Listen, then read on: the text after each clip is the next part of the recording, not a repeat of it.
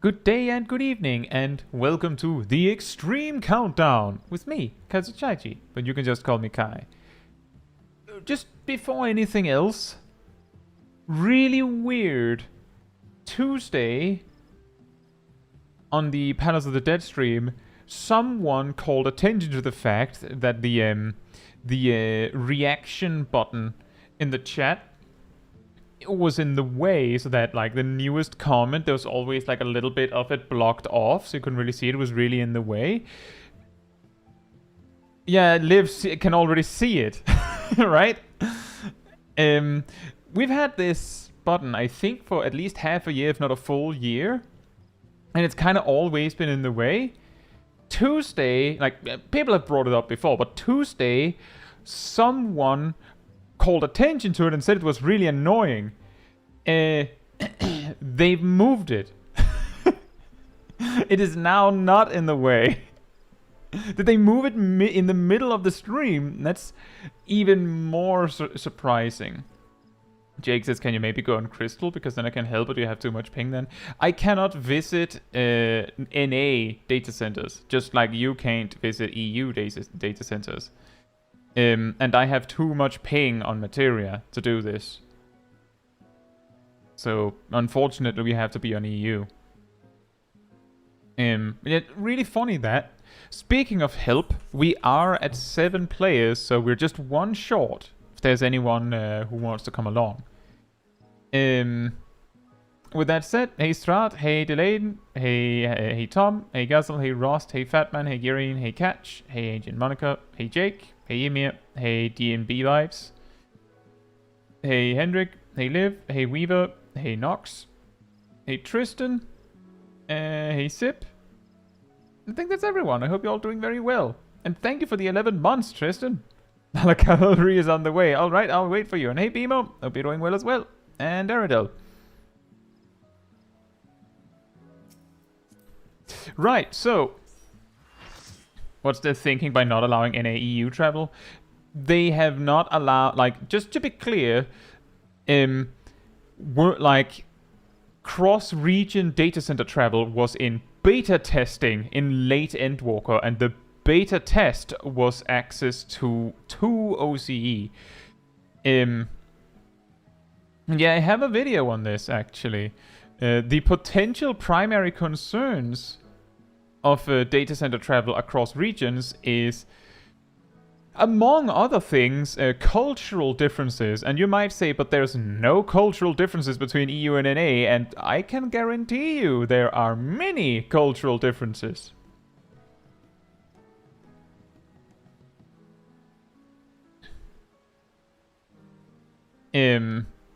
It's just not as clear because, well, we all speak English, right? And that's just one of the reasons. Thank you, Aradil. But that's the reason. Part of the reason why they're like... part of the reason why they're not even trying it is because... The thing is, they called it a beta test with doing it with OZE. And I'm just saying, it took no less... It didn't even take 2 weeks before an Australian got punished for being reported by allegedly an NA player visiting Materia saying something that is perfectly normal by Australian standards, but is very offensive by NA standards. That's just an example, right? Of cultural differences. Yes, Imi, exactly. And...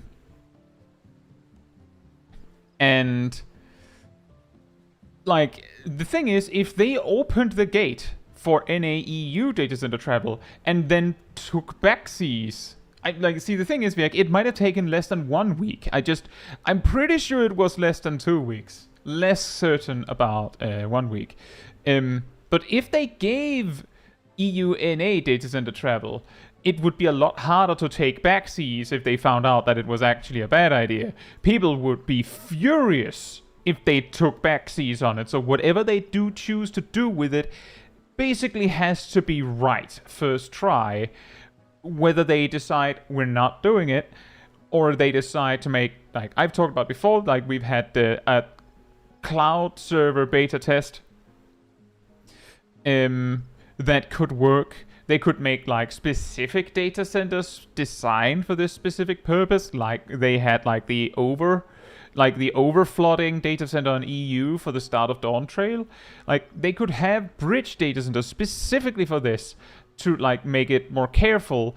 But whatever they do, even if they call it a beta test, if they change their minds, I don't think it'll go over well.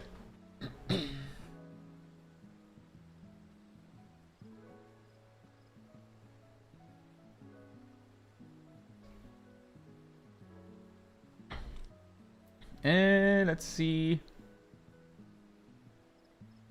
In the meantime, also hey to Viek and Ceres and look at my G. Hope you're doing well. But yeah, it is strange. And hey Esteban, hope you're doing well as well. Everyone can just meet on Materia and play at 250 ping. Yeah, easy. See, actually, that is the thing. You can meet. Like, technically, OC has already been that bridge data center, right?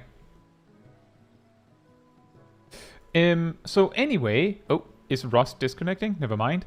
So I looked briefly at the Sophia Extreme.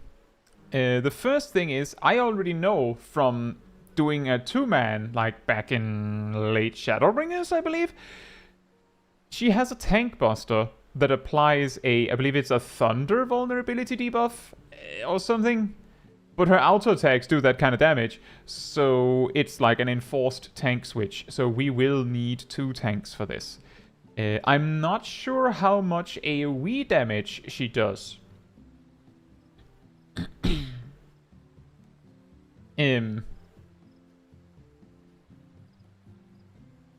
But we might just try with 1 healer when we're 8 and see how it goes.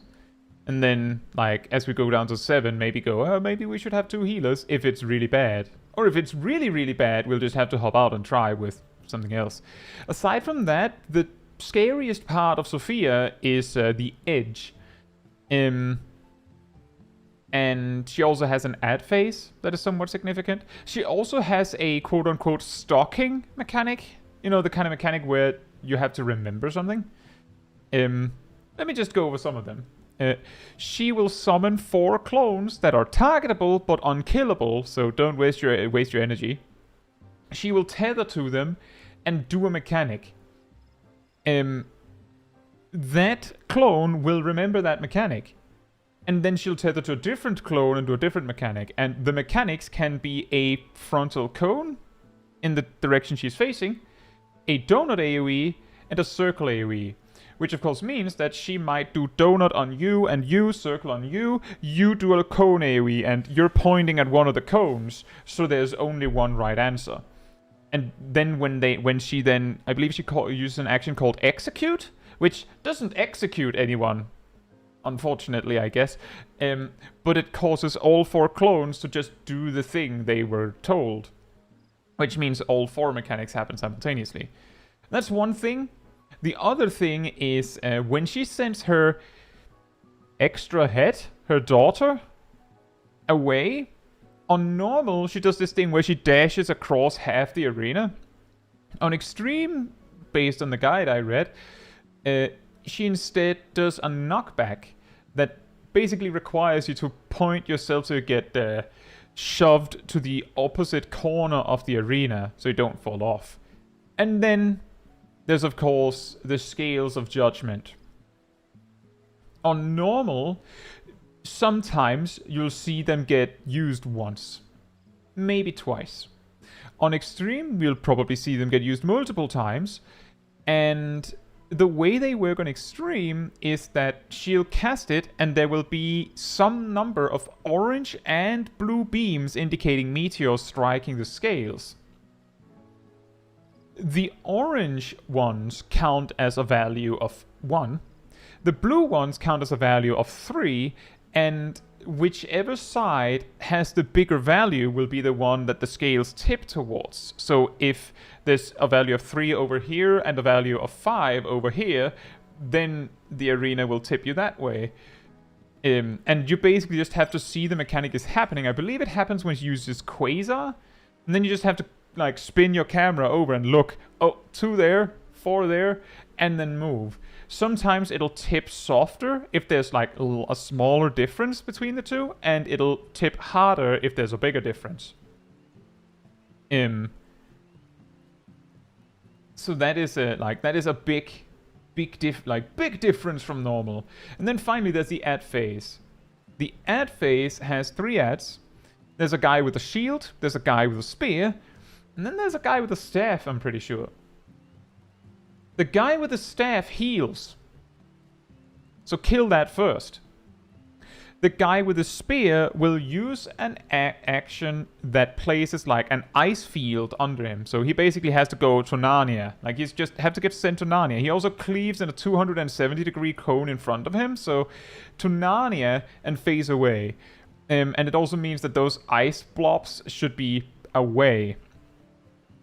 The shield guy basically uses the Ravana mechanic, except like it's front, back, or sides that he parries. But he also knocks you back when he parries, so, you know, no railings on the arena, so... scary. He's supposed to be killed last, but basically healer, DPS, tank is the kill order. And the presence, the existence of the paladin guy means that it is a nightmare to play something like a dancer in that phase, because if you use standard finish, you're going to hit the paladin, and if he's blocking from the wrong side, then you get pushed because you hit him. It might be recognizable from things like Tower Paradigm's Breach, the Hansel and Gretel. If the shield guy isn't faced towards the raid, all dancers just get smacked when they try to use their dances. And also true, the knockback immunities, arm's length and surecast does indeed work on tipping the scales. According to the guide, she tips the scales more frequently than every 2 minutes. So if you do that, then like it won't remove the mechanic. Like it'll still come back and hit you. Also, hey Necrophits, hope you're doing well. And Caetsu, and Philippe. And yeah, it is fortunate in no longer permadeath if you slip off the arena. However, yes, we will try first and see how it goes with 1 healer, 2 tanks, and then the rest DPS. The particular things that'll cause problems for us is the add phase. The 3 adds that I just mentioned is like a hard DPS check. If we don't make it, there will be a Doom style mechanic on us, and if it ticks to 0, it's over. So, and it's reasonably early in the fight, so if we can't make that DPS check, like when we go down in player count, then there's no reason to go further, because there's nothing we can do if we can't beat them. Aside from that, we will need 2 tanks. And then we of course need enough damage for the Hardened Rage.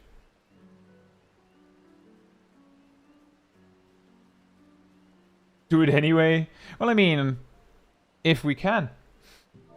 Let me do a ready check. And of course, just because I listed some of the mechanics, there are...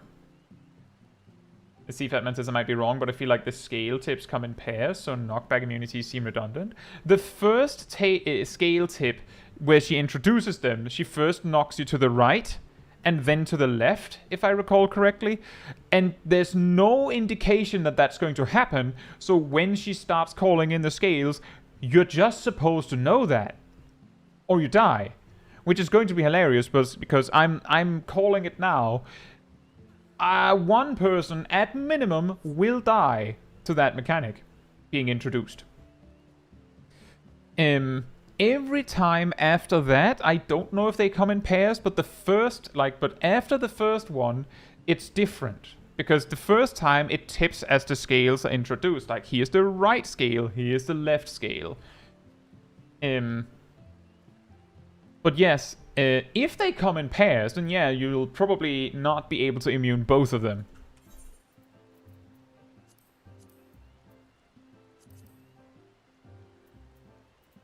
Let me just do this so I don't forget later.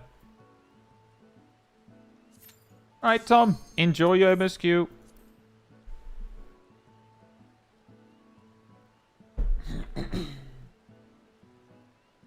And you know what, Necrophits? I've also never done this fight synced, so it's going to be quite interesting.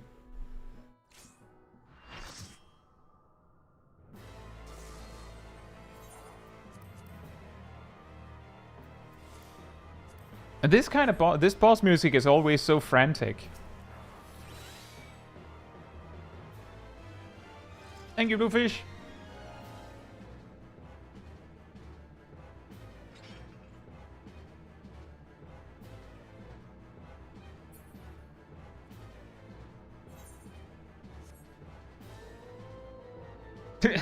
What? Strahd says 2.07 GCD? What? Really?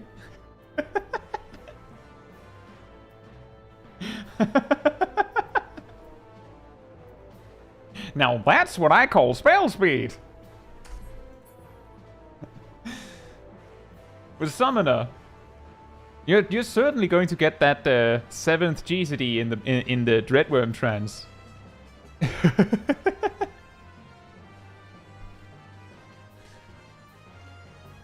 49-second cooldown on Dreadworm trance.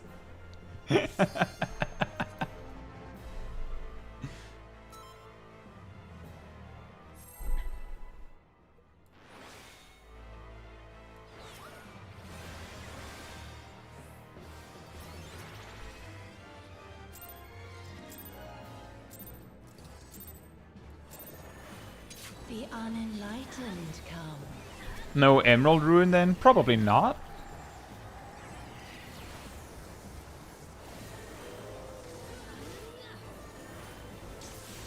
That's the cone. Daughter, be the bearer of my wisdom. That's a knockback.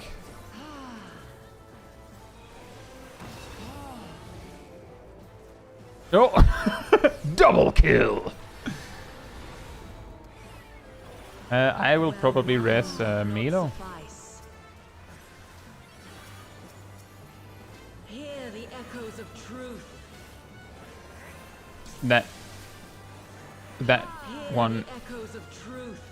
Okay, the one in the corner is a cone where it's looking. The others are circle AoEs.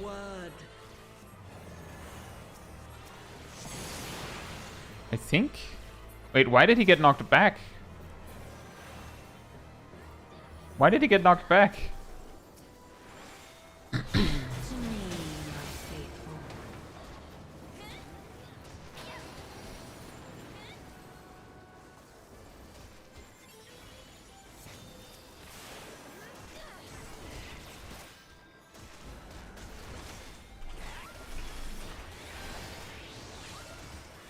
Mm-hmm. Spearman. Spearman. That's not good.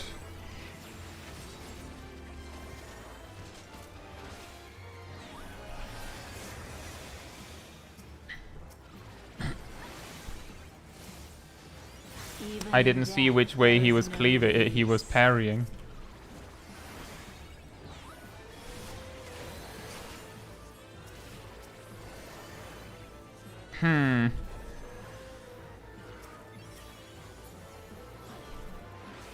Despite the chaos, we somehow made it. Can I... Oh, you're... I think you're dead? I would know the weight of your soul. Right, it pushes left first, I guess. I was so sure it was right-left. It's left-right.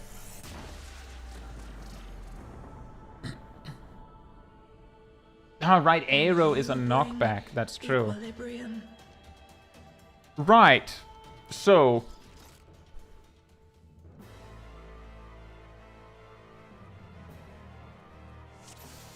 Yeah, this always happens. So, the first thing is when she sends the daughter away, as you saw, she knocks you across the arena, so you're supposed to stand in front of her. Second off, can that be arm's length? Yes, it can. It can. If you remember to click the button. At least the scales can, if that's what you asked about, Delane. The arrow one, I don't know, but it's an AoE. You're not supposed to be hit by it. It's just that it flat out kills you by just throwing you to Narnia if you get hit by it. The second thing is the ad phase. We of course want the paladin guy to go a little bit like away, but the spear guy, he was placed at the right spot, like ish. But why was like I think Sip was the one tanking him. Why was the spear guy facing this way? Did he turn himself or something?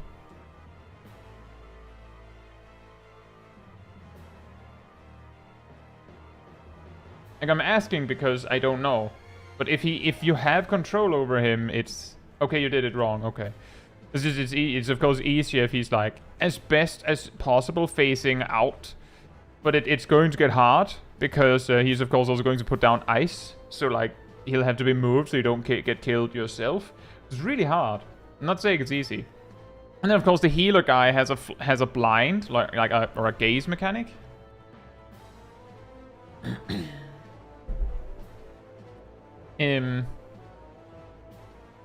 Aside from that, so anyway, she shoves you left first. Not right, left first. But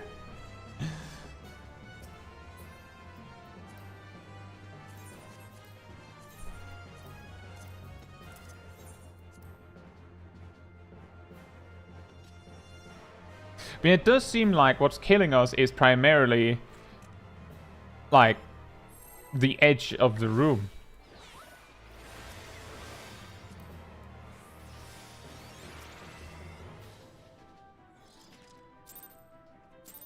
The confused debuff? That's possible if you were looking at the healer guy when the gaze mechanic happened.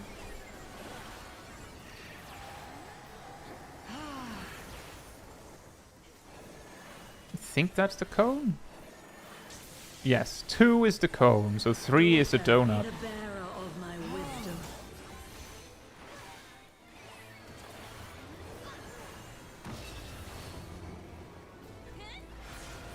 I guess you can also knock back immune that. Well,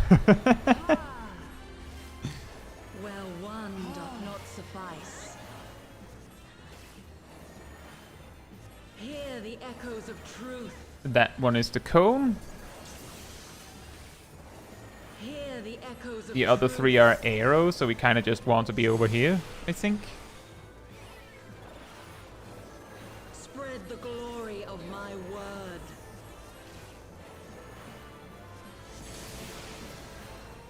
Ah.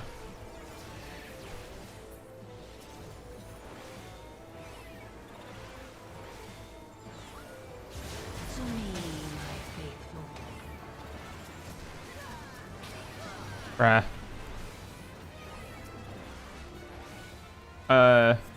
Why is the healer going to Narnia?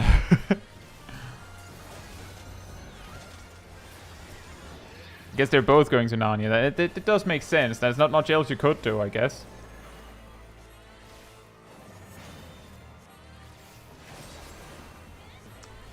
Oh yeah, this I'm pretty sure is something we have to stack for. Even in death, there is no A very, very weird quote-unquote stack marker. Come forth, scales of revelation. I would know the weight of your souls. Whee! Whee! Be careful whenever the scales tip to not get slid across the ice there. Can you bring equilibrium? That's a cone. Get out of the way.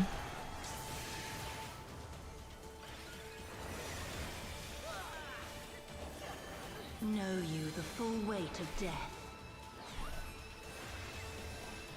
I'm just going to knock back immune to be sure. See what happens. Okay, it was the correct. Whoa! Okay, you have to get completely off to the edge. Wow! Okay. Wow! Ah. Hear the echoes of truth. That's a donut. Ow.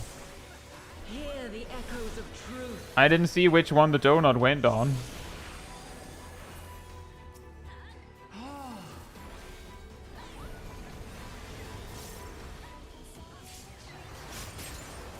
Oh, that's a tank switch. That's a tank switch. That's a tank switch. Spread the glory of my word. Milo? Cooldown. Hmm.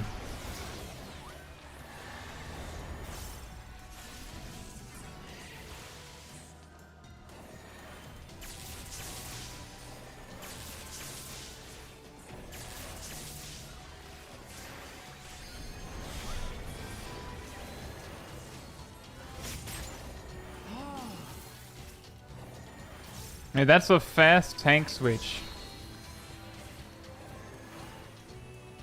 Daughter, be the bearer of my wisdom.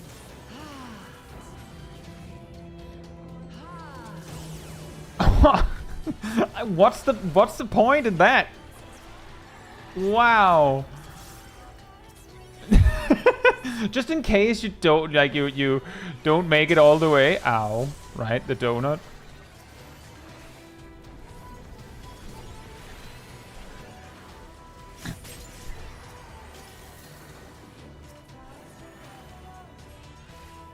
Know you the full weight of death.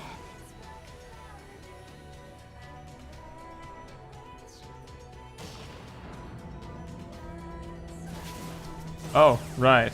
She was there too. Yeah, we're not making this, but it's good to see some stuff. This just knocked back the fight. Yep.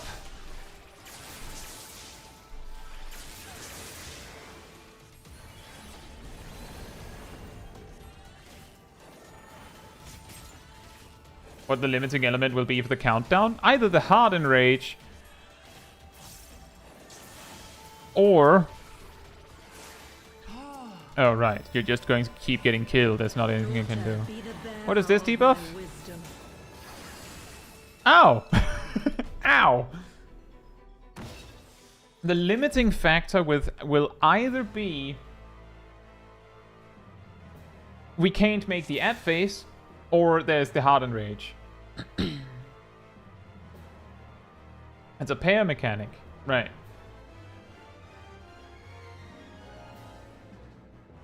And it's color matching. And yes, just to reiterate, the kill order is the white mage, the healer, the spear guy, the dragoon, and then the paladin.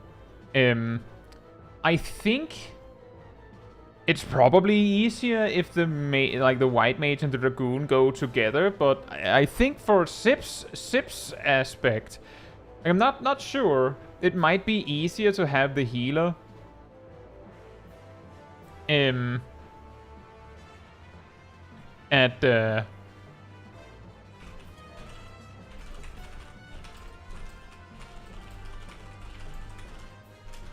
healer might be easier to take to the paladin, so that the dragoon can just get shoved all the way over to the corner so that the ice patch isn't somewhere random in the room. Do any extremes have body check mechanics? Many do. Many do.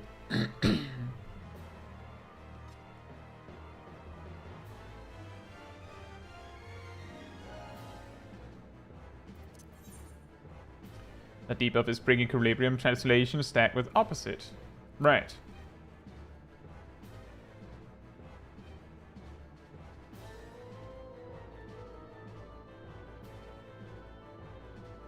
And with Dawn Trail, those two don't really. I feel like, because you're not realizing exactly that a body check doesn't necessarily mean that the game just says you need 8 people, you die. It usually just means that the game is checking whether you have 8 people. a lot of things that, like, in those extremes that kind of look like body checks. Just off the top of my head, I can't remember anything to point to, but I'm pretty sure there are body checks.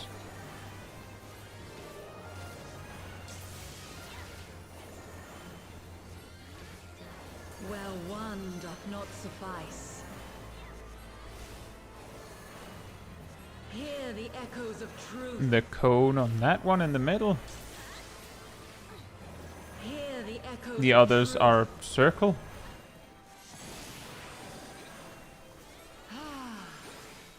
Spread the glory of my word.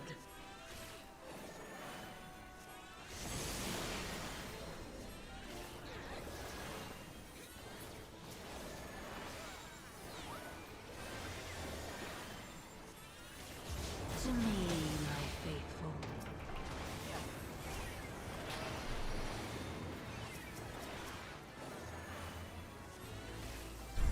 Zip Spearman has to go to Narnia. Otherwise, you can't make it before he does that. It has to be immediate. Otherwise, he's right in the center of the room, potentially. Did anyone see what angle he parries? It's a stack. It's a stack. Come forth, It's a stack. It's not a runaway. I would know the weight of your souls.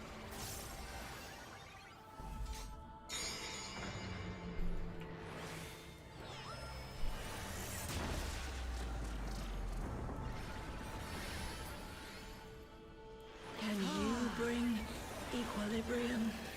That's a cone.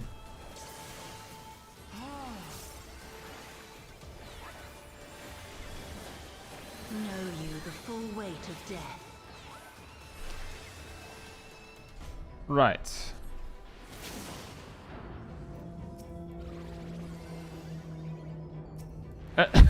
Oh, she met you down there. Where one doth not suffice.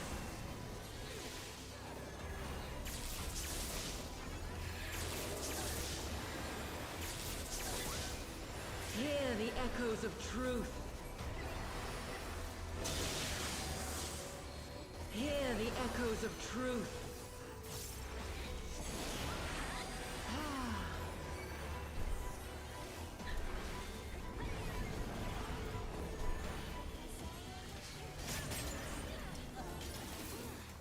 Ow. Well, Spread the glory of my word. you tank switched.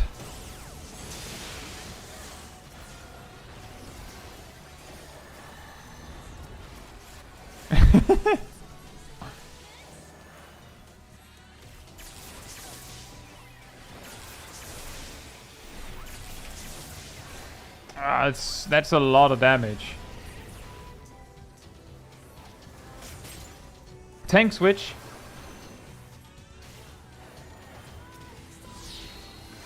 I just realized there's no point in me saying it because, like, Daughter, be the bearer stream of delay. my wisdom. Uh-oh. Uh-oh.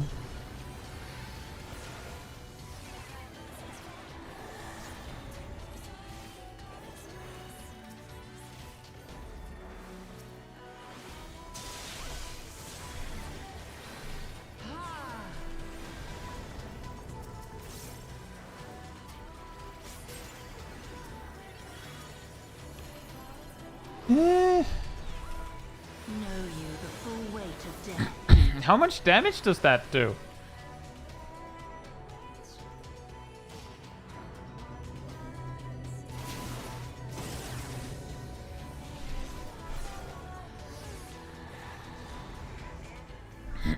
Abnormal stacks are basically just death for the person who gets marked in public parties. Yeah, that sounds about right.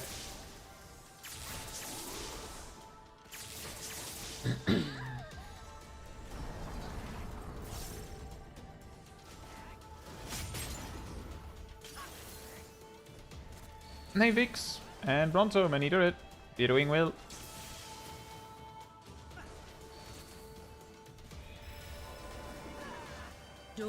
be the bearer of my wisdom.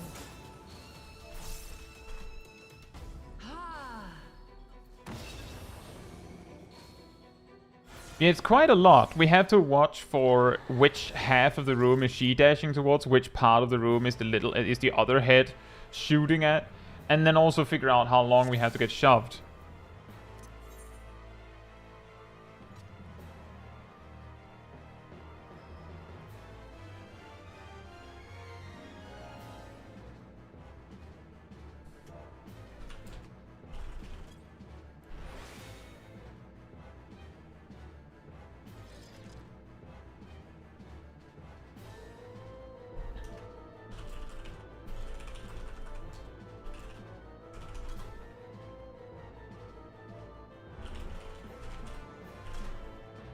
Right, we have to,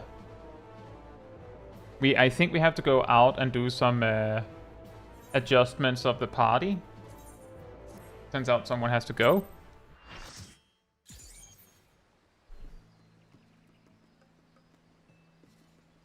Why not use Mario Kart? Well, whatever the case, that means that we're in business to look for an 8. Is there anyone else that wants to come?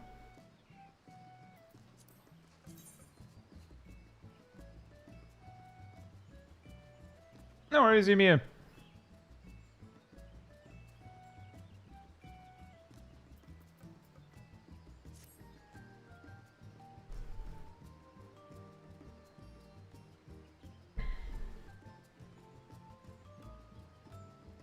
That is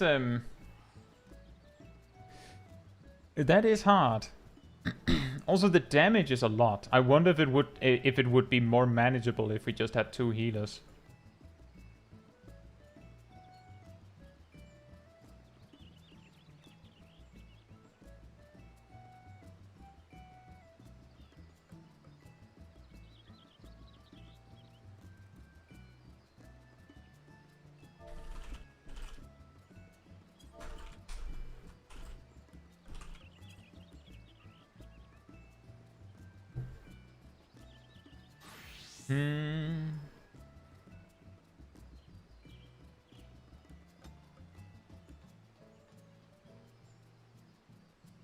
We can possibly also just try a 7. Since it's sort of a given that it can be done with 8.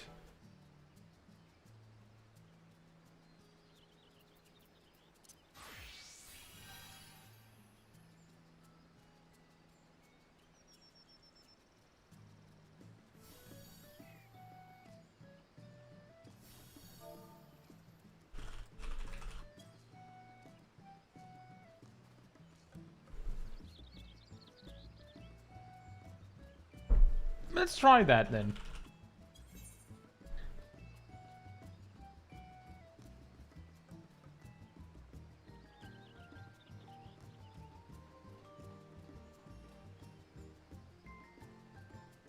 Well, that is pretty funny, Necropits. Abnormal stacks are basically just death for the person who gets marked in public parties. Is that also the case in hard content?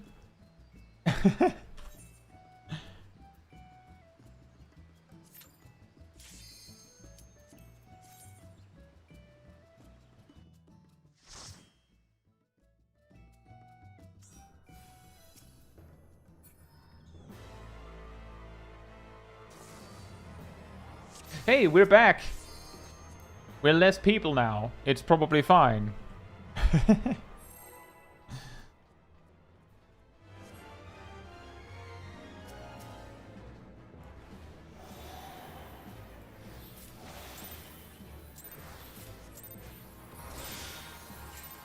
The unenlightened come.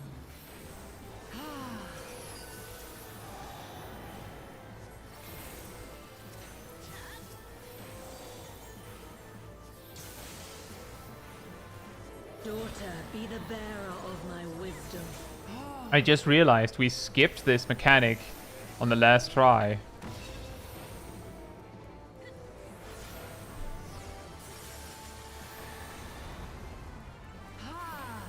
Where one doth not suffice. Hear the echoes of truth. That's an interesting shape. Hear the echoes of truth.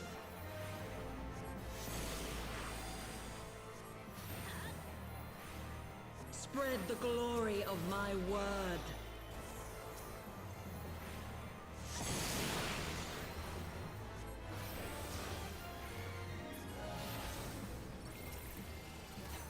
Nah, Bimo, it's just called power creep. Over the years, jobs have gotten stronger. That includes at low level.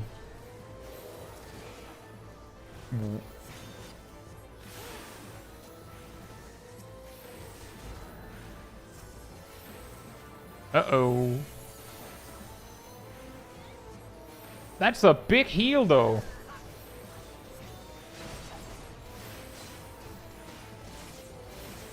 Even in death, there is no release. What happened?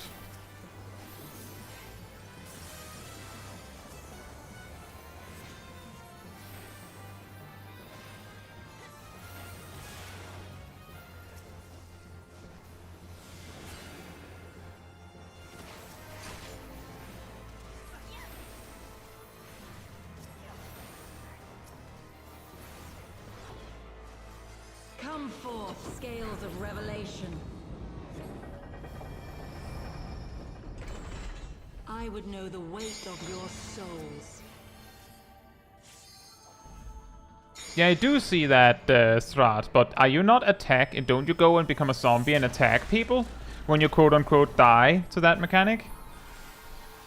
Which means that if, say, Rust died to that mechanic, they'd go around bashing us for samurai levels of damage. So just let them die, might not be the smartest move.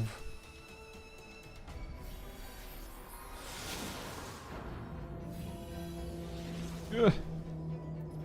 It's all the way to the edge. Just have a tank get aggro on them. Strat, you can't build aggro on them. It's only 2 pairs. Pairs of of opposite colors, I believe. Right? Well, Where one doth not suffice.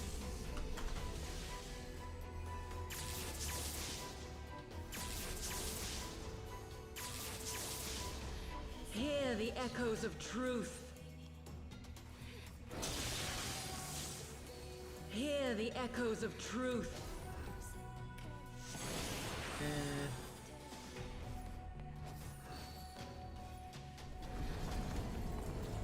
I'm trying to find the exact mechanic with the white and the black.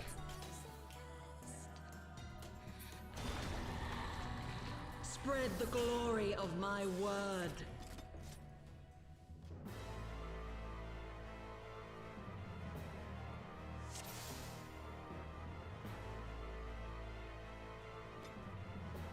So just reiterating, yes, white with black.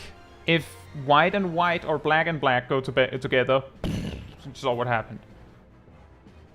But that's true, Strat. You could just have a tank stand next to the zombified player, but it didn't do that much damage when we stacked for it, did it? So I feel like you're going, just have the person die to a mechanic that you could just do properly.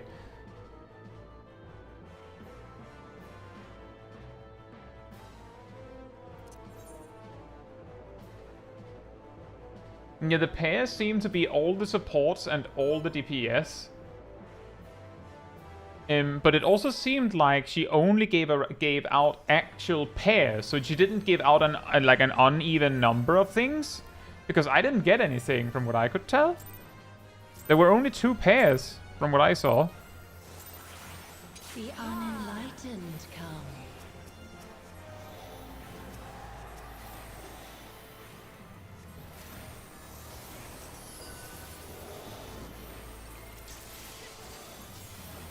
Daughter, be the bearer of my wisdom.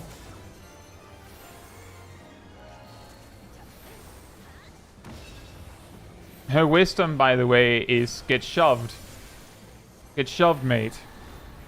Such wisdom. Where one doth not suffice. Hear the echoes of truth. Ow. Hear the echoes of truth.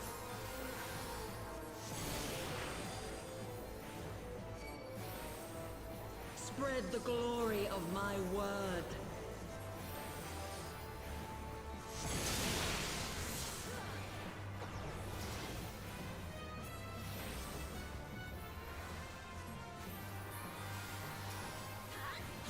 To me, my faithful.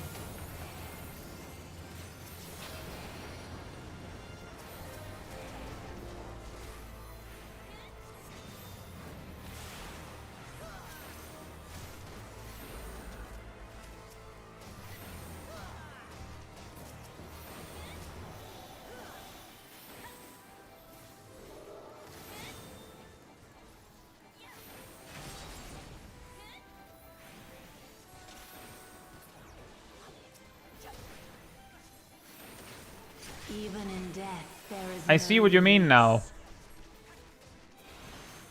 I see what you mean.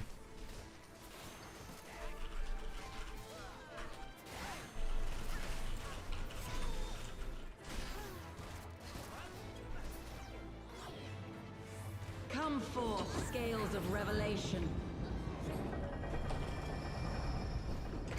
Alright then. I would know the I guess weight of your plans souls. changed. Plans changed. The person that get that line just dies and becomes a zombie.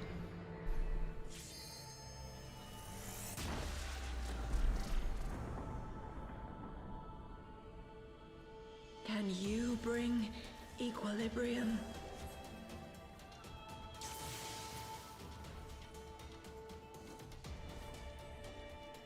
And exactly, Philippe, that seems to be what happened. There were not enough people for 3 pairs, so she only gave out 2.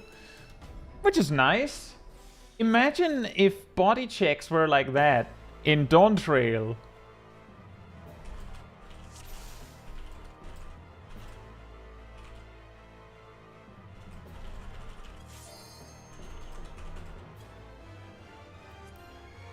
Like the...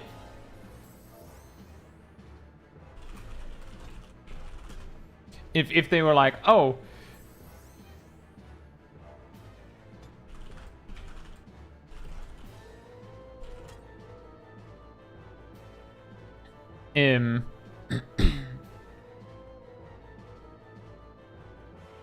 that if a mechanic requires 8 players... Oh, well, 2 are dead, so I guess we'll just make it a 6-player thing. Like when Brute Bomber does spreads instead of pairs? Yeah, exactly! You could just do like, oh, you're only 6, I guess I'll just do 3 pairs then.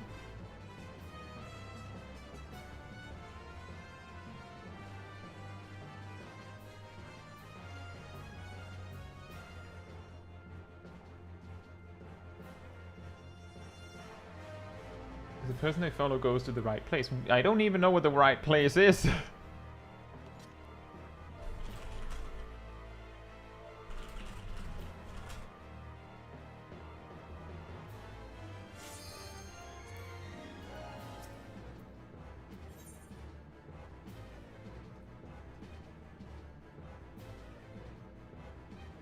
That is also a good point. The white mage ad, does it? How much does it attack? Is it fine to just have it go rampant on DPS and healers? And then tanks can just grab the scary ones and run to Narnia? Okay. Then we know that.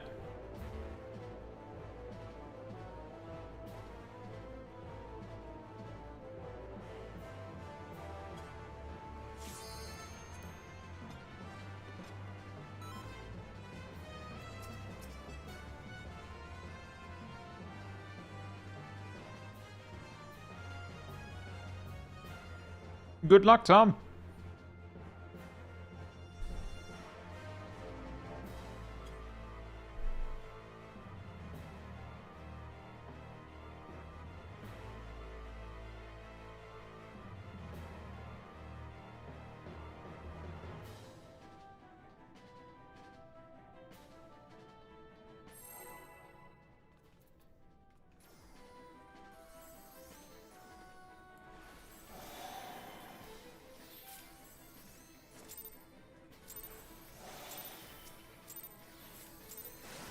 The unenlightened come.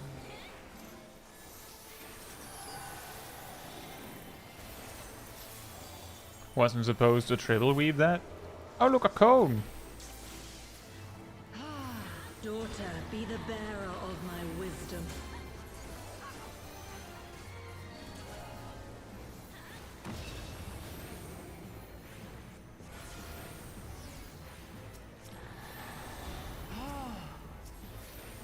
Where one doth not suffice.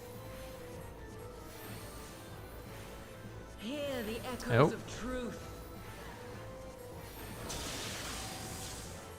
Hear the echoes of truth.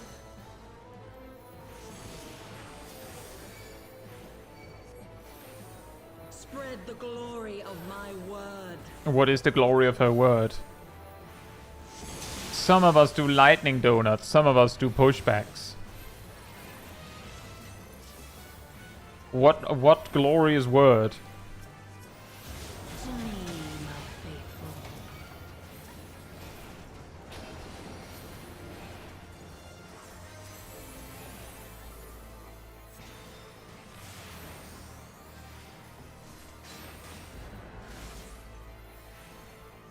That was an interesting solution.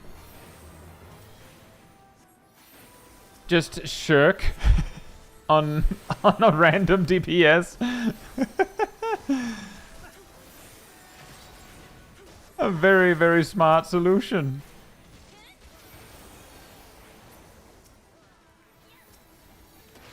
Even in death, there is no release.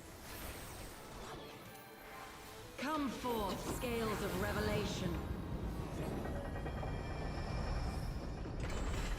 I would know the weight of your souls.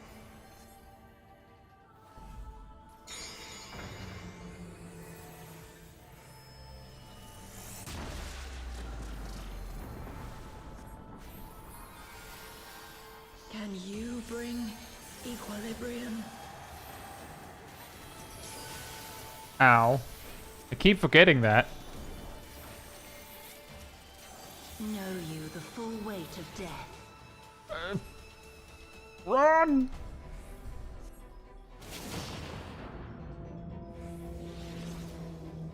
Oh man.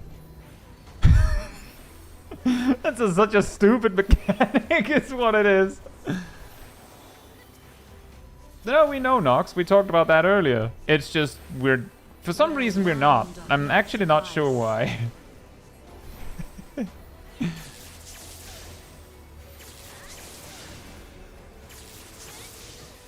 Hear the echoes of truth.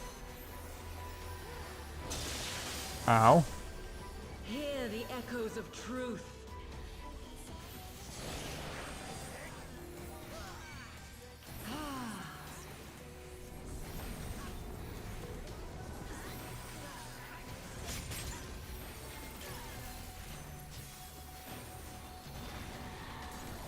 Spread the glory of my word.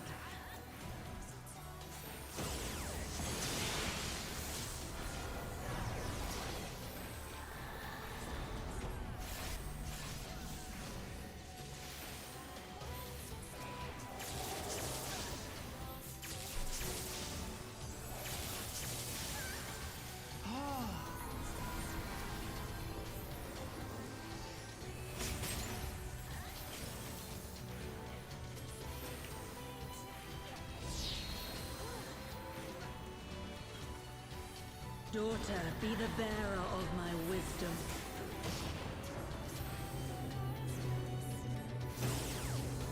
Yeah, I think that's about the time where it makes really good sense to start to use the knockback immunity. Is when she starts doing those shenanigans, where she brings in a friend.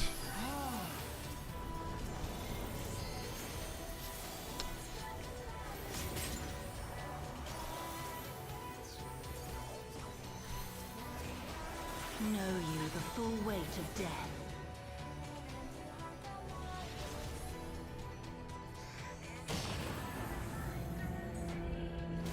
Oh. Uh-oh.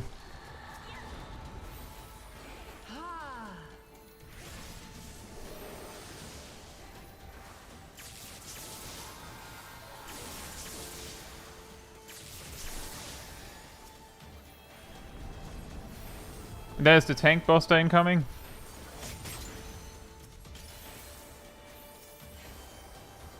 Code?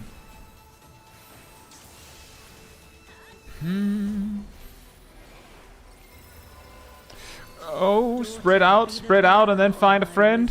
Spread out and find a friend.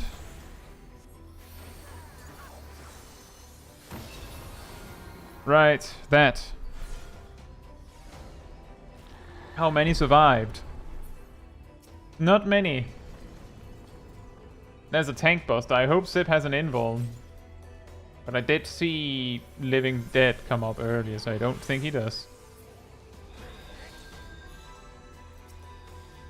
Sin must be balanced with suffering.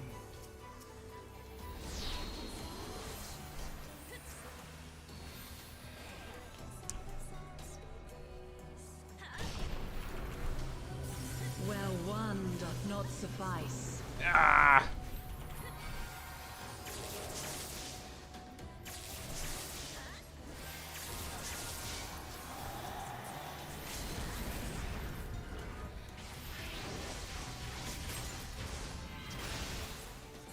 Hear the echoes of truth. Cone. Hear the echoes of truth. We need a tank switch. We need a tank switch. Really quickly. Uh-oh.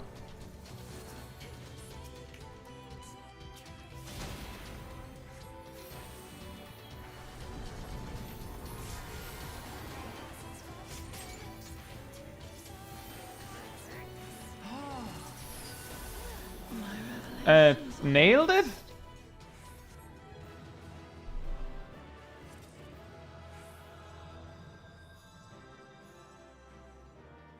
I don't quite understand what you mean, Sphinx. I'm working on all of the job guides, but it takes a while to make. Oh, sorry. Sorry. I read it as... For some reason, I read it as your leveling video for each job. Please. I don't know why I read it like that. I'm sorry. I'm glad to hear that. Thank you so much. What? My guides help you? I don't understand that. That makes no sense. I'm sorry. Thank you so much. Oh man, that's awkward. I don't know why I read it like that. Thank you so much.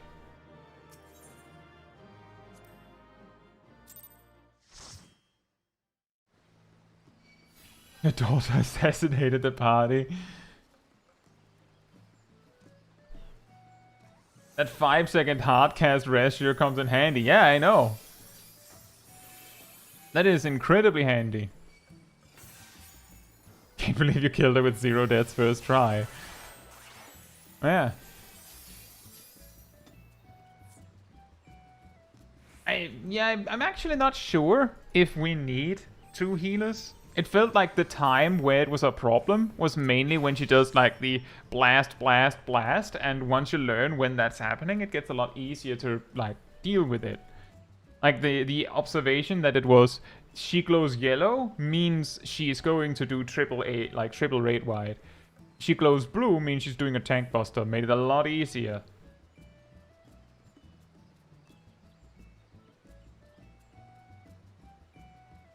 I have to find a way to make Gil as a casual player. Most videos I see are for people that go into hardcore in the game. And that's hard to say, Sphinx. My best advice... I actually have a video talking about how to make money in Final Fantasy XIV, but the biggest tip I can give you for making Gil in the game is find a niche that others have not found, where you can make a bunch of money. Like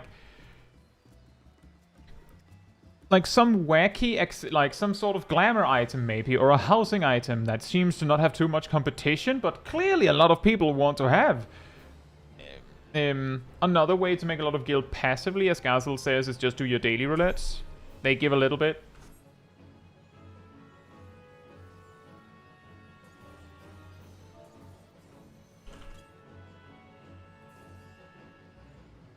If they haven't figured it out on your server, Emperor's new items are really good. Oh yeah, that's a classic.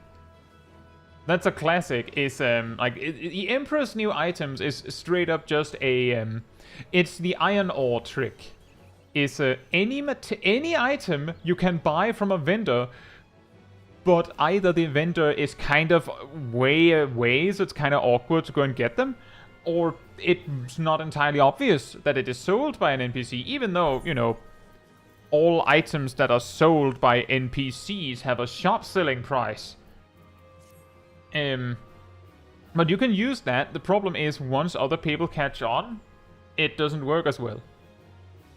And the reason why I call it the iron ore trick is because I've seen, like, easy money making guides for Final Fantasy XIV multiple times show up over the years, and one of the big tips they give is, yeah, so you see, you just go over to this vendor and buy like a stack of iron ore, and then you put it on the market board. Easy game.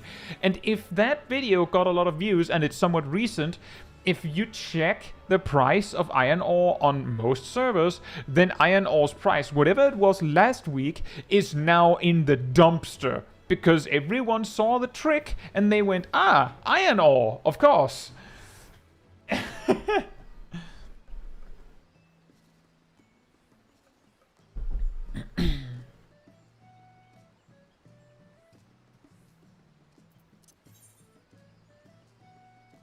Yeah, that's also something you can do with Sphinx. Desynthesis.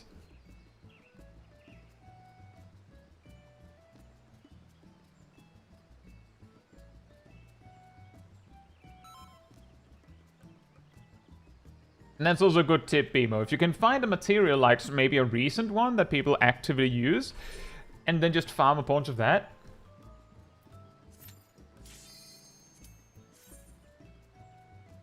Then you have something to go with. Right, so let's take that for a moment. The light and dark mechanic, because we're an even number of players, each support should be paired up with a DPS. So if we just... Actually, this is fine. Just just have a support stand with each DPS, then we have our pairs. Just find a partner. You could have a... And that works. So Rust and Sip, Nero and Ardell, me and Strat. Of course, if people are dead, then you might have to like move around, because you can see the circles when the mechanic is happening. I believe it resolves and says you didn't make it in time if they completely enclose and you're not in position.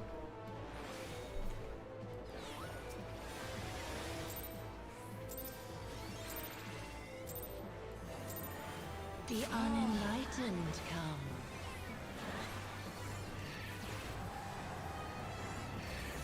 Yep, exactly, Nox. A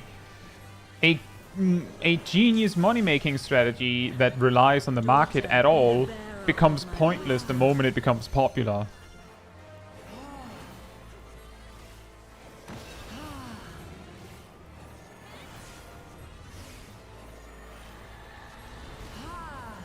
Ha! Well, one Ha! does not suffice. Ah! Hear the echoes of truth. Oh, right, it's donut on her first. Hear the echoes of truth.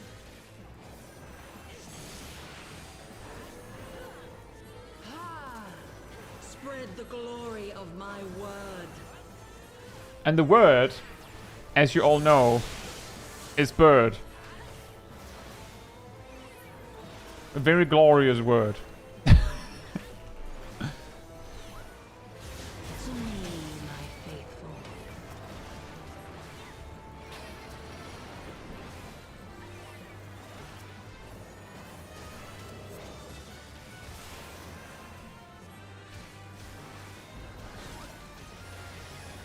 Uh-oh. We have a tank on the loose. He's going crazy. He's confused. He's not confused anymore. He was confused. He figured out his life again. Things got better. Ow. I call shenanigans. Even in I feel like I got death, hit there is because the no guy release. turned mid-cast. Come forth, You scales of have to revelation. run quicker if Rost is on you. Sip, sip, I would know the sip, weight of your souls. sip.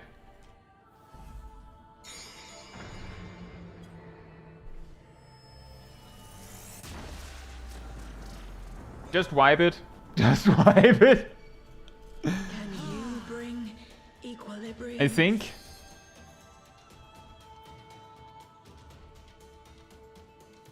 Know you the full weight of death. I guess we should have checked what how much we had to live for Echo. Oh well.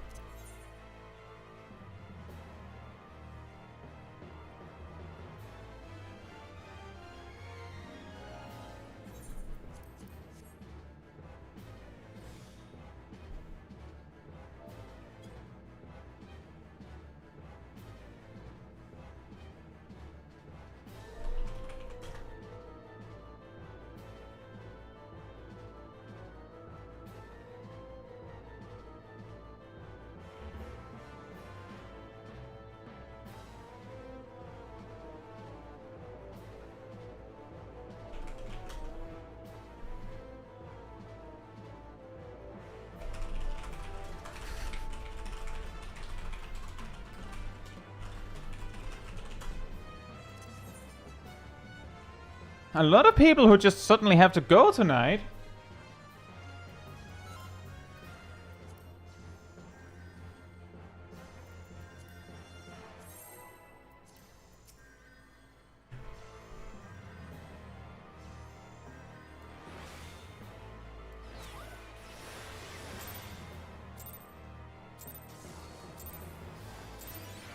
The unenlightened come.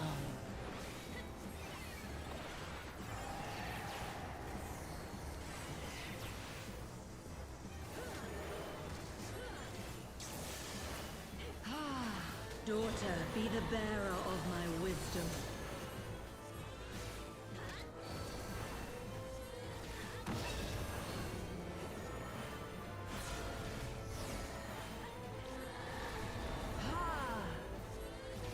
Where one doth not suffice. Hear the echoes of truth. Hear the echoes of truth.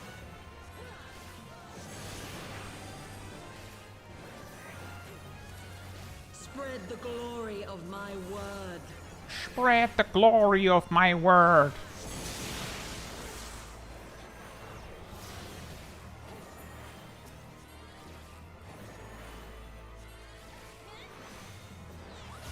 To me, my faithful.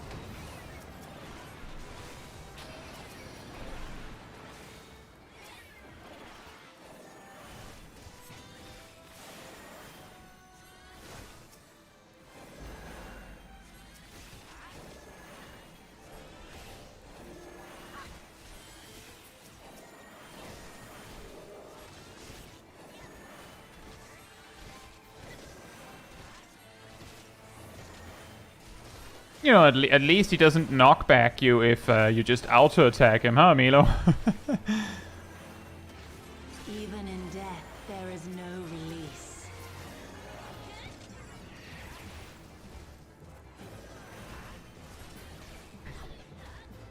Come forth, scales of revelation. I would know the weight of your souls. Good luck, Tom.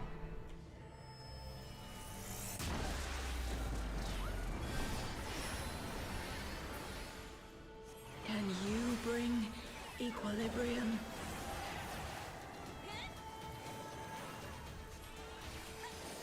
Cone.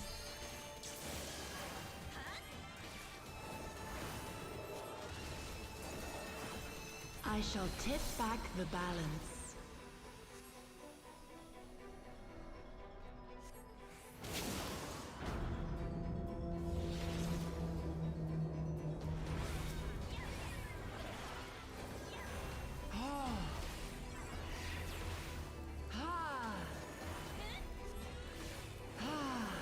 Ah. Where one doth not suffice.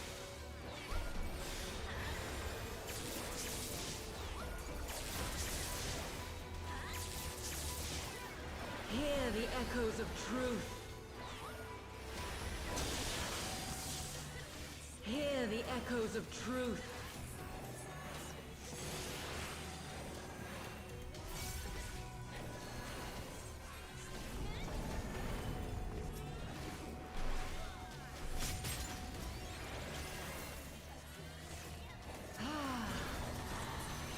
Spread the glory of my word.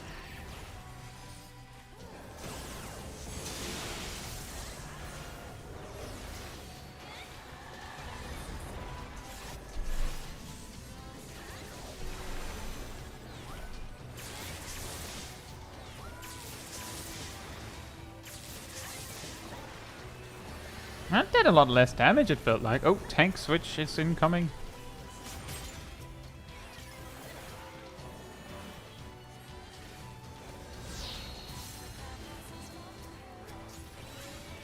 Daughter, be the bearer of my wisdom.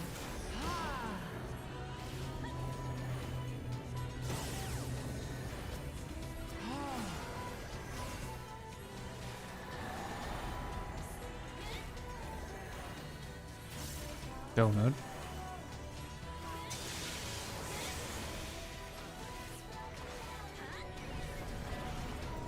And a big tank buster.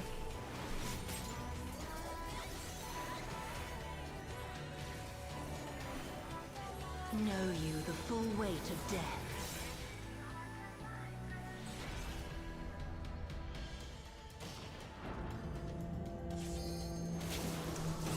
Oh no.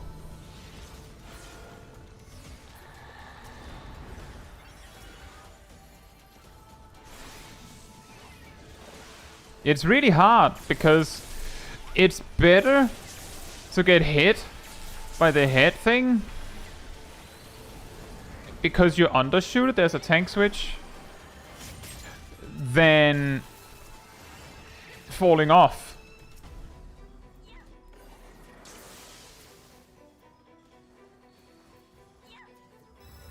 Uh-oh. Daughter, be the Stay bearer with of me. my wisdom. Oh no, that's a knockback.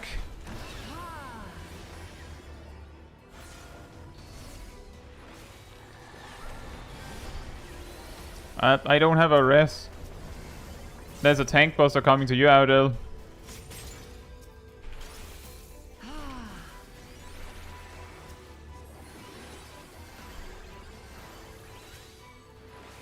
Sin must be balanced with suffering.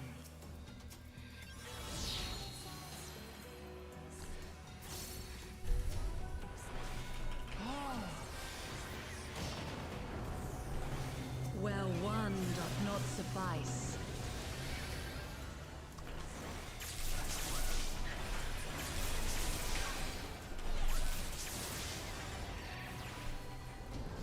And here comes the tank buster.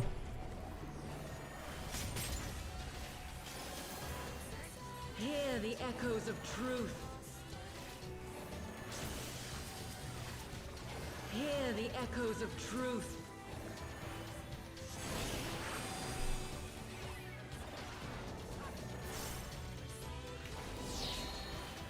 Oh no. Meteors first, that's true. Ow. There's a tank switch.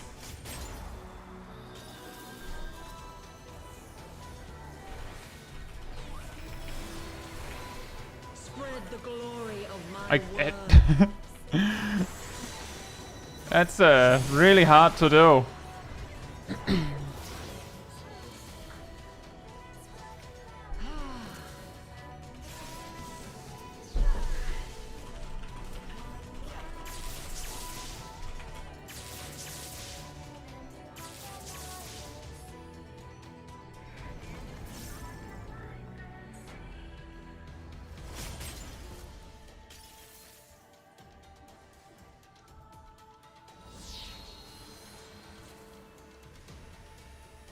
Daughter, be the bearer You just have to of know how my far the wisdom. knockback is to avoid the head. That's correct, Cat. Now, how much is that?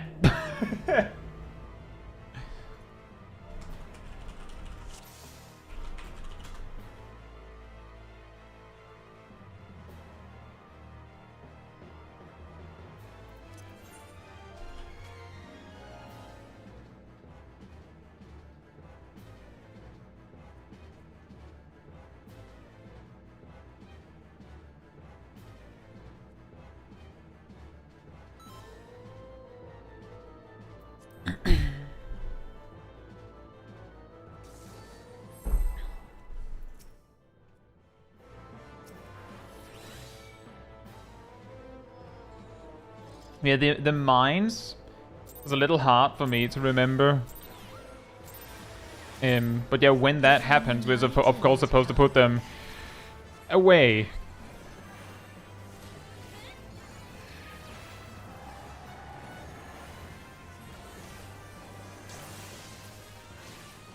Daughter, be the bearer of my wisdom. Ha!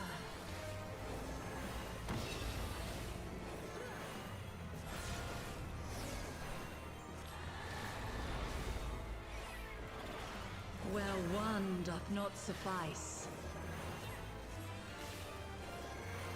Hear the echoes of truth. Hear the echoes of truth.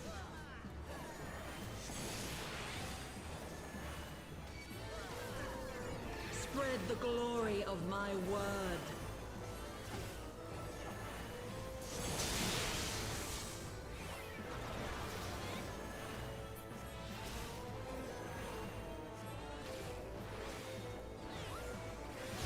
To me, my faithful.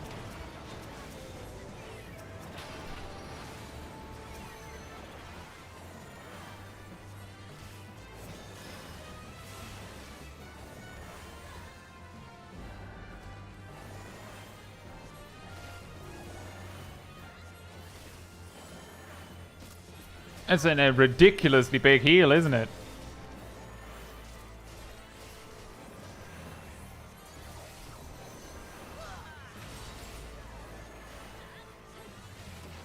Even in death, there is no release. Did he cancel the killer dash thing? No, I just didn't see it. Come I just forth, didn't see it. scales of revelation. I would know the weight of your souls. 4th time out of 5. Oh yeah, well, Squeenix RNG, you know it. He really hates you in particular, Ross. That's just how it is. Can you bring equilibrium?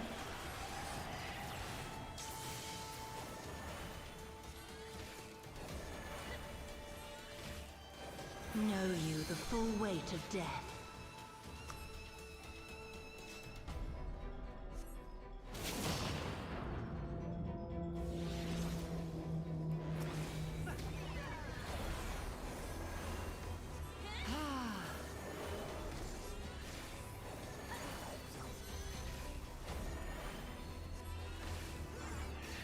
Where one doth not suffice.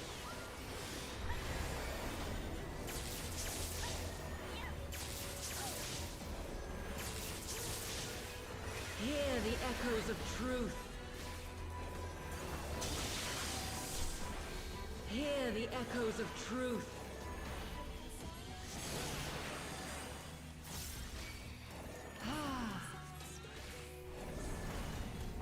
Tank switch incoming.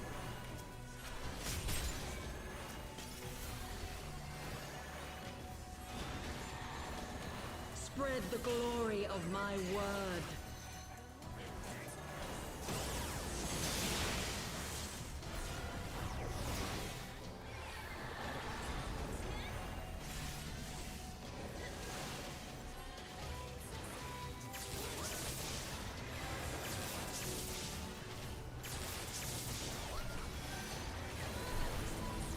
And there's the tank buster.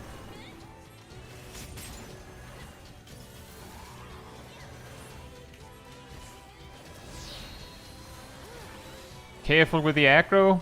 Milo has aggro. Milo has aggro. Bearer of my wisdom. You might have to shirk, or you will die.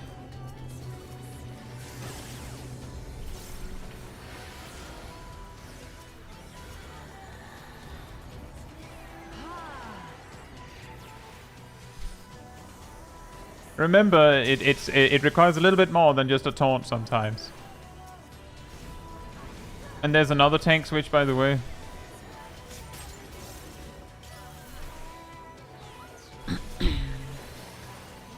Know you the full weight of death.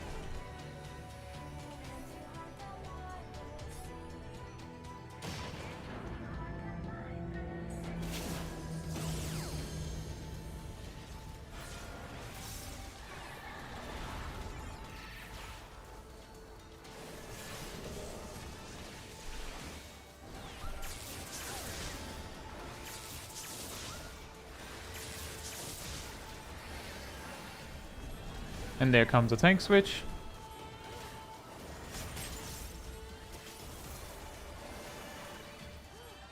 And the cone. It's the cone.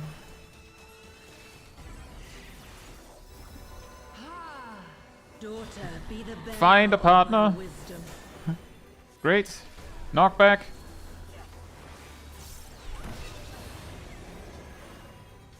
No!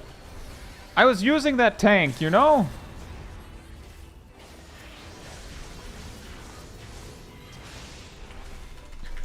I was also using that tank. You know, taunt as soon as you can. I can't rest right now. Sin must be balanced with suffering.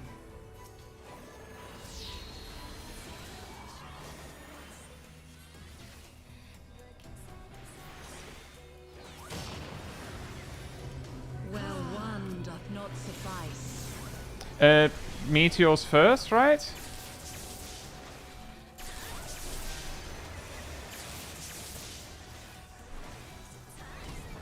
And the tank switch will be in order. Sips, you need... Okay, you got it. Hear the echoes of truth. Oh, we can also just kill the boss.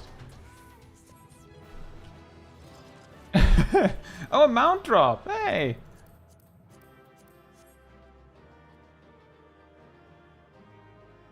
Nice. If anyone needs it, of course, it's nice.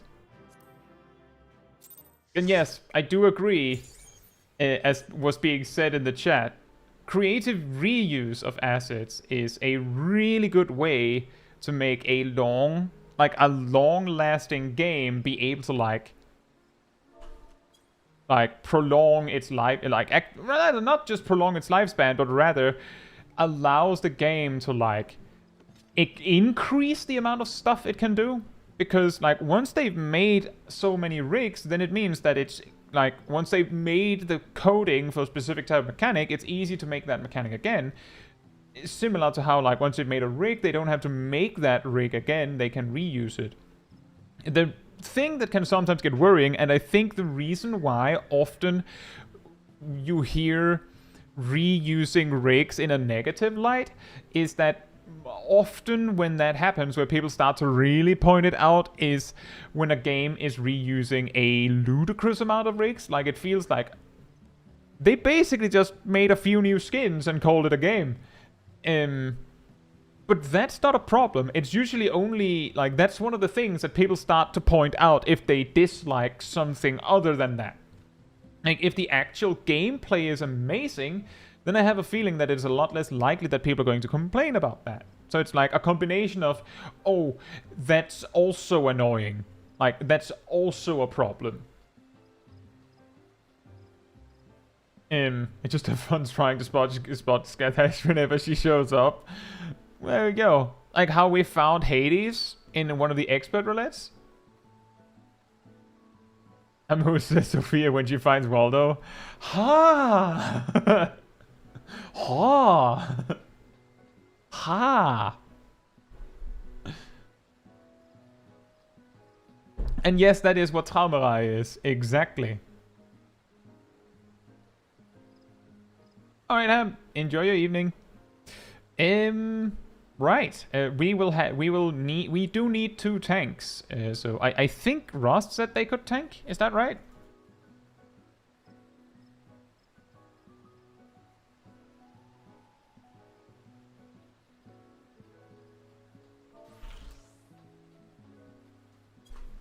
Double warrior. Whatever. Whatever you like.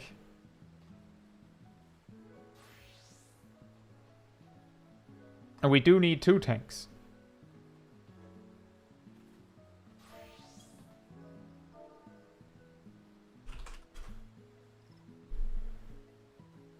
We're already pretty far, given that we're already down to 5.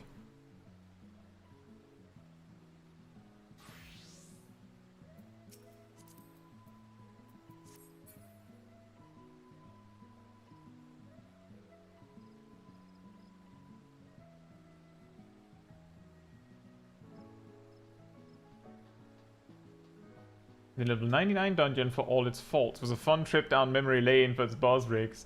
Still so glad that I called the first boss is going to have a line stack, because it's Philia. Yeah, that's true. And it has a line stack. It also has, like, an attack that slams down in one half of the room, kind of.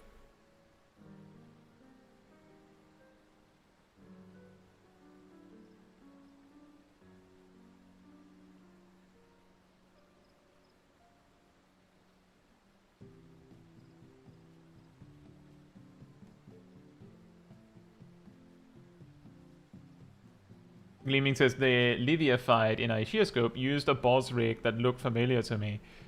It's the final boss from... Is it Weeping City of Ma? The one with the hair?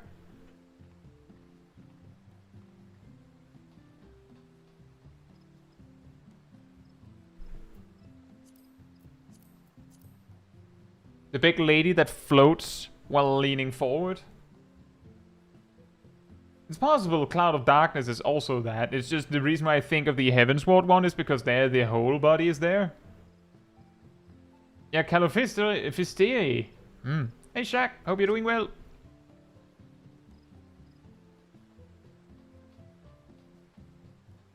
I kind of wish the Echoes of Truth line had a good amount of echo to it. That would have been nice. Hear the echoes of truth. Truth. Truth. Truth.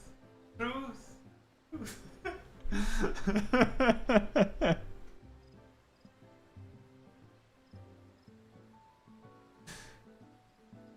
Good luck, Tom.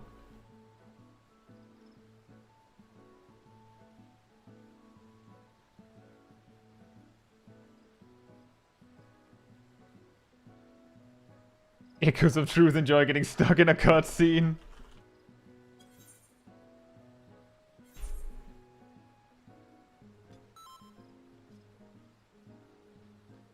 Necrofit says, I finally got the Calophyste minion a month or so back. I still don't have it. But I mean, eventually everyone will have it, right? Everyone can only need one. It's not like people will make like a 3rd or 4th ult and go, well, I don't have the minion on this one.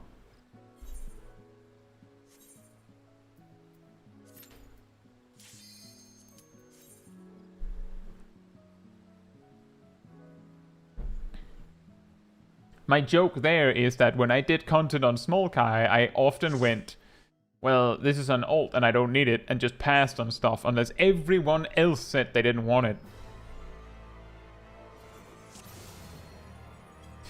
Just before we go at this, just checking, Rust, do you know the things that tank has to do? Like specifically, there's the cone where you base, like if you're main tank at the time she does the cone, you have to sidestep it, and that's thunder too. And when she does the tank buster, I'm pretty sure you have to taunt before it lands so that she doesn't get a free sucker punch on on the other tank before she switches. Yep, during tank buster. And then there's also Sip was the one who grabbed the Dragoon. Like, I guess, fortunately, you kind of were already going there. The Califiste minion is just cursed for everyone. No, it's not cursed. It's just Philippe. She drops 1. There's 24 players. And most people don't actually run that content very often. So a lot of players don't even have it.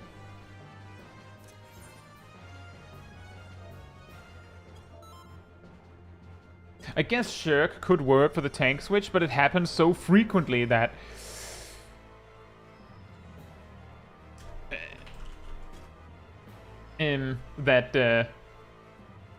you won't have Shirk for everyone. In regards to the pair stacks, we're an uneven number now, so we don't actually know which of the supports will get the color. Or, like, one of the supports will not get a color.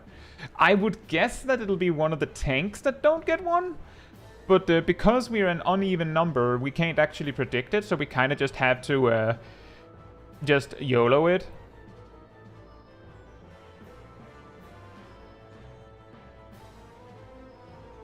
Wow, how many copies do you have in that book?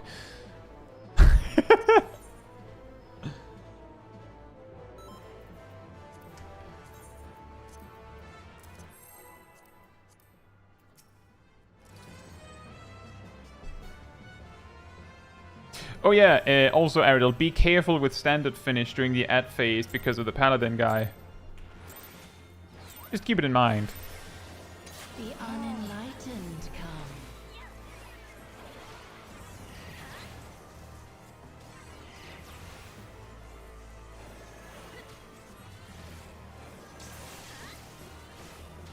Daughter, be the bearer of my wisdom. My wisdom is get shoved, mate. Whee!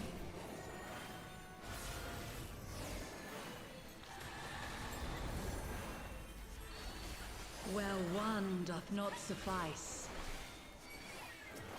All right, Cardia. Hear the echoes of truth. Yes. Why is the main tank losing so much health? Yes. Echoes of truth. It might help if you actually use I don't know, a Cardia mechanic. You know, job features. Am I right?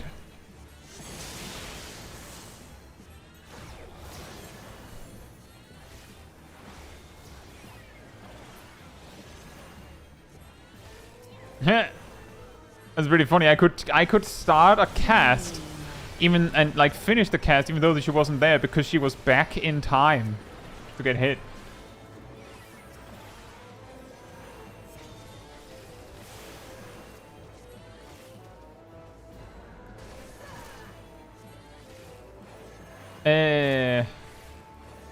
Right. For now, just try to get the guy down. I guess it's not that big of a deal because all of our damage dealers are ranged anyway.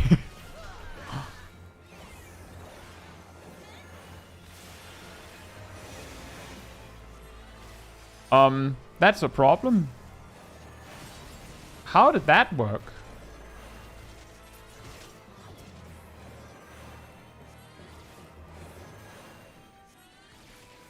Even in death, there is no release.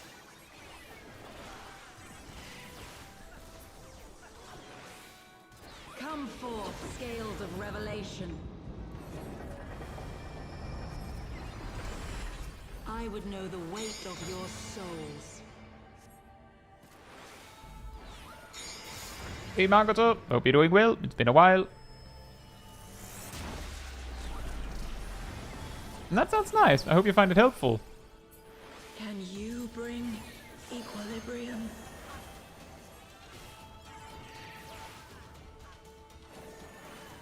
Know you the full weight of death. Is that not the same number? What? She actually brought equilibrium, guys. She did it. Did you see it? She brought equilibrium. Thank you so much, Makoto.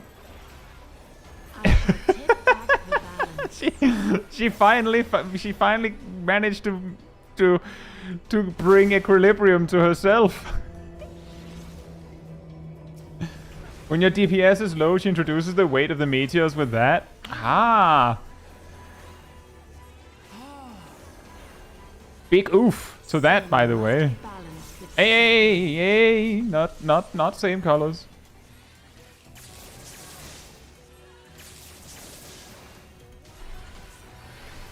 Wait, did she only do 2 sparks?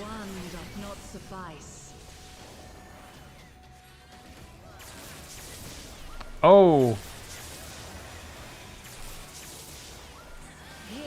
She was introducing that mechanic too. Hear the echoes of truth.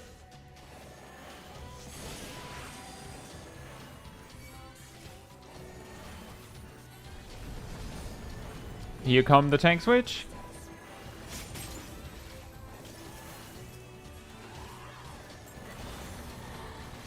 Spread the glory of my word.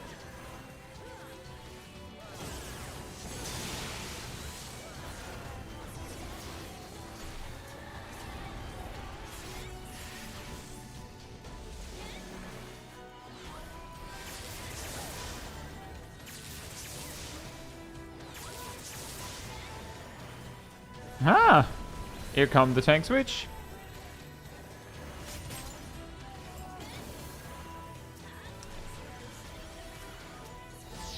While she's glowing green.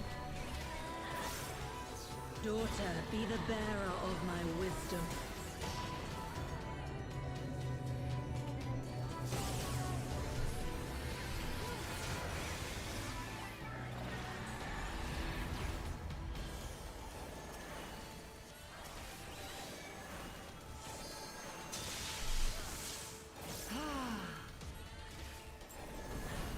And here comes the tank switch. What? Know you the I guess a defensive cooldown is necessary.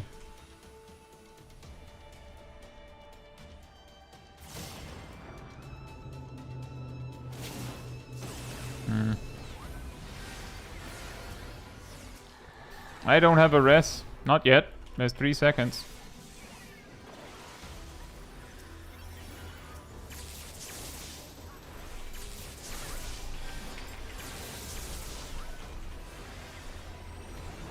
Here comes the tank switch.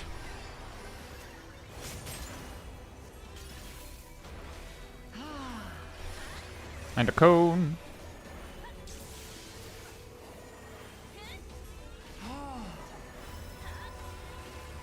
daughter, be the bearer of my wisdom.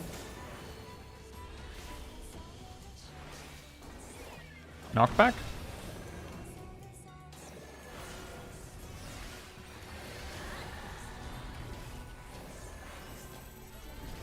Tank switch incoming now.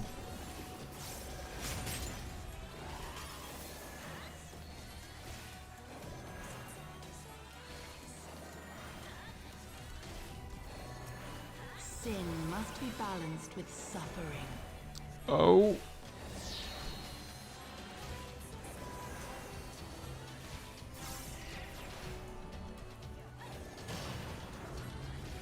Where one doth not suffice.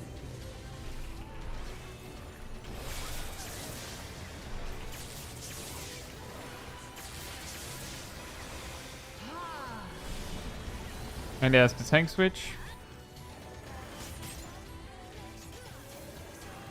Hear the echoes of truth. That's a cone. Remember, she'll do the proximity AoEs as well. The echoes of truth. So don't like block up the spot we actually want to hide in.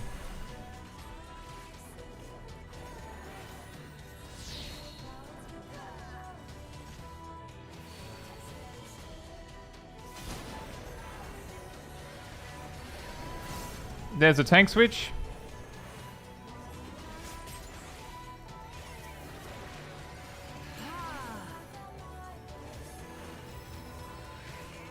Spread the glory of my word. Careful, there's a cone.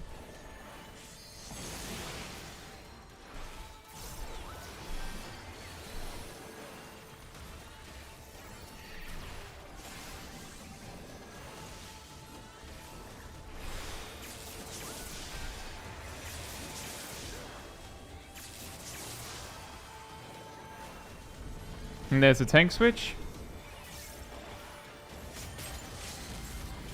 What? Another limit break.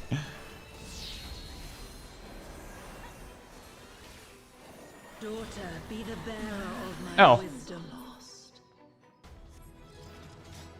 Was that second try?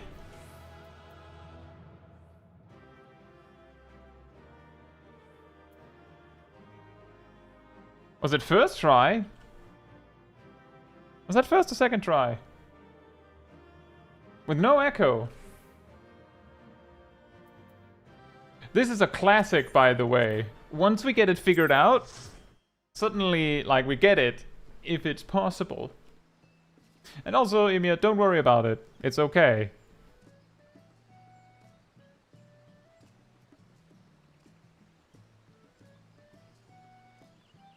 And yeah, the problem will be the DPS check. The ad phase DPS check.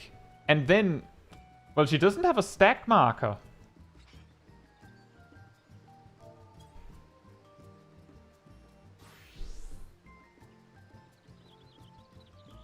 It was also a little mean that she, like right there at the end, she had the cone AoE happening at the same time as the pairs thing.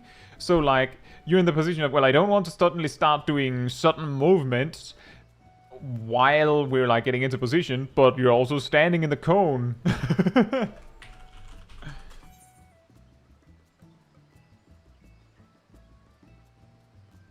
Ah, don't worry about it, Sip. It's fine.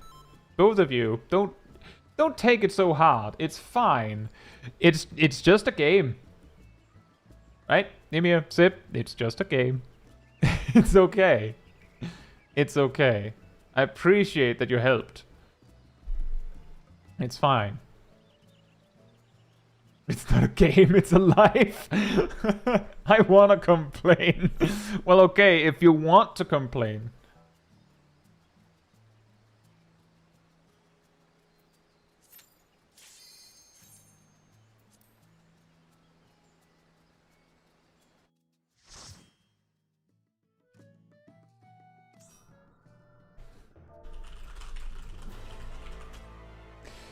That is a good idea. If we have Milo grab the white mage, because Milo's just grabbing the paladin anyway, and sometimes Milo's just kind of standing there, whereas Rust has to run to Narnia with the Dragoon immediately. It might mean we can get some more damage on the white mage.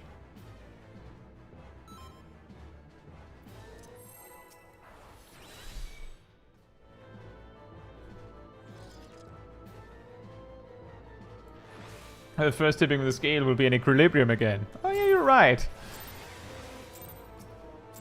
We finally reached the point where we're probably not skipping very much. Daughter,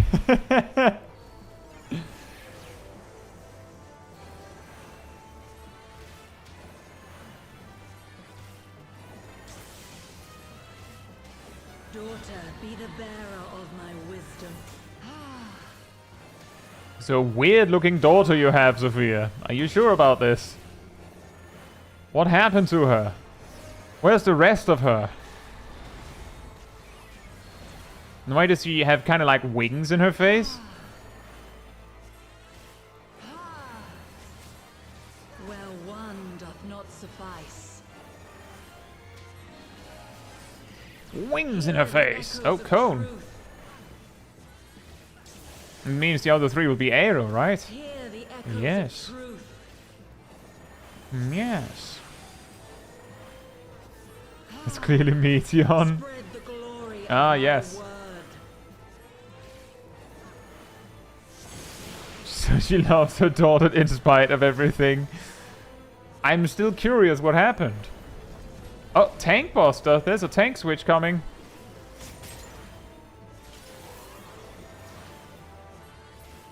That was early. To me, my faithful.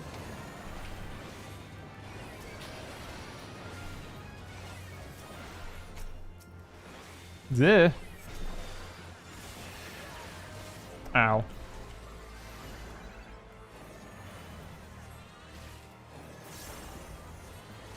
That's not good. That's kind of like the opposite of good.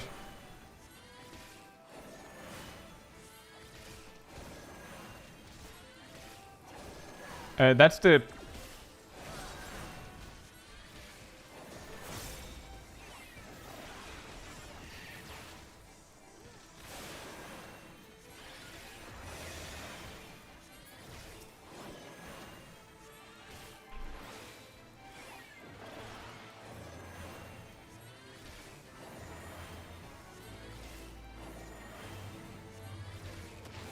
Why is it that we're this far with this mechanic already?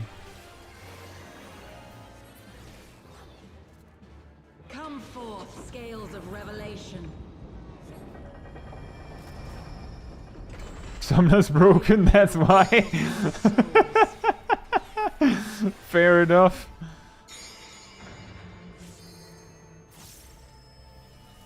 What? Rust? Huh? Can you bring Oh, you already did it. Oops.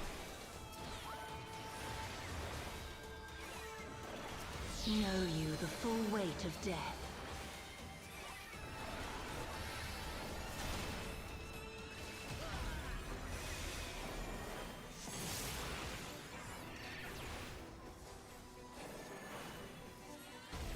I shall tip back the balance.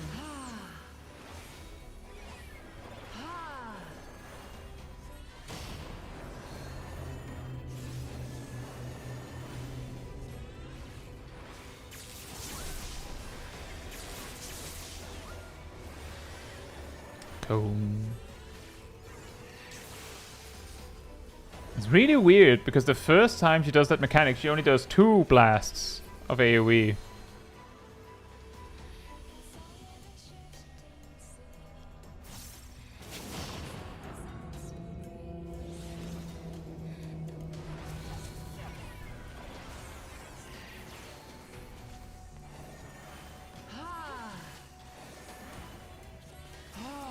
Sin must be balanced with suffering.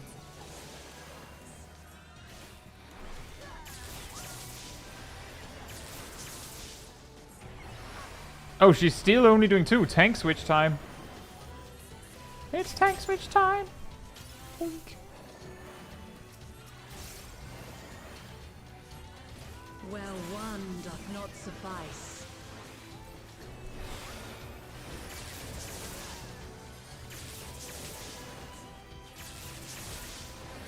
Hear the echoes of truth.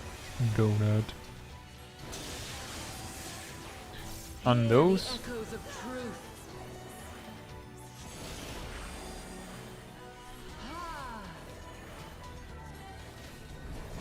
There's a tank switch.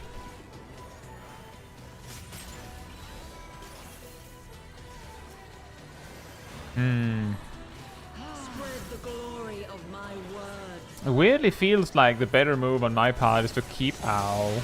That's a good point. There was there's a daughter there.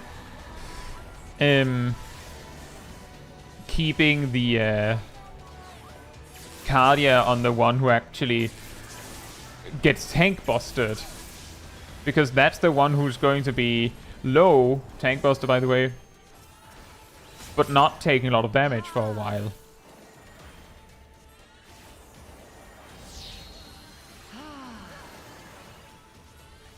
Daughter, be the bearer of my wisdom.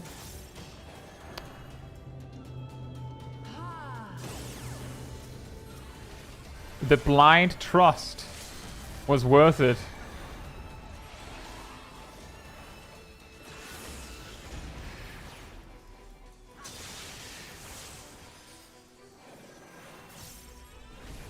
There's the tank buster.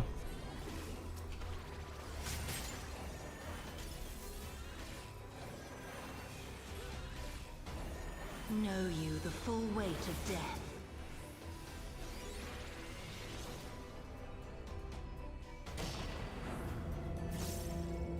No! Oh, you already have it.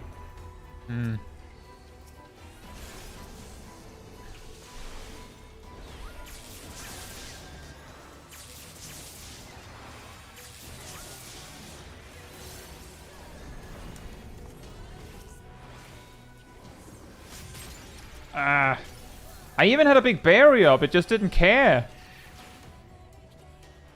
The snapshotting.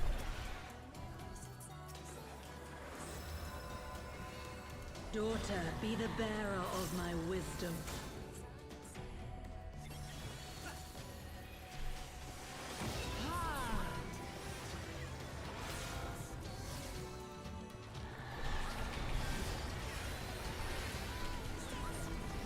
And here comes a tank buster again.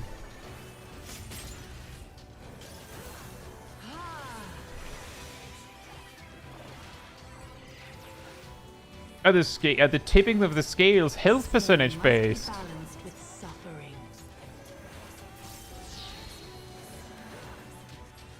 So it feels like when we're not doing much, she just kind of hangs out. Where one doth not suffice.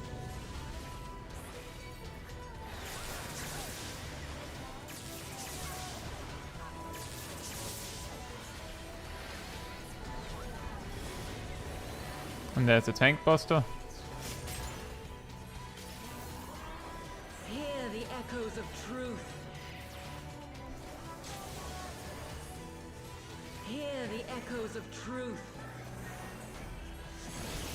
I believe we have to bait things first.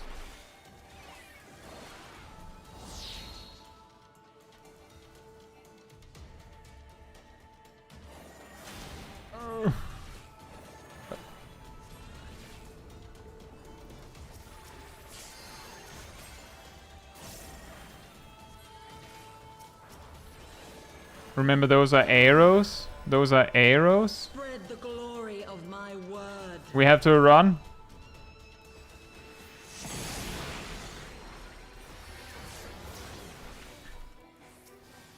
And we already baited them. I don't know why you were hanging out in Dangerville.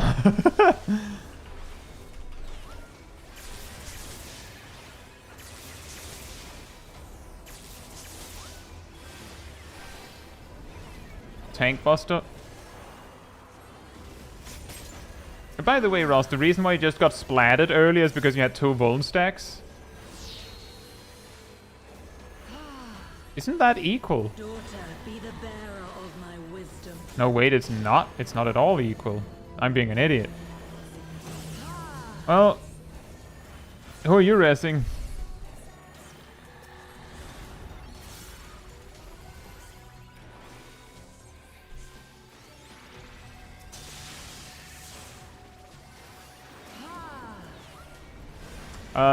I think you both just taunted, so whoever has aggro has to die, I guess. Know you the full weight of death.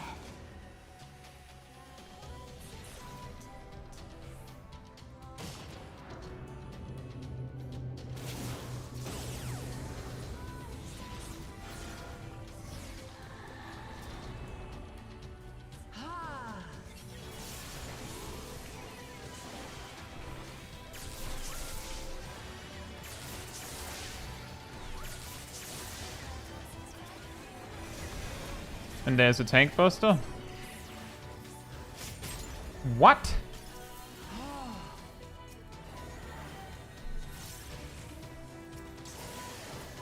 That did a lot of damage. Daughter, be the bearer of my wisdom. Knockback.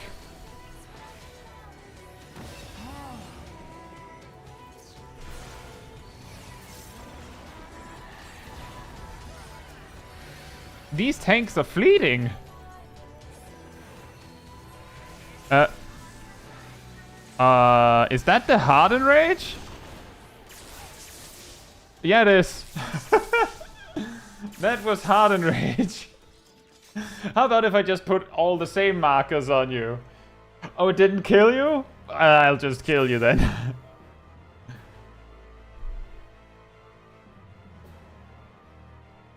That was so unnecessary of her. The all black markets is harder. Yeah, it looks like it. The funny thing is, Tom, is that they exploded, we survived, and then she was like, oh, right, that doesn't kill. Just a second. Lightning! And then we just take 9s. Like instant kill damage. Really silly. Like we lived the markers. And then she was like, I have more. Game does say Unreal for this fight was so buggy. That does not surprise me.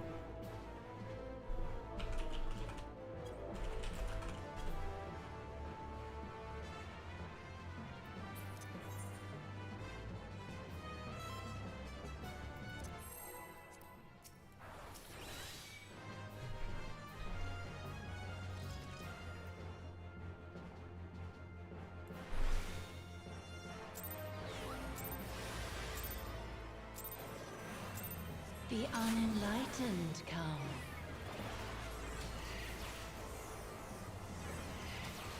I feel like she just straight up insults us right at the get-go. By the way, you have to dodge that, Rust?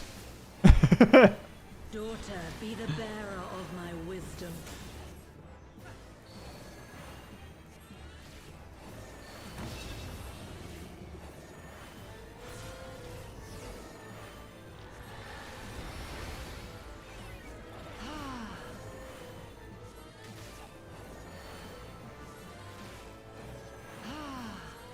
Well, one doth not suffice. Interesting configuration there. Hear the echoes of truth. Cone. Hear the echoes of truth.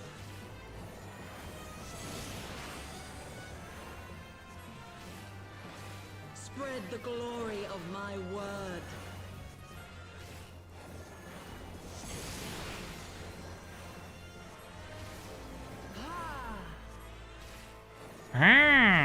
Tank Buster.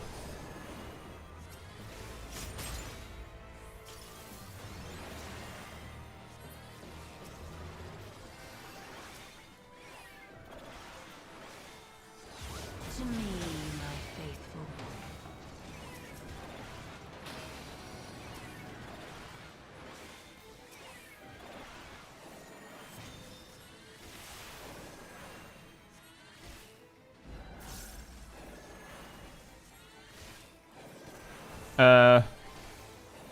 Uh-oh, the confusion.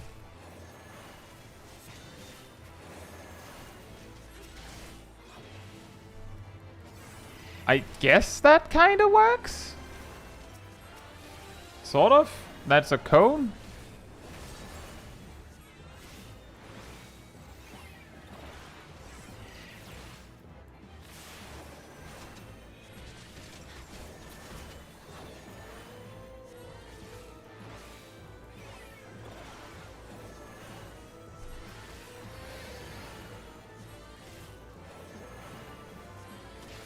Even in death, there is no release.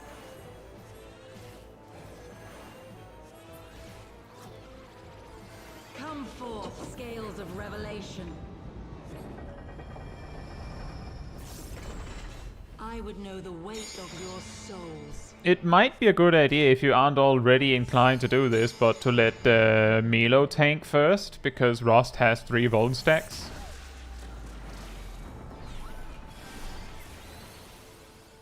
Can you bring equilibrium?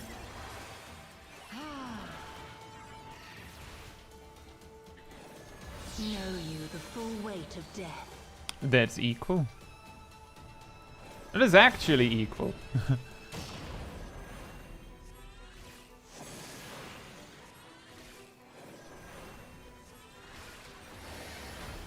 I shall tip back the balance.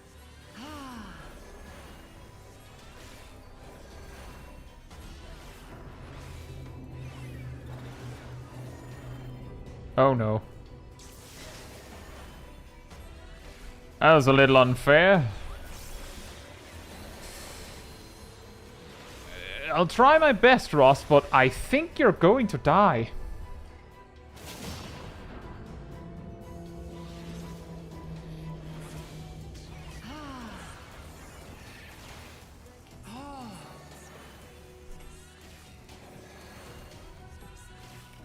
Sin must be balanced with suffering.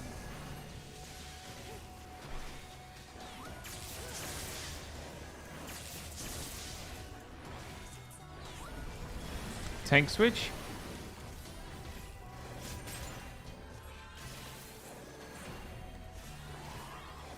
Where one doth not suffice.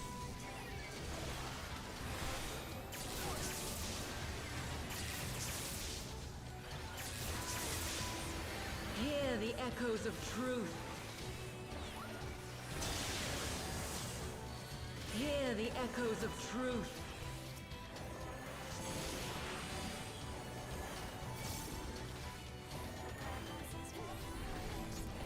That is a very smart move. However, Rust has to taunt again.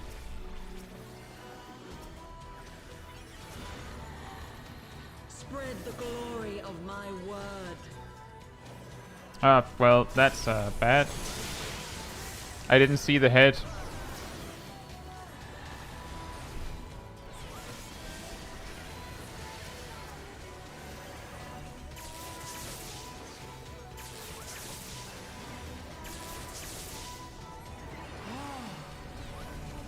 There's another tank buster.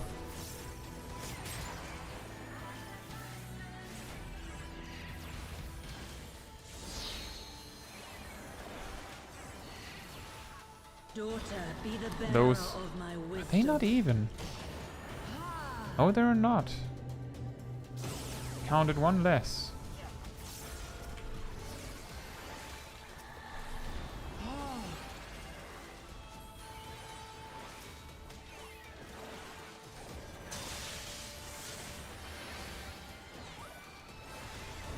I know, look at the Majid, but I saw 3 oranges. And 1 blue. That's what I counted. Know you the full weight of death. And that's not true. The first time the mechanic happens, there's 1 blue on one side and 3 oranges on the other. And it's even. So I think you're drawing some conclusions that are not true, look at the Majid.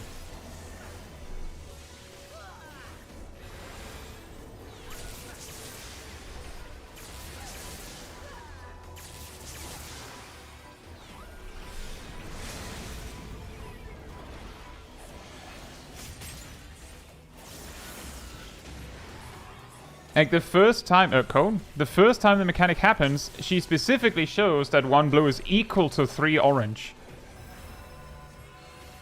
Daughter, be the bearer of my wisdom.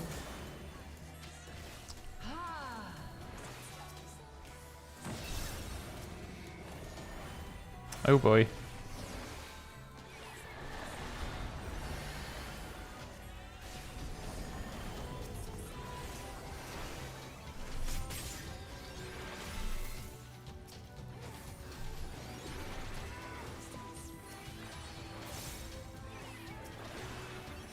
Sin must be balanced. It's with just you two. suffering.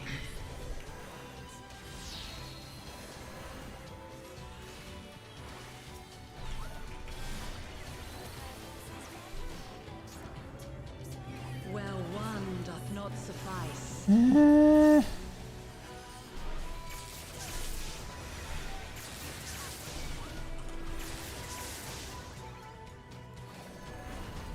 Tank buster.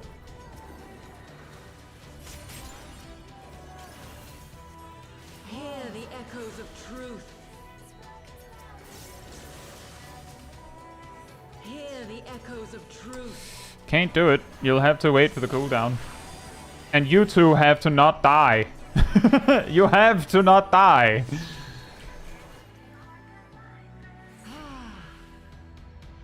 I'm pretty sure the...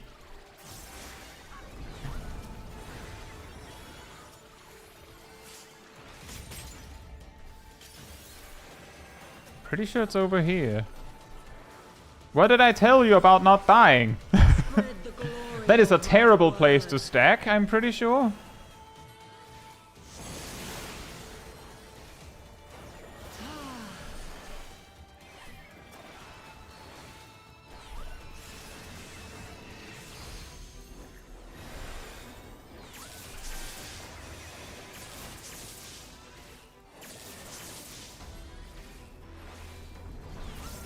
And there's another tank switch. Help each other. You haven't tank switched. You have to shirk. You have to do something, Rust. Anything. Daughter, be the bearer of my wisdom. Bye. Remember to check the enmity list when you're tank switching immediately, because if you're in the first place when you have to tank switch, you're dead, and I can't help you. Like every time there's a single hit on the tank who needed to not be tanking, it costs me like 1 or 2 of my adder skull, and then I don't have them. Like I need so much that they never come back. Ymir says, "Are you tired?" No.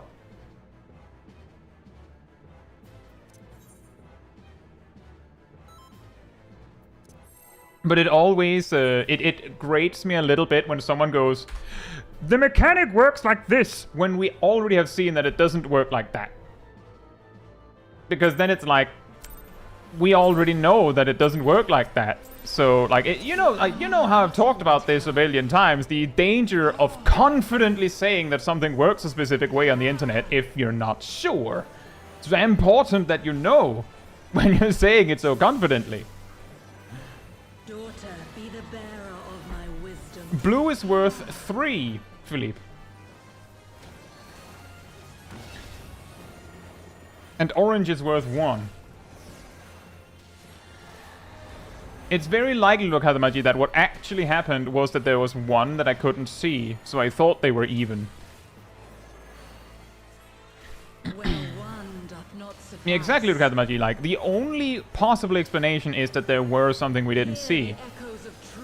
Because 3 orange is identical to 1 blue. Hear the echoes of truth.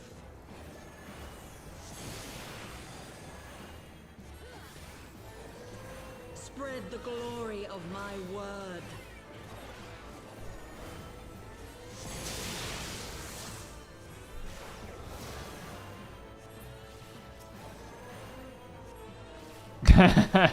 Oh yes, that one, Bronto. That's a classic, by the way.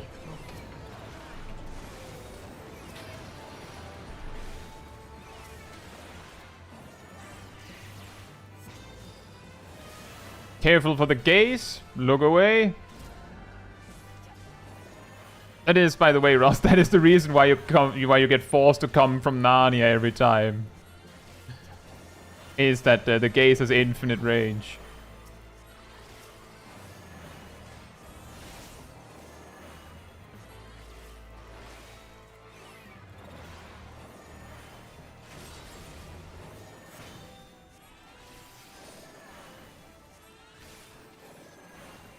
What?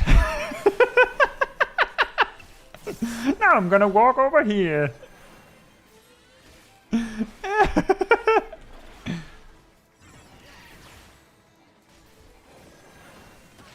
Even in death, there is no release.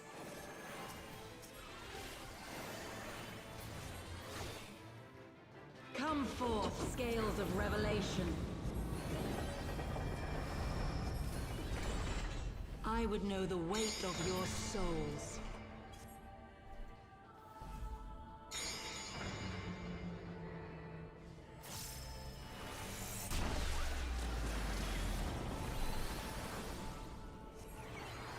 Can you bring equilibrium?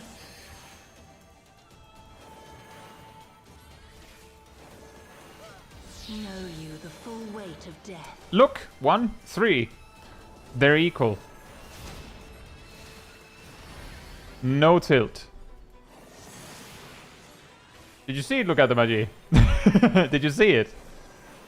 I shall tip back the balance. 1, 2.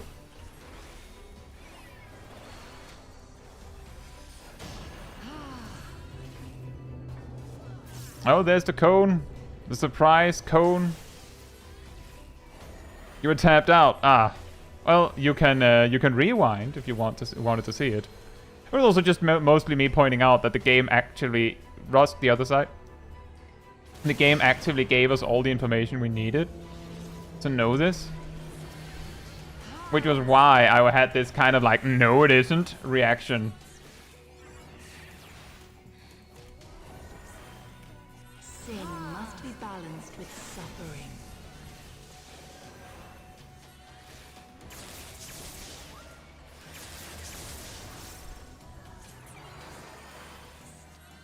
Where one doth not suffice. And there are lions on the floor. That is true. Hear the echoes of truth. Hear the echoes of truth.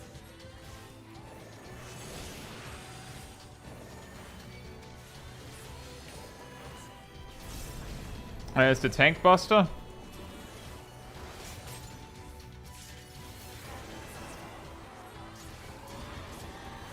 Oh, where does the head go? Glory of my word.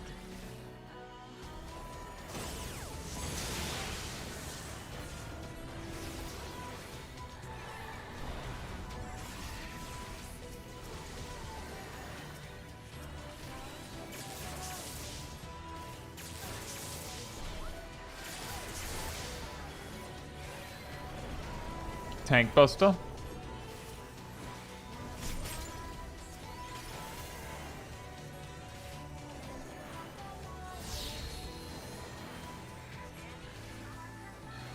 I think this was the configuration we saw.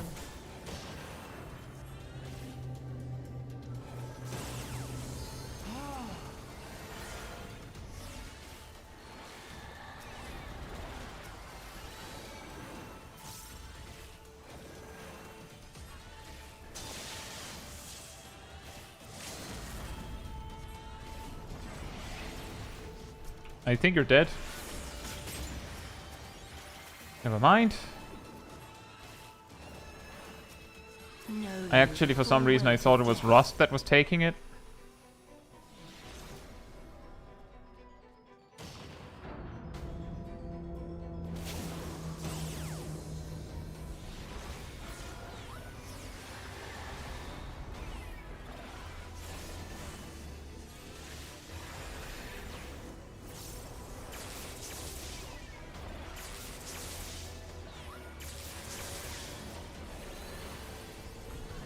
Tank buster.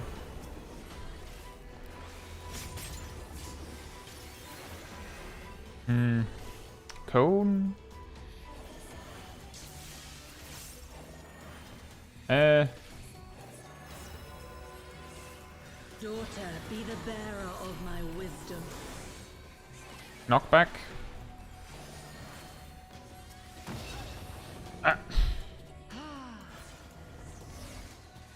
I thought I had angled it right. Oh well.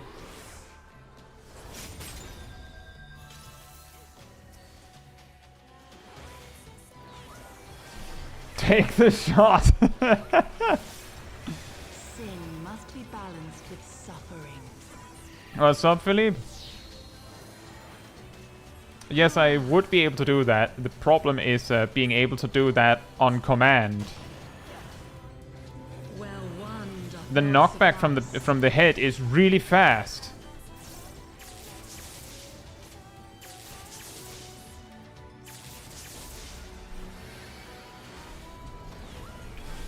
There's a tank buster. Hear the echoes of truth.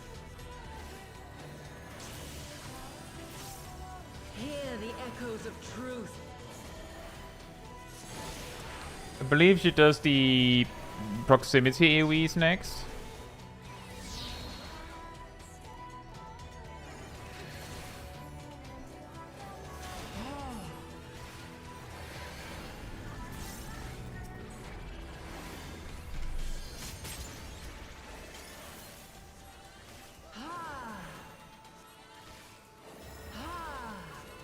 Spread the glory of my word.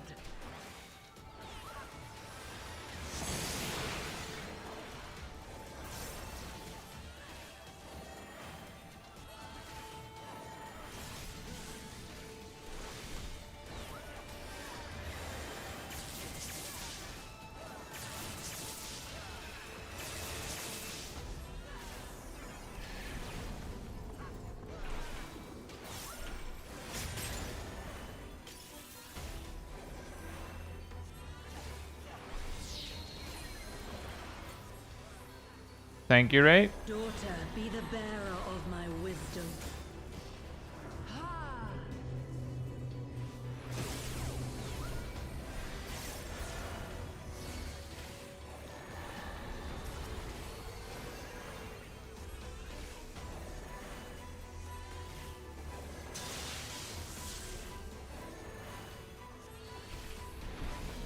Tank Buster.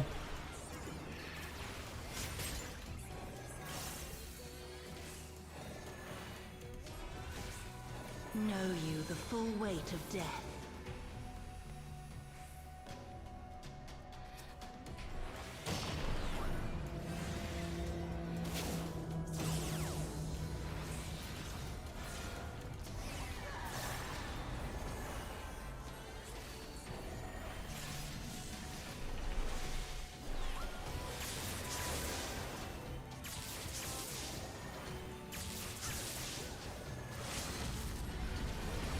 Tank Buster.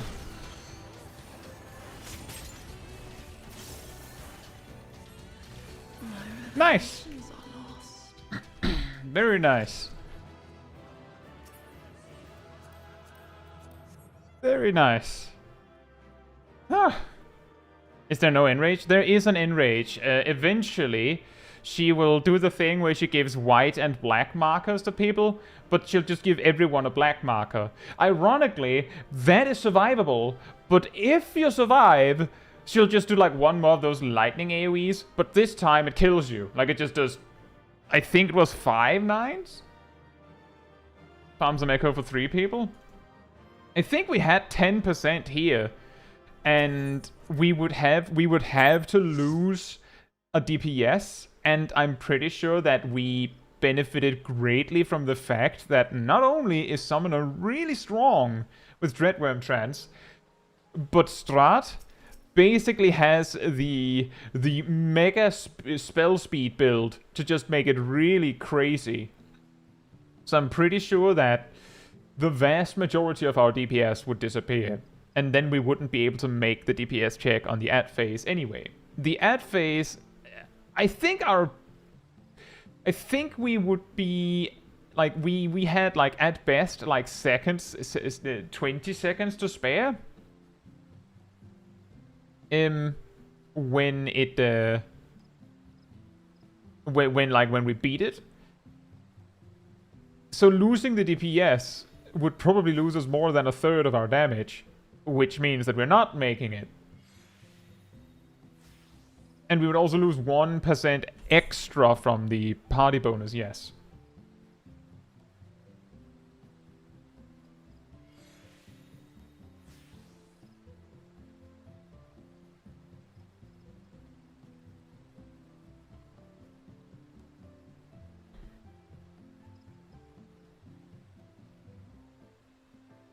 Yeah, that's the thing. As Ross says, we won't kill the minions. They're too... I sold some hide!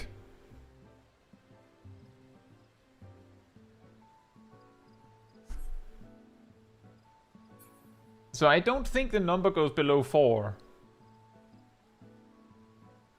And exactly, 4 players at 10% echo is really good. And honestly, I think we might have been able to do it with 0 echo if... like, I'm pretty sure the echo mainly compensated for our mistakes.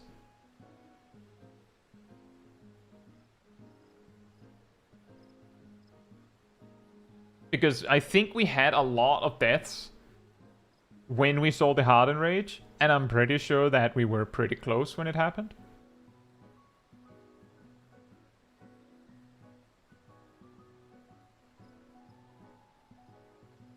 Just play better forehead. Yeah, that sounds about right. Just get better, Labile.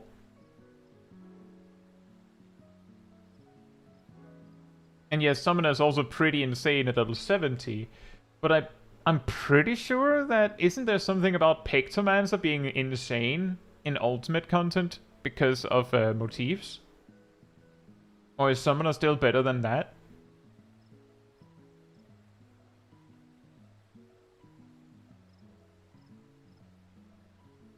I at least know before Dawn Trail, Summoner was the king of level 70 ultimates. Like, it was so massive of a cliff between the power that it was like, well, if you're bringing a mage, you're definitely not bringing a black mage, and at that point, you might as well bring a Summoner, right?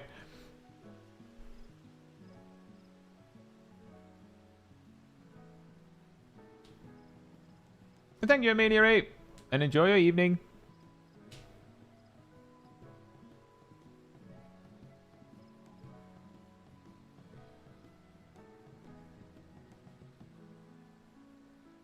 But with that said, we did finish a little early. So we could try Zurvan. The reason why I'm thinking we could try Zurvan is because I'm actually pretty confident that because Zurvan has a body check, I'm actually pretty sure that it might not even be possible with 7.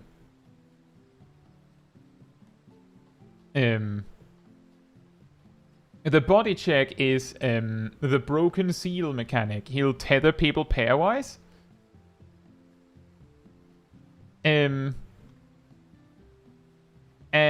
yeah, exactly. There will be exactly 8 seals, which means missing 1 means mega damage.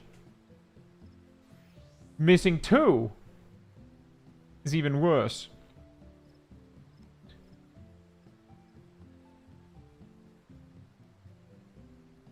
Man mode. But yeah, with that, I think we will probably figure out extremely fast if it's not possible with 7 or 6.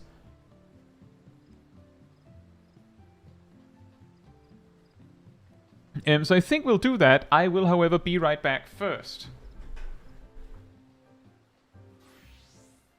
In the meantime, sanity restored.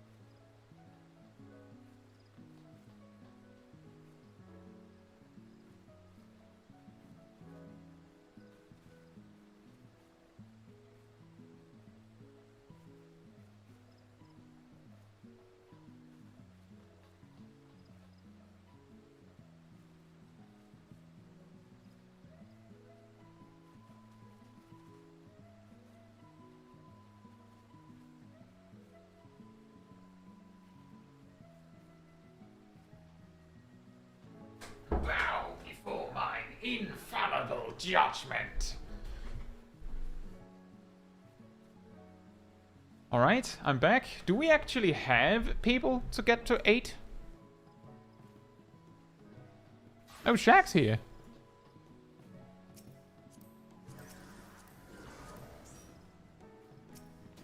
Oh.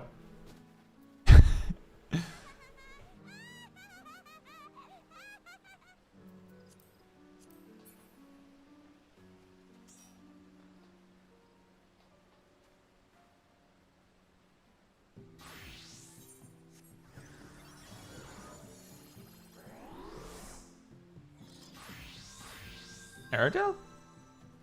Did I not invite Erdel? Yes, I did.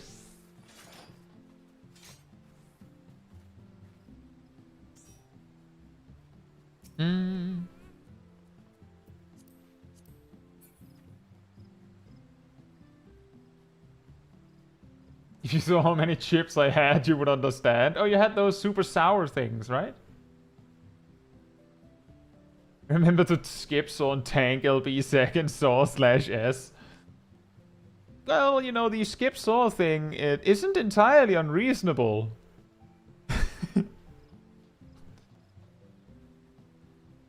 Oh, nice. What is a Saveloy?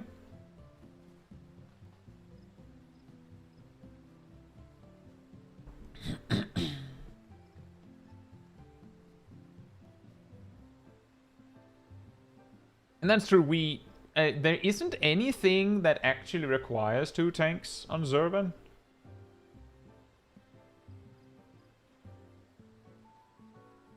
So isn't that bad? Ymia, have you done Zurvan Extreme Synced?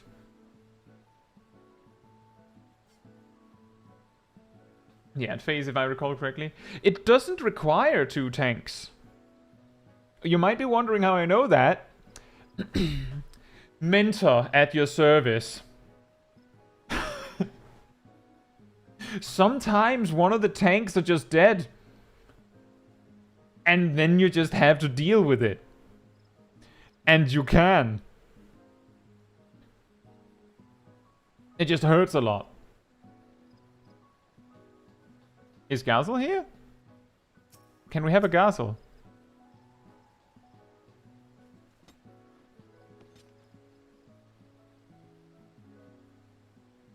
Can we have a Gazel, or do we need to find? Do we need to seek out if we can get a different player 8?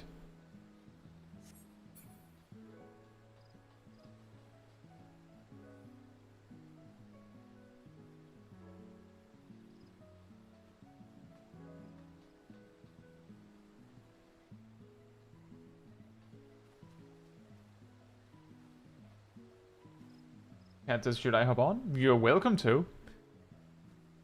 I can wait for you. I believe usually Gazel's stance on it is that they only want the 8th slot if there's no one else. Because Gazel always has some connection issues that makes it really hard to like react on time with the extremes and savage stuff. Which is the reason why, like, some of you might remember. What role do you need? DPS, really. If we actually want to heal us, that's something we can figure out later.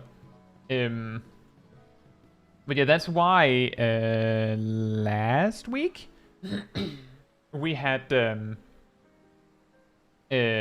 Sephiroth we had Gazel basically just run a ring around the outer edge of the arena.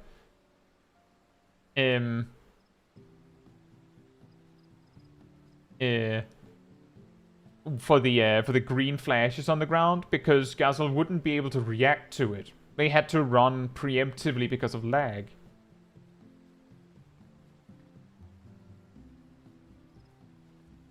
If you want to join Blontom, you might be able to as well. You have a character, right? I can't remember if your character was NA or something weird.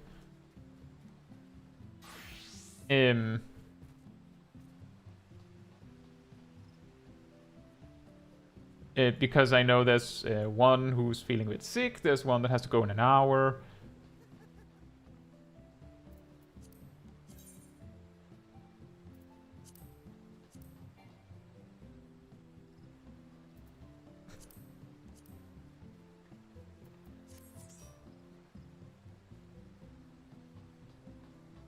Yeah, exactly, Necrofits. That's kind of what I'm getting at as well, is that one healer might be fine. Oh, you're at work. Well, that would make it hard. The key ones that can be difficult is he has. Well, let me talk about that before we start the timer, right? Also, hey Yannick, hope you're doing well. The first one is. Well, there's not that much happening in the first phase. Basically, you have the tank him on the other end. He'll do some, like, AoE centered on players. But once phase 2 starts is when weird stuff happens. If we just assume that we're going to skip Saw, just as I'm explaining at first, then the mechanics that matter is he'll use Biting Halberd sometimes. When he does Biting Halberd, he will cleave basically everything that is not in front of him. Like a 270-degree cone. So you have to get, like, in the open, you know, the open part of the targeting reticle. That's the safe part. Also, there'll be ice under him, so you can't escape under him. You have to actually run around him. He also uses, I believe it's called Cyclical or something like that. That's a donut AoE. And then there's a third one, which I can't remember, which is a circle AoE. And it's the thing is, there are lines on the floor, but they're not right. As in, there's a line, tail end is out, yes. But the lines on the floor do not match the circle AoE. You have to overshoot it. There are lines on the floor. You can't trust the lines on the floor. Speaking from experience from the video Aradel posted, I'm pretty sure. Thank you, by the way. Those are like the three main things that often go wrong because people just don't know what the reaction is. And then the fourth one is Southern Cross. Southern Cross is basically baits and run. Alright, Emir, enjoy your evening. By baits and run, I mean when he casts Southern Cross, like he starts casting, he finishes casting, that's when the circle AoEs appear, essentially, except they're like hidden circle AoEs. So you basically have to stand, he finishes casting, now you run. And the solution people usually deal with it with, or solve it with, is the main tank stays put, like they stay where they are. Everyone else piles up behind Zurvan. And generally this is possible. And you don't really have a reason to be somewhere else from most everything else in the fight. At least not at that point. So you just stay put behind him. If you don't have a reason to be somewhere else, you're behind Zurvan. He casts Southern Cross, and I believe the common strategy is when the cast finishes, you run clockwise around Zurvan. And the reason why it's important you run clockwise is because Zurvan will regularly cleave in front of him.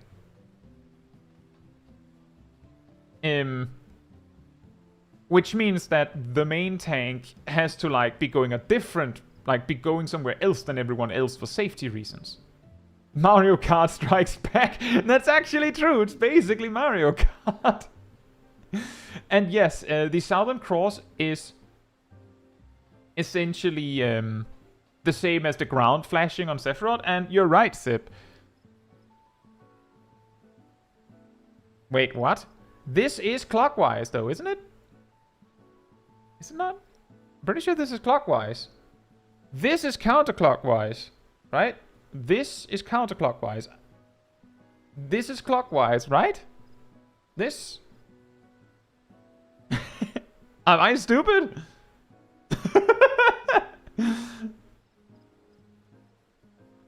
Because this is also clockwise for me to go this way. This is also clockwise for me. What is clock even? Good point, Ideret. All the children don't know what a clock is. They just see the digital. Depends on if you were trying to correct for the camera. See, the weird thing, Darth, is that I didn't. It's just that somehow it worked out. Somehow it worked out. Now, in the ad phase, which happens a little later, one of the ads in each pack will be casting, like, I think it's like Meteor or something like that. That mob has to die first, because it wipes you if it's allowed to do it. Another ad casts a gaze mechanic. So basically, you have to kill the Meteor casting one while you're facing such that you're not looking at the gaze one. I'm pretty sure the one that does the gaze basically does nothing important once it has done that. So you can just kill the Meteor one, kill the big guys pummeling the tank, and then kill the gaze one. And there's also like small garbage trash ads as well. But there's multiple waves of them, so you like have to keep doing it. And yeah, exactly, because there's a death wall, if you get hit by the gaze, you will run into the death wall and die. So it's very important. Do not tank both. You have one tank. You can tank both. The tank just needs to use the big defensives. We'll see what happens, whether it's possible.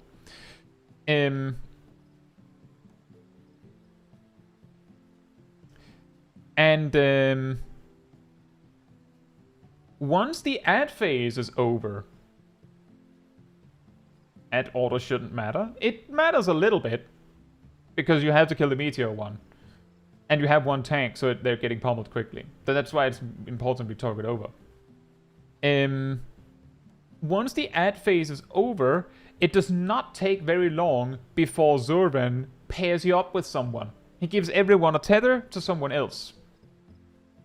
If the tether is purple, then you're too far away and have to come closer. If the tether is red or blue, then you're good. Someone will get tethered to the tank. They basically just have to max range it so that they don't get cleaved.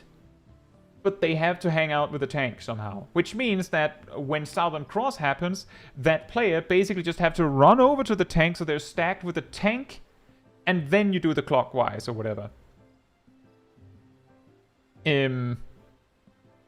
But you have to wait. You have to stand outside of the cleave range when you're not standing for Southern Cross.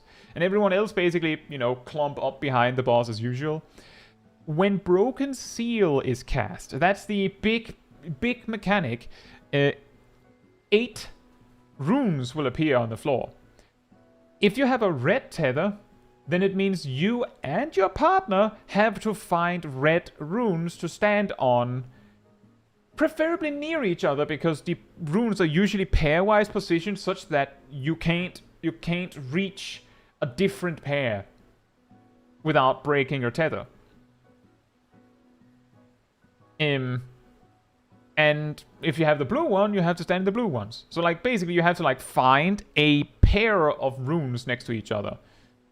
And it's very chaotic. So if you see there's another pair that got there first, find a different one. You have a little bit of time to actually do it, but that's all we have to work with ultimately. And the thing is, each rune that is missed explodes for catastrophic amounts of damage. Which means that the expectation is we can do this with 8 players. We might be able to do this with 7 players. We can probably not do this with 6. Which is why I'm saying we'll probably finish quickly. The question is whether we can do the mechanics right. Saw is, just to say it briefly, is Zurvan leaves the arena. He makes, I can't remember if it's 2 or 3 line dashes that are a little bigger than you'd think they'd be. If you get hit by them, you'll probably die. But he also puts enormous spread markers on, I can't remember if it's 4 or 5 players.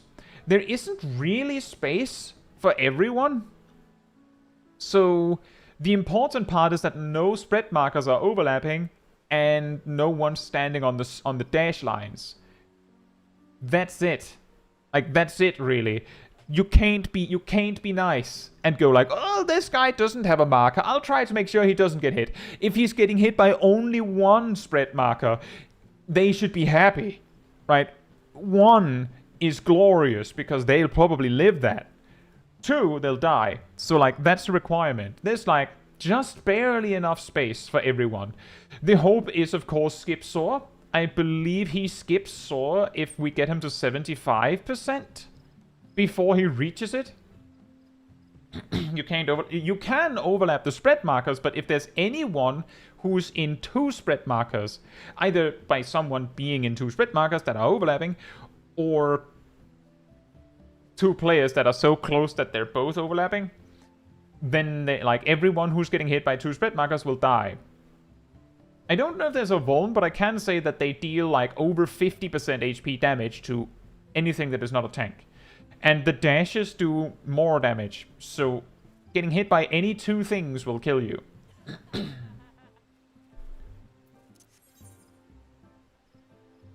And just to put it into perspective, as I recall, there are many different variations of the runes for the Broken Seal. But I've usually only seen 2. Because if there's more than that, the group is usually dead due to just total chaos. It's also true there's a spread and a stack after the Saw as well.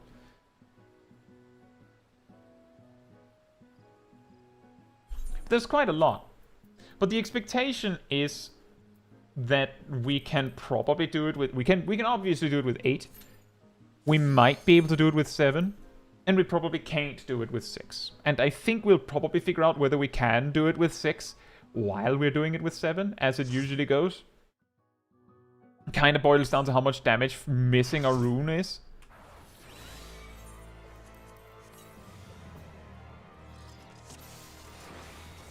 Thank you, Look at the Magi. Look at the Magi posted the different patterns.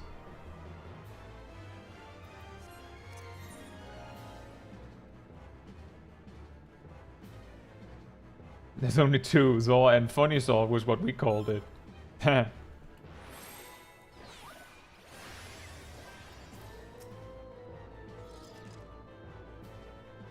And also, yes, Zip, you should probably, well, it's a little late for this now. Zip, you sent the pull timer. How are you late? You put the pull timer.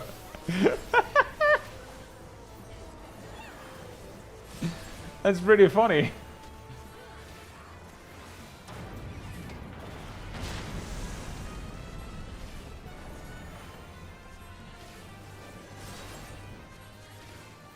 For a second, for me, it looked like his HP went up.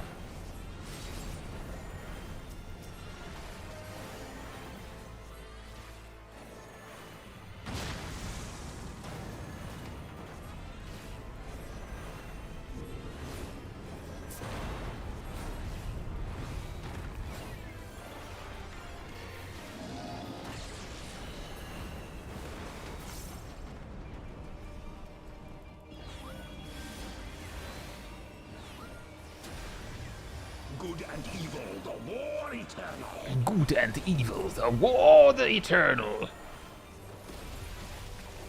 Don't stand under him.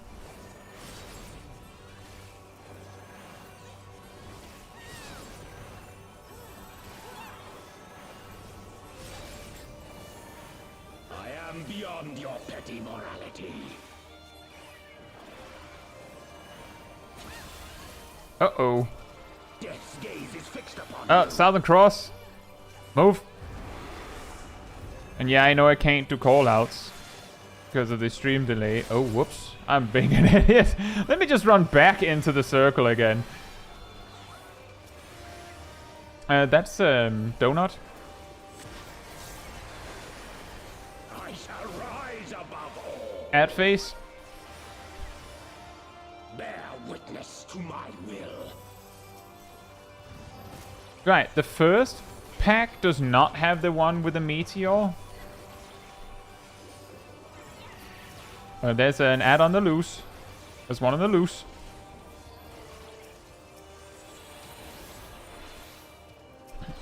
Wit is the kill. Vile is the gaze.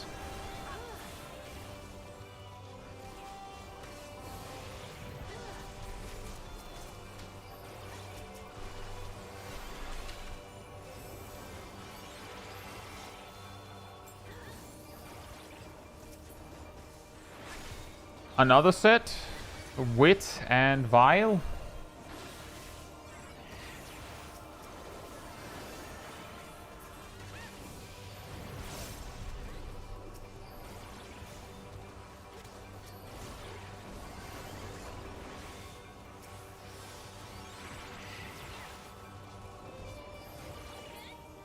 There you go.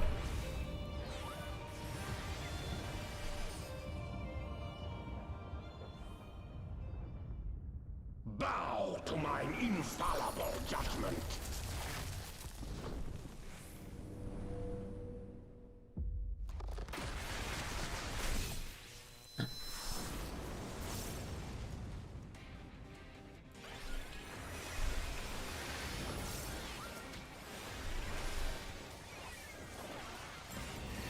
He's going to do the ice under him. He's done the pairs. Someone is paired to Sip.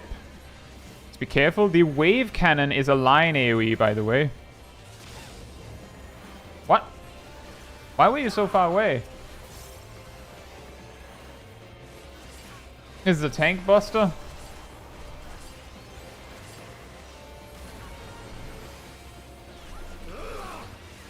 Southern Cross?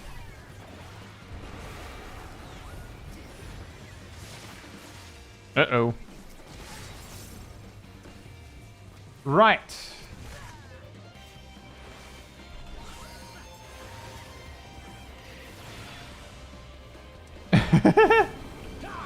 Yeah, so do you see it? We actually still have our markers, it's just that their tethers are gone.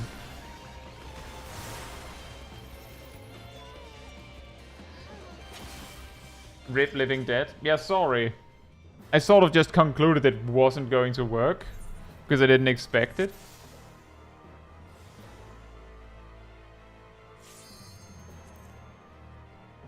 Zip, by the way, you can actually, like, run around the ring. So that you don't have to, like, carefully rush through him.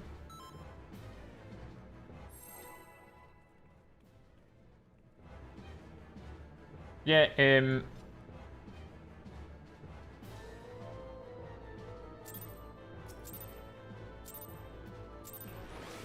remember that the tether means that you have to stick to the person, but if you're tethered to the tank, you have to make sure you're close enough. But you have to be careful because the tank is getting cleaved regularly. So if you get too close to the tank, you will take tons of damage, and I don't have the resources to help you. Not that much.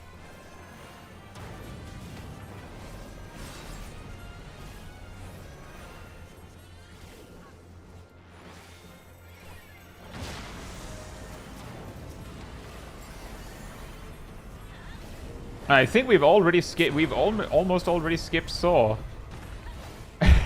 Yeah.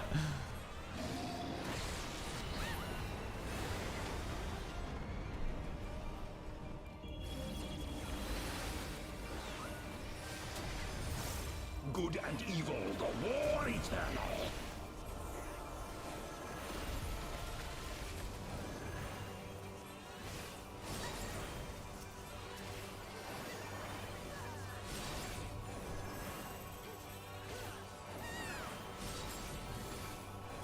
I am beyond your petty morality.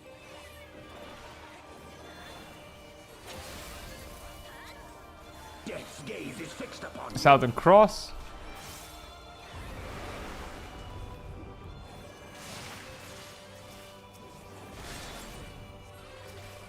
I don't have Swift Cast. Does someone else?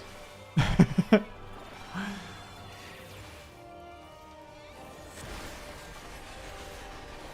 shall rise above all. Oh boy. What did everyone go council? Bear witness to my will. It's an excellent question. Did everyone go? Actually, Milo, I'm pretty sure most of us actually just stepped backwards because we weren't stacked. Like, as far as I saw, at least half of us just stepped away. Because there was no safe spot. Like, it wasn't safe to actually go clockwise or counterclockwise.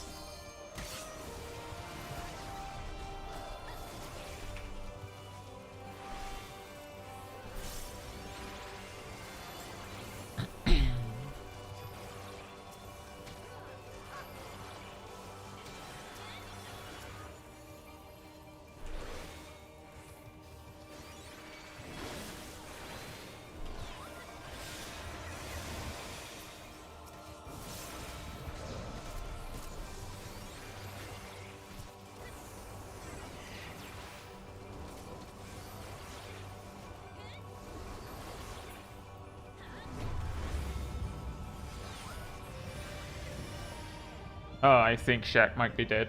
I'm sorry. Bow to mine infallible judgment.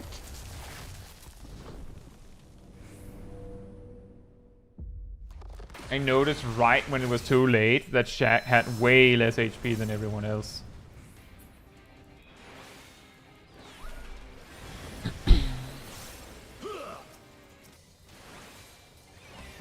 The ice will appear under him.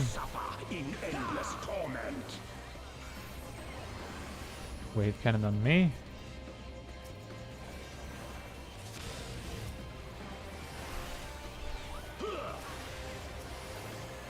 I'll let you do the living dead thing now if you want, Sid. But I don't know if it'll actually work. It didn't.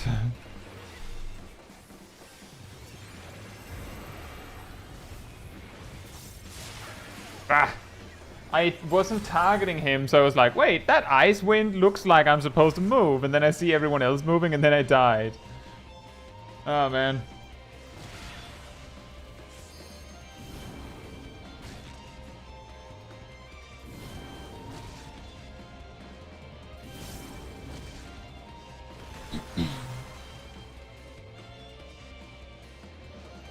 I have a tip, though.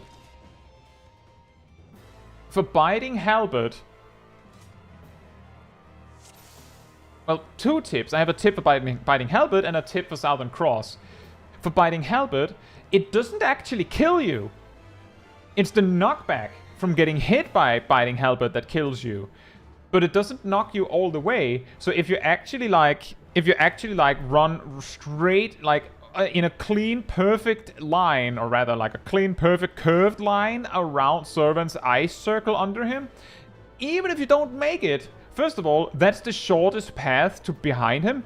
Secondarily, if he hits you, you will survive. Thirdly, Southern Cross, we all stand behind Zurvan up close, which means that when you deal with biting halberd, the position you want to get to is all the way up in his butt, behind him, which is where you want to go for biting halberd and Southern Cross. And if everyone's behind Zurvan when Southern Cross happens, if you look at the situation and go, I don't trust this, then you just back away. You just run away instead of doing the clockwise, counterclockwise thing. The moment Southern Cross is cast, you have an additional out. If it looks like we're not stacked properly, you just run backwards. Because if everyone's in melee range, then it means that not melee range is safe.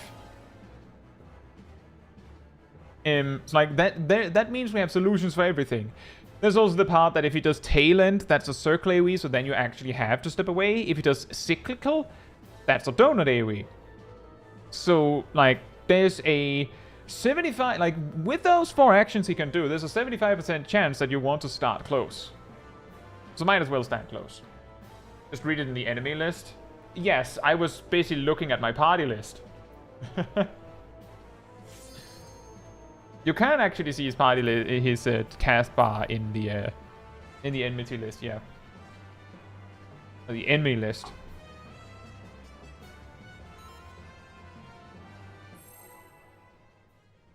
And that is also true. Stacking on the melee so that there's less circle AoEs at the start is pretty nice.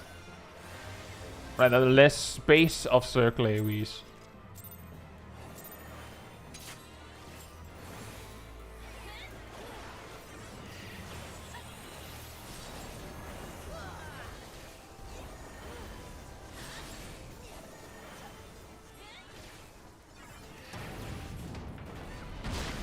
This is, of course, also very dangerous if someone doesn't move in time.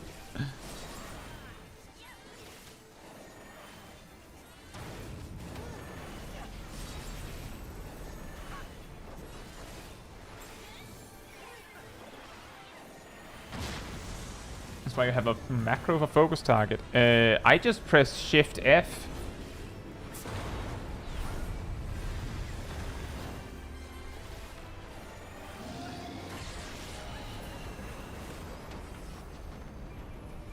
That's an early snapshot.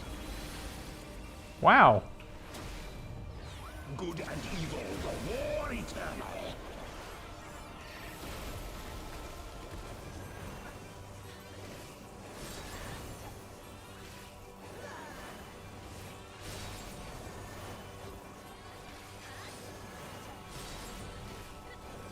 I am beyond your petty morality.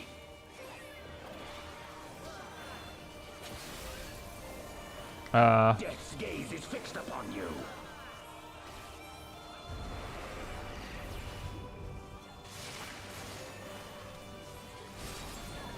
That's pretty good.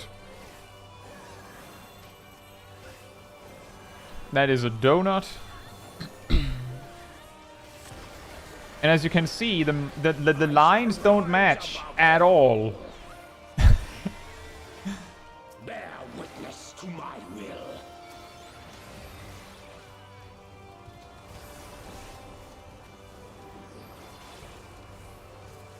5 seconds? Oh. What? 5 seconds left?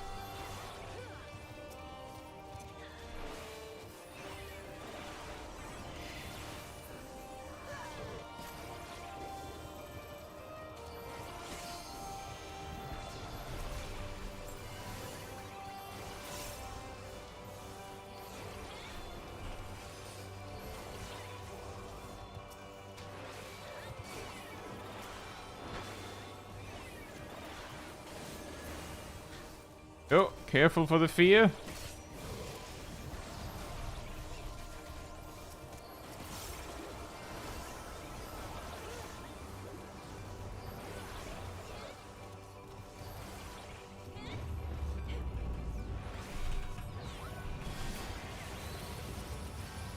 He's really quick to go, oh, you're done?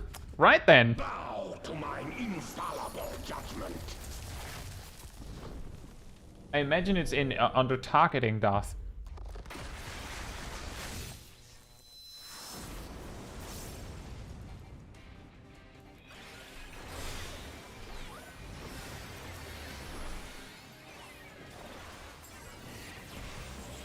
The sheer amount of echo we have makes me say that there's actually a possibility. Watch the wave cannon. That we won't have to deal with the rune thing. We just kill him. Wow. I should have just trusted you. I can't make it, man.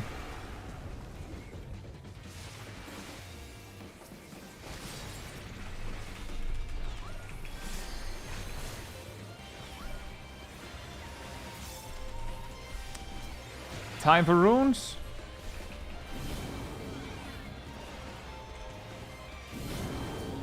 Sip, you have... Oh, Sip's dead. I didn't even realize. I'm sorry.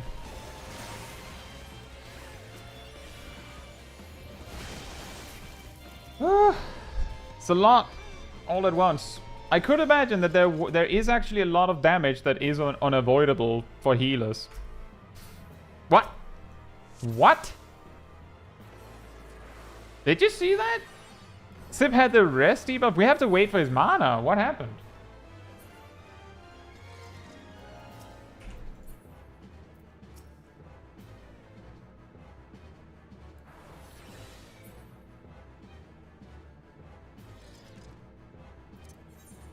Yeah, sorry about that.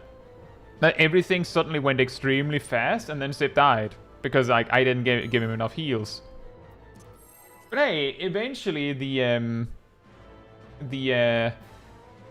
echo will just let us skip that. Apparently we have a lot of power.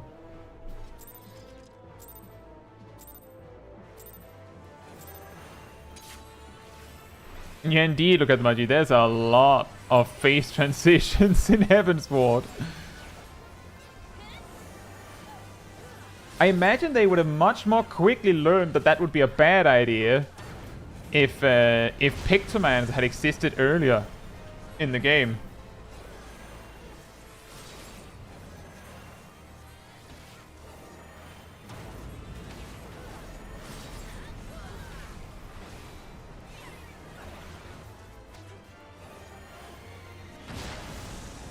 Mainly because, you know, all those phase transitions where the boss isn't really doing anything, while you can do something, would be very good for a Pictoman. And then there's also all the transitions where black mages just cry because... But... state. Good and evil, the war eternal.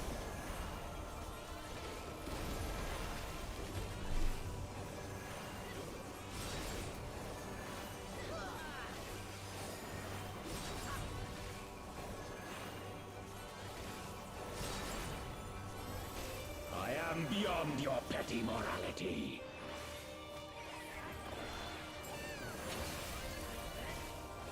Death's gaze is fixed upon you.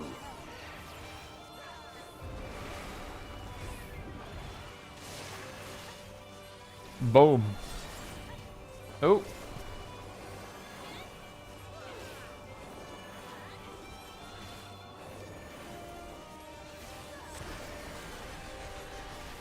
I shall rise above all. I shall rise above all. Bear witness to my will. Bear witness? We could have one, but you didn't summon any bears. Bear witness.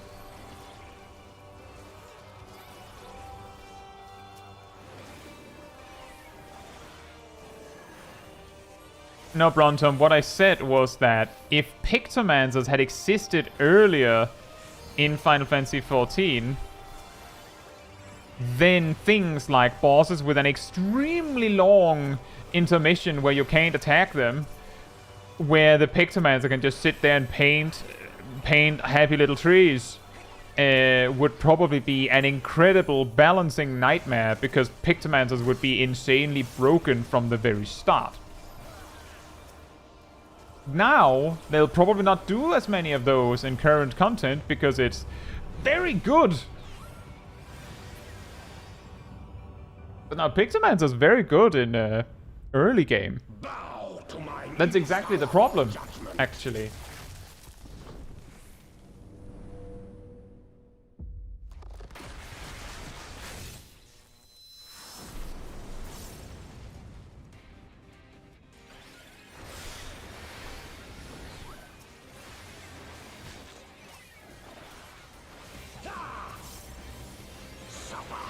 Endless torment.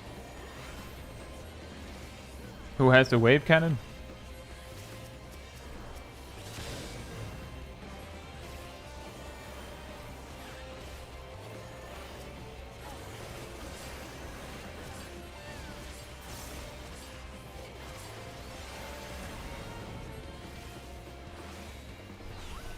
Southern Cross.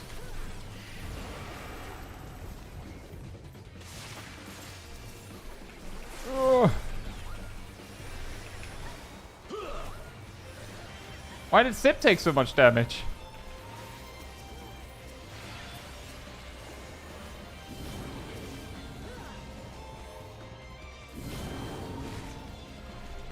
Rust! Other one! Oh man. And there's the tail end, and we didn't see it, I don't think. Nope.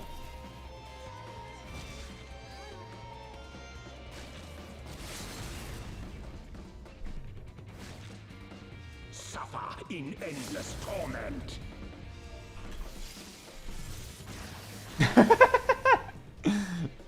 Good try. But yeah, for the runes thing, it's I know it's very quick. You have to like find a spot, and it's a lot of like thinking many things at once.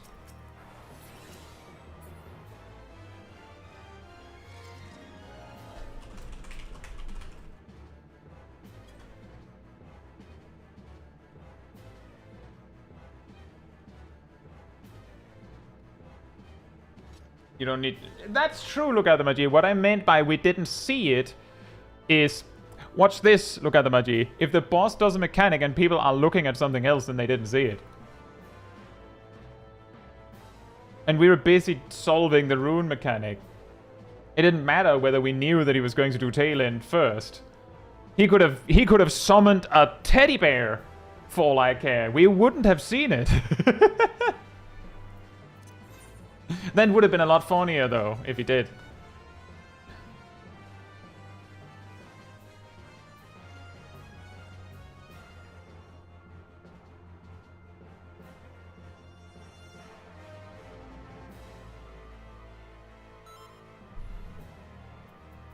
But that is a good tip. Thank you, Lukatmaji, for the tip that he does do tail end if the runes are close. Thank you.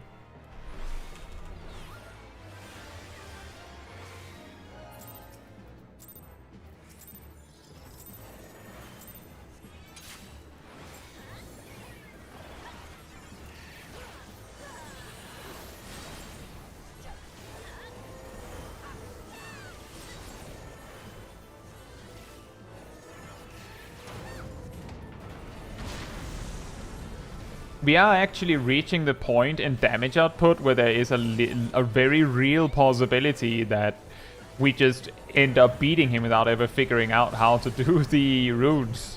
Which wouldn't exactly be what I had in mind. Yes, you can indeed beat Zurvan with 8 players. How do you do that? Well, you don't learn the mechanic. You just kill him fast enough with enough echo, it'll be fine. Now, how do you do it with 7? Well, you'd be surprised. Just kill him first.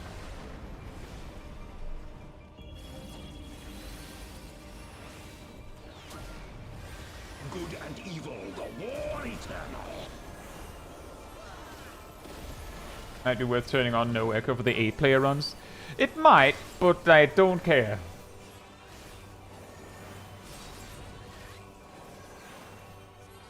And then it also leaves the possibility that we go in and then we forget to turn it on for 7 and below.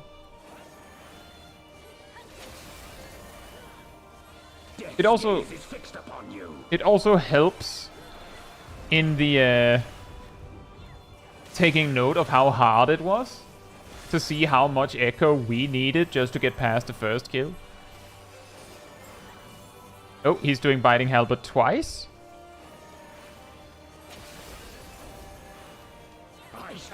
That's weird. That is a possibility, but still weird. Witness to my will. I know I kind of forget to mention this, but part of the reason why, like, part of the fun in figuring this out is also to see, like, how hard it is in general.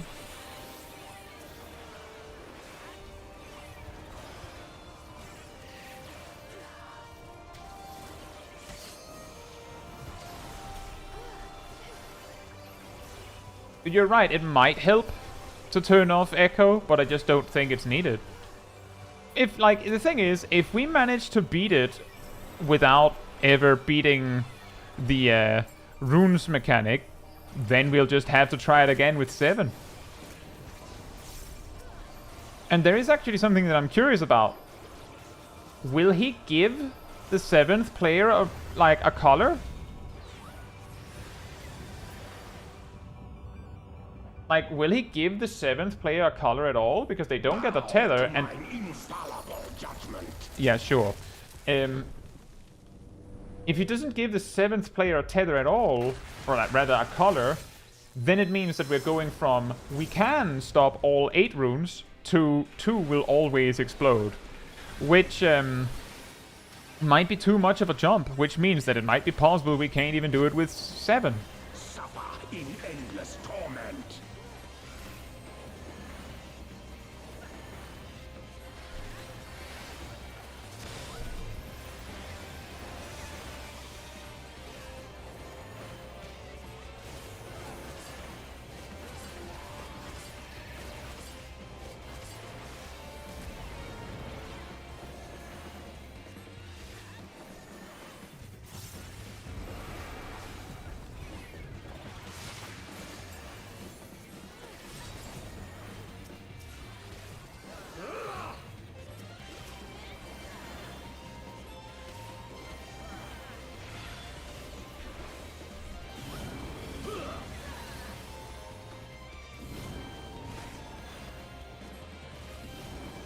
Cyclical, that's a donut.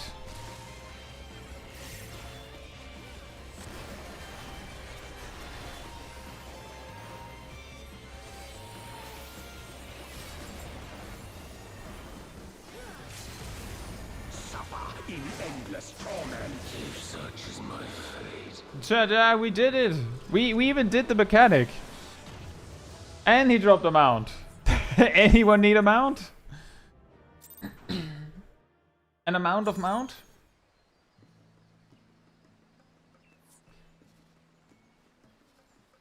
I think there was some that said they had to go soon. Was it Rust that said they had to go soon? Or did Aradel also have to go soon? Hey Kinval, hope you're doing well. And yeah, that's the expectation, Necrophits. That's the expectation. But that's the thing, is that I would really like to see that we can't do it before we just conclude something.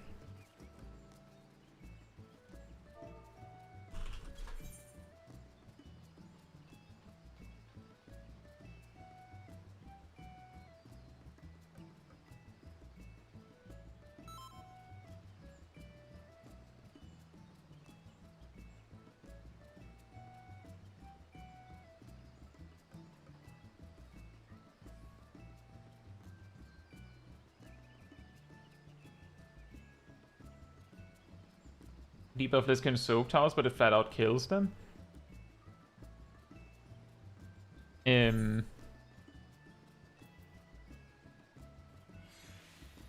Yeah, I don't know if it would help to have Divine Veil, because I feel like if that's what we need...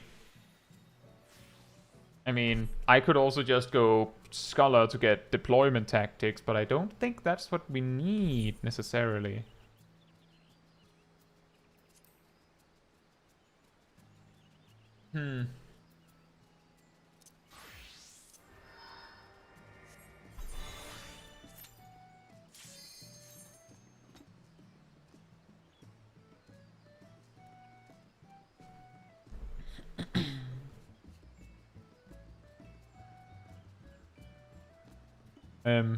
I hope it goes well, Kinval.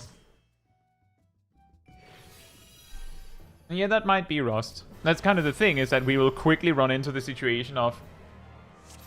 we need to kill him before the second seal, because we probably can't take it twice.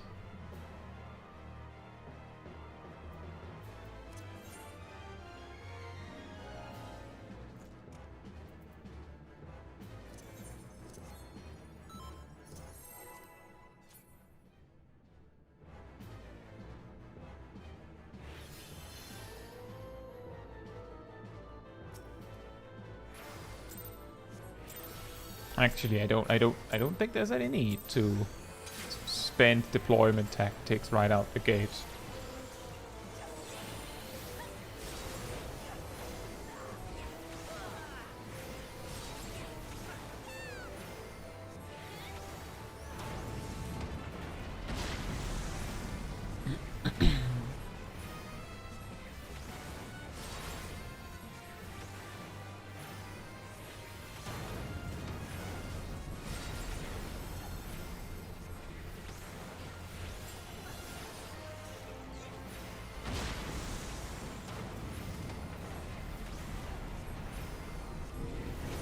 The echo is strong with this one.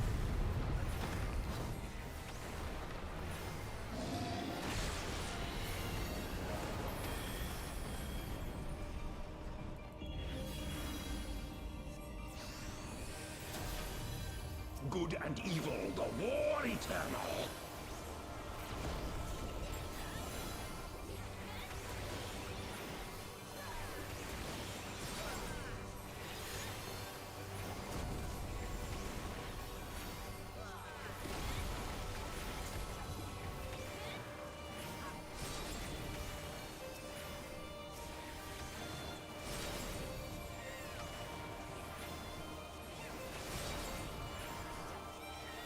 Beyond your petty morality.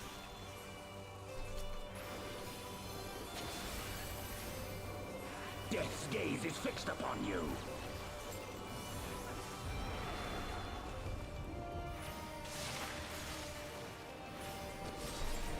Death's gaze is fixed upon you. He do be looking.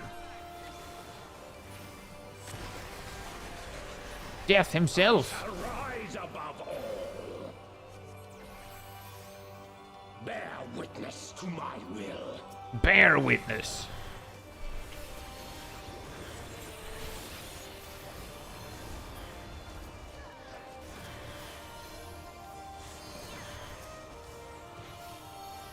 Death needs to look somewhere else. I don't like being stared at.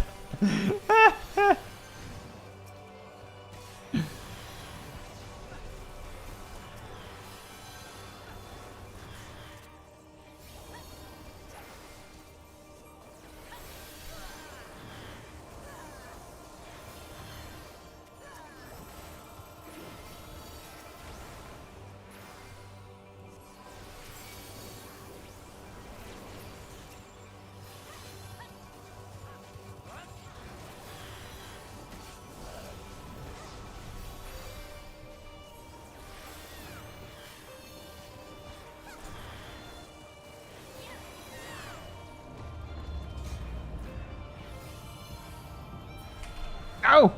I could have used Aether Flow. Bow to mine infallible judgment. Bow before mine infallible judgment. You're judged to be frozen.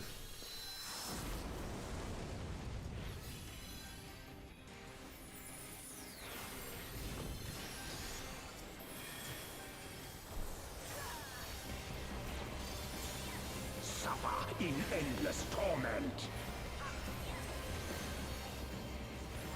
Wave cannon. That is going to be a problem. It's a lot of passive damage.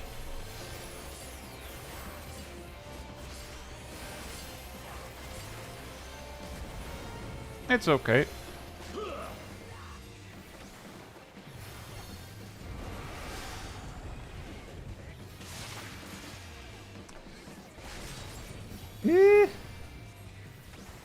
It's fine, just wipe. So let's go over that one again.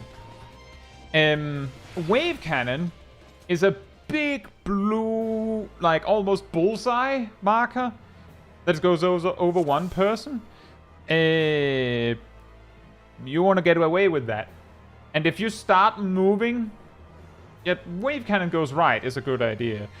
If you start moving when it's almost over, when everyone else has started panicking, then you're just going to run into them. So like, the moment you see the wave cannon, you know, wiggle a bit, see if it's you. See if it's you, and if it's you, right. If you're tethered to the tank, left. According to, I think Strat said it, once tiffing has happened, which is the tank boss, the way when he goes like, stab, stab, stab, stab, boom. You can stand on the tank. Like, he's not going to cleave for a bit, so you can stand on the tank. And then when Southern Cross happens, you can stand on the tank and dodge with them. Because the thing is, if you're on the left, like, relative to the blob of players, if you're on the left, and then Southern Cross happens, the blob dodges to the left. So if you're there, we all get hit by Southern Cross.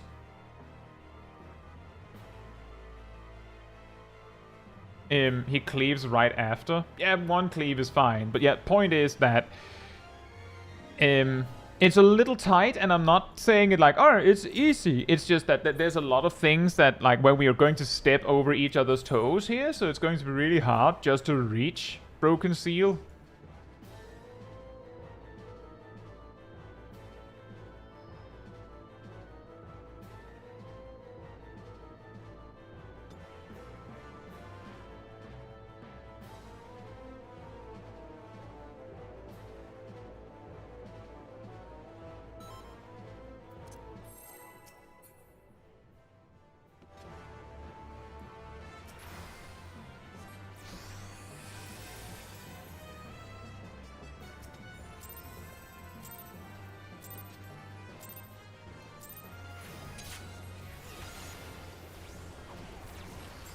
Book smack.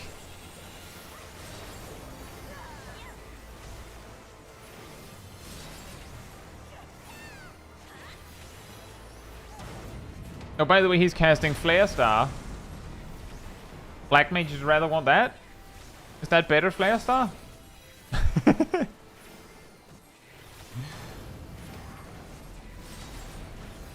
Feel like they degraded the Flare Star bit before they sent it to you.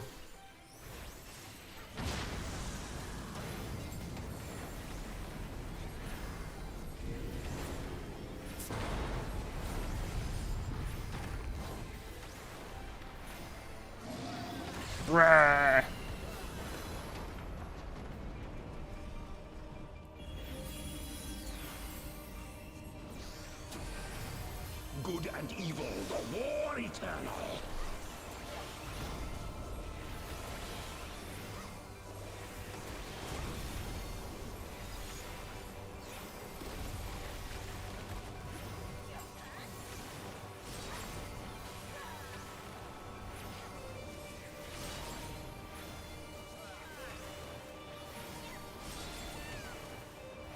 I am beyond your petty morality.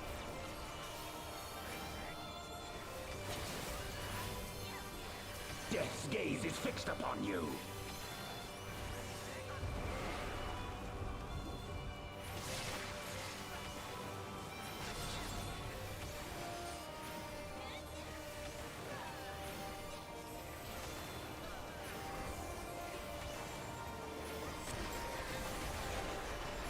I shall rise above all.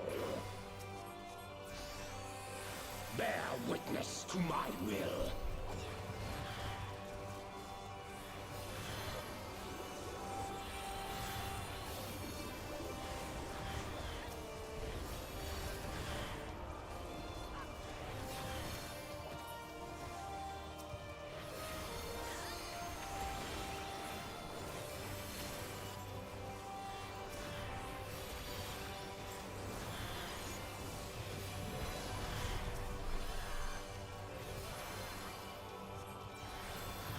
I'm actually wildly impressed no one has gotten feared yet.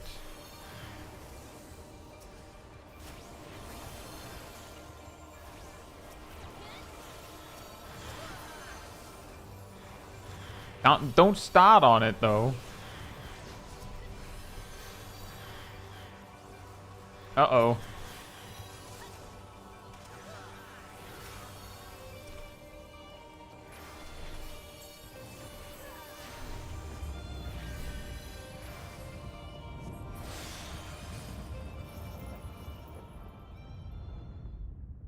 Bow to mine infallible judgment. You know, you said that, look at the Maji. You're right.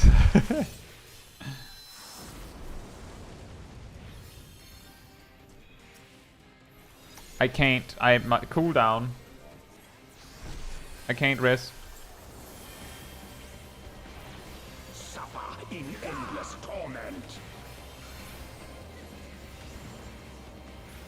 Does Strat, do you have a res?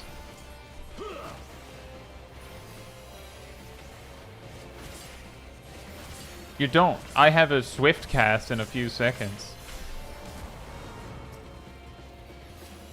Oh, you're casting it.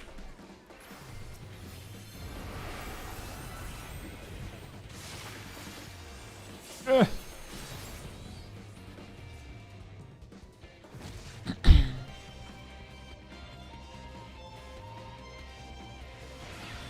Zip, you could have been a little flexible for me and run away like I did. Not just done counterclockwise.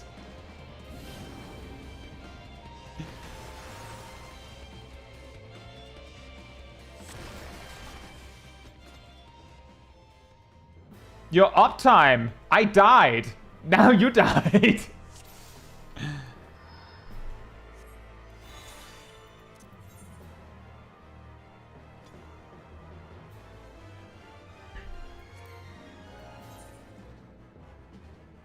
We should probably tank LB2 when the broken seal explodes.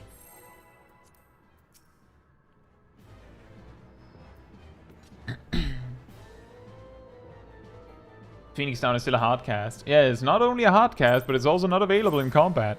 If only it was. Then it at least had a niche. A bigger niche.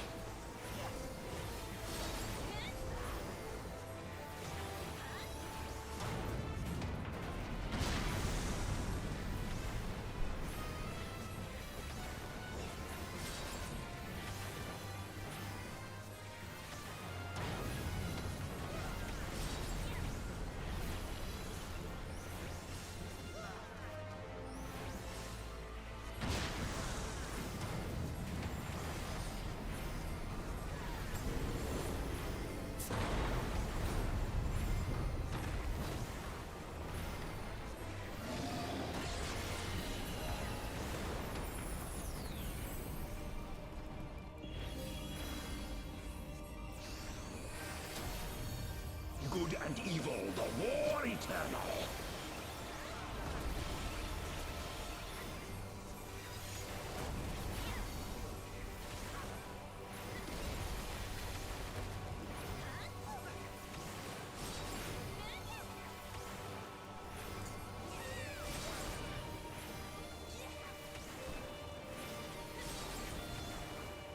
I am beyond your petty morality.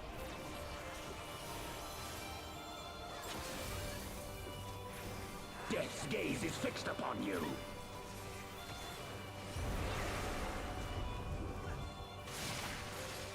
Boom.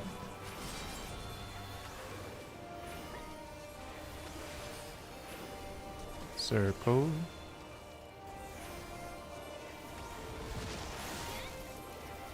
I shall rise above all. That's going to be tough. Bear witness to my will.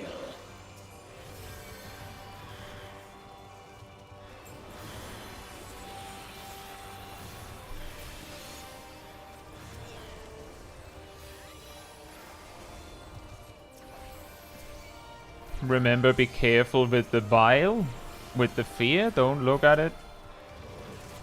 Don't look at it.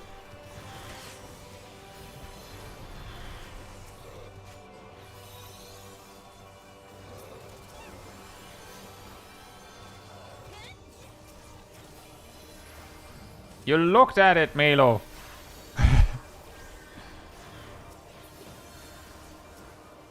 Remember, there's another one. Don't look at it. Stop looking at it.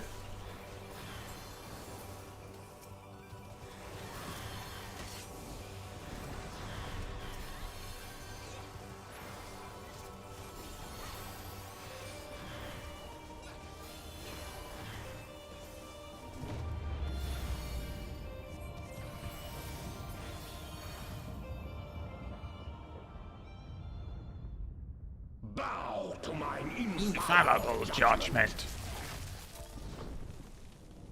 I said it, and now we have problems with the fear. You're right. I jinxed it.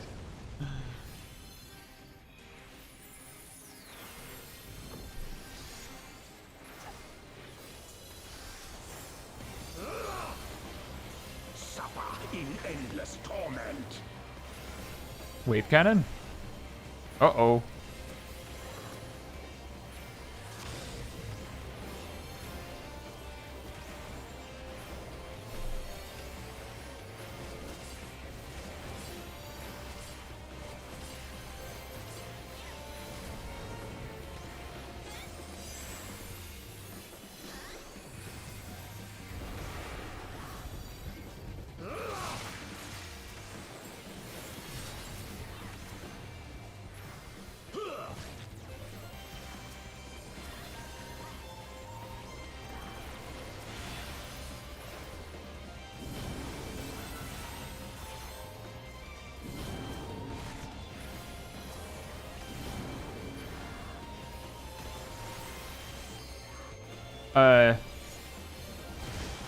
Whoops. We kinda lived it?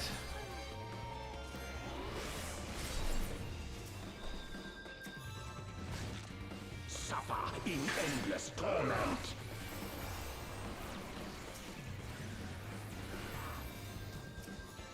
Yeah,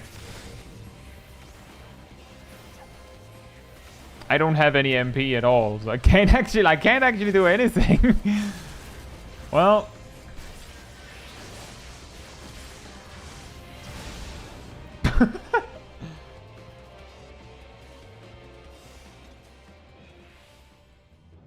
I have to ask, because we actually had time to see it, who did not get tethered? Who did not get tethered? I want names, raised hand. Who did not get tethered? Aerodel didn't get tethered. Did you get a debuff? Like, did you have a red or blue? Or was it just, too bad?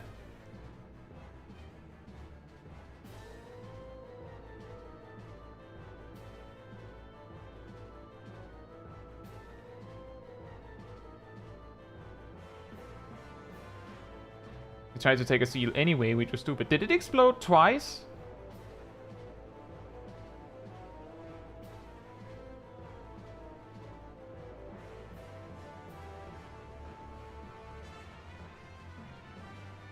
Died from it instantly.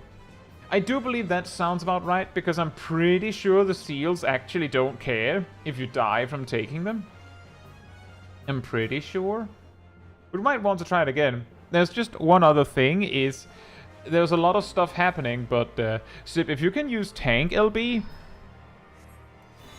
when like for that mechanic, so that the explosion is softened a bit, then that might help. And I do realize that there's another broken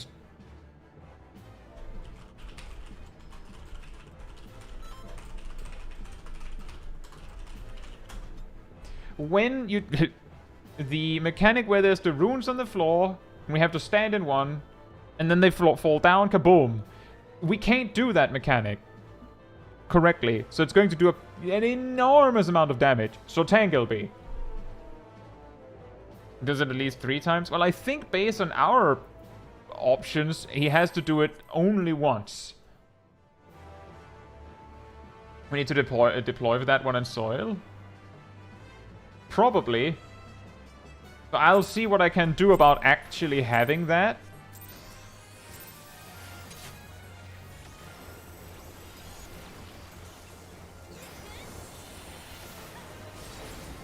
But yeah, if it doesn't help, then there's no reason to have the untethered player stand in a room just to die for nothing.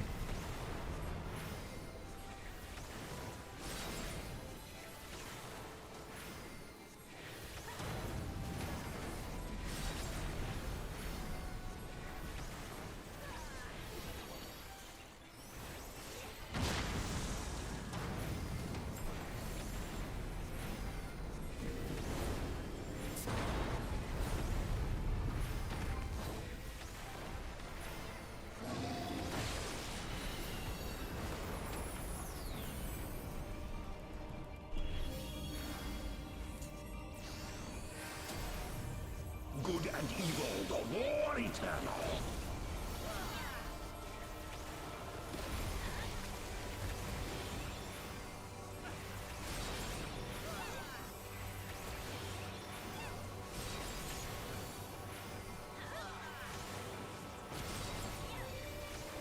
I am beyond your petty morality.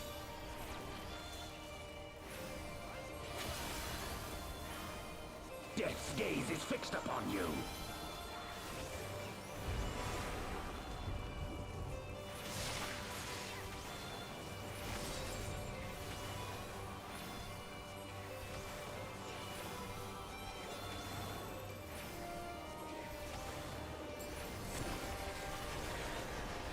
I shall rise above all. I shall rise above all. Bear witness to my will. Bear witness.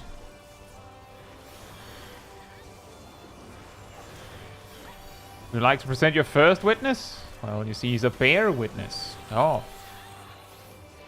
Well, that changes things. Don't know if we can accept that kind of testimony in court.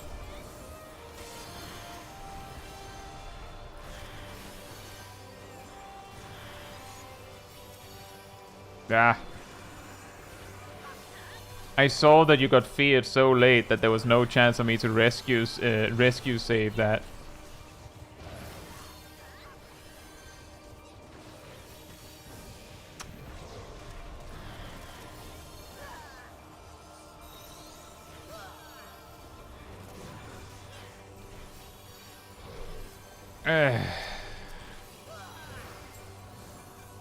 I don't have Swift Cast.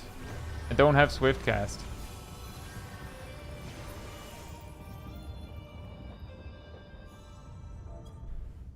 Bow to mine infallible judgment.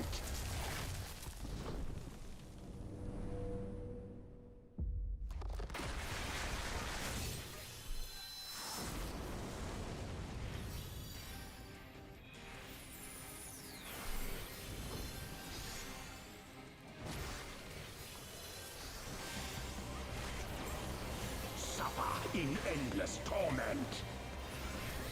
Wave cannon?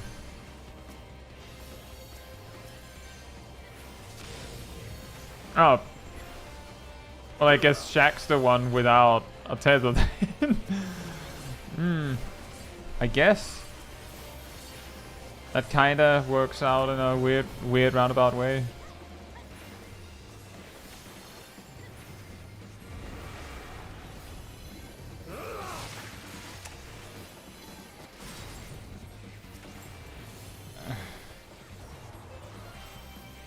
Just wipe it. Just wipe it. Just wipe it. There's no. We're not recovering that.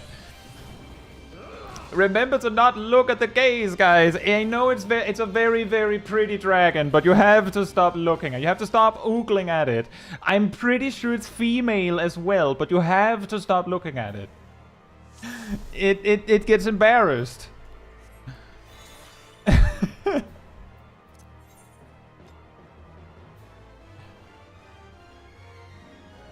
That includes you as well in the chat. You have to look. You have to stop looking at it. You'll get feared.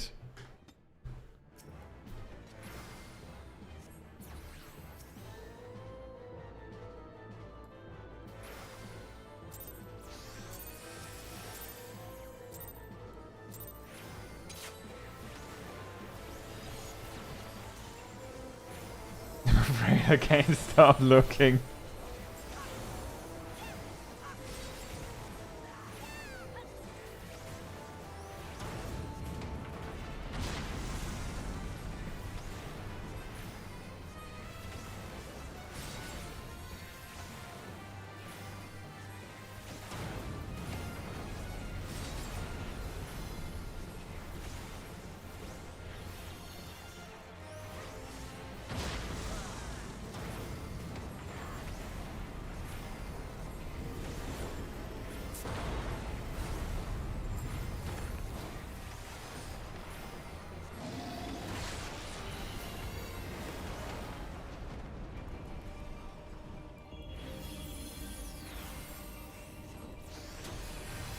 Good and evil, the war eternal. A war eternal.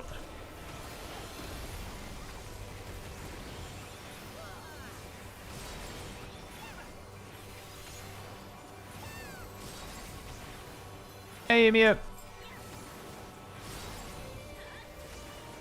Welcome back. Your petty morality.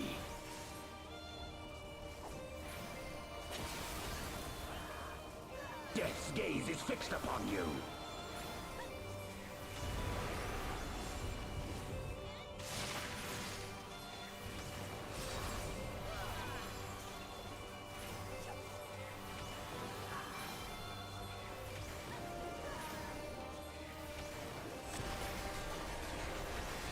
I shall rise above. Remember, don't ogle at the fear monster. Don't look at it.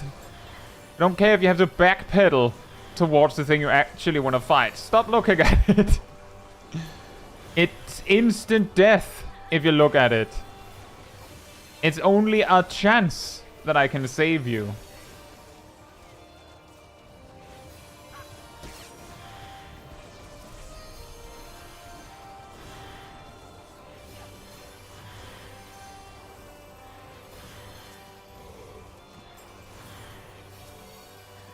Remember, there's another one. Another vile temptress in our midst.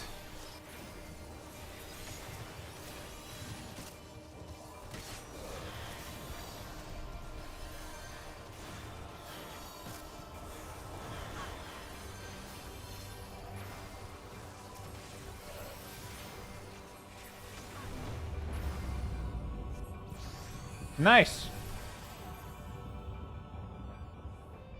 I don't know, Emir. But there's a dragon.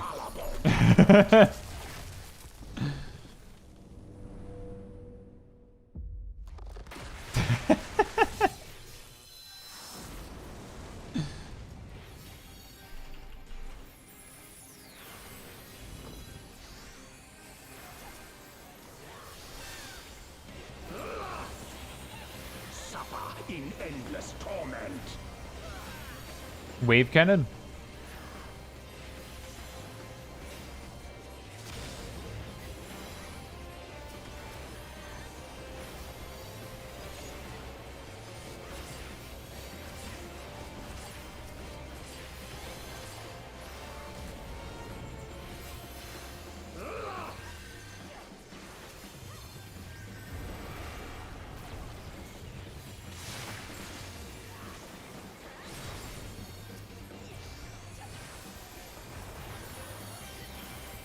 That's not activating, Sip.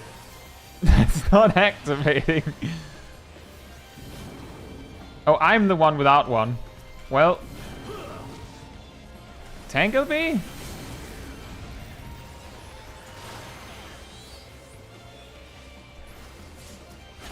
Ow.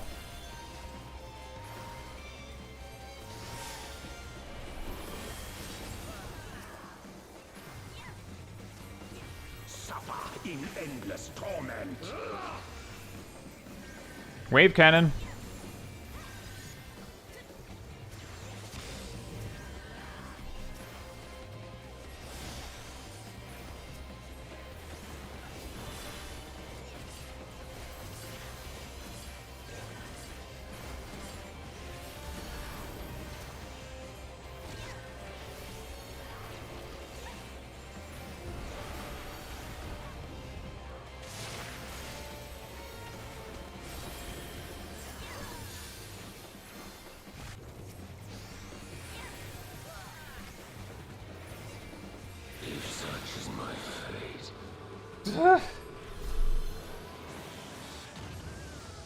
Bruh. How much? Did we have 20% echo there? I think it was 20%.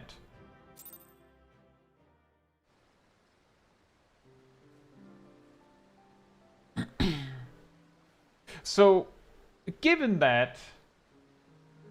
Yeah, sure, Sid. Given that one player never gets the tether, it means that it basically makes no difference whether we're 6 or 7, as long as we live. Although the problem is, we don't even care if there's a Hardened Rage. Because the Hardened Rage is the second Broken Seal detonating. So the question is that even possible to beat? Like, to actually deal with that before it explodes?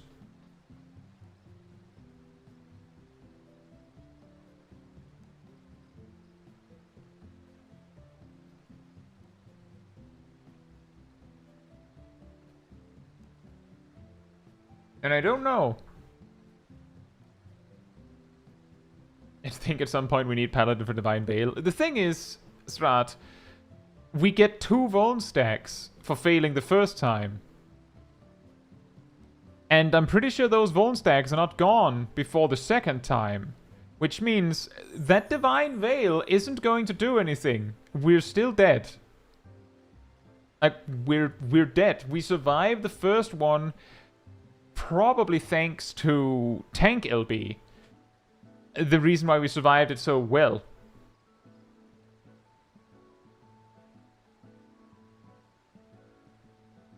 Tank LB the second one? I guess that's also an option.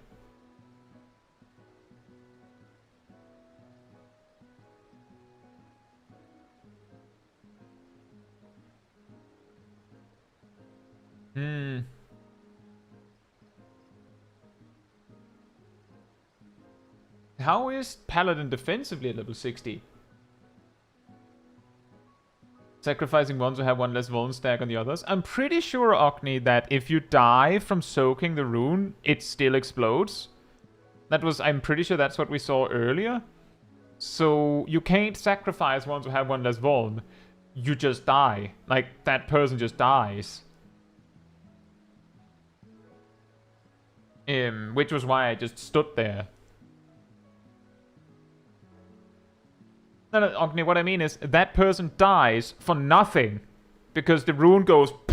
And then it goes, oh, there's no one here. I'm pretty sure.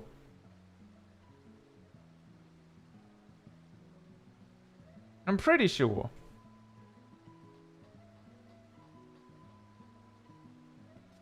Paladin is probably the worst in terms of personal defense since it has actually no sustain at all, I guess. Yep, so that would mean that if we were to bring Paladin, I'm already fully stretched on healing. I don't know if you noticed, but at some point I actually started just spamming, like, alternating Adlo and Physic just to try and keep Sib alive. Because I ran out of resources. Like, I ran out of ether flows to use and other cooldowns to use. So if I then have a tank that heals themselves even less, then they'll just die. Like, they'll just die.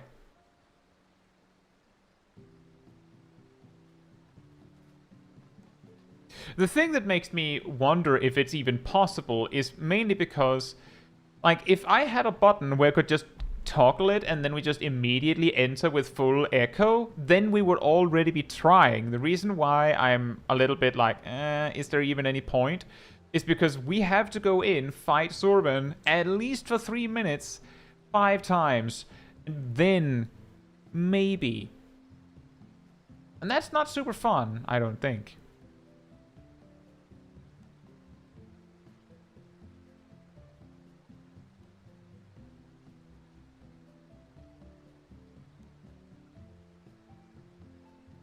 So I don't know.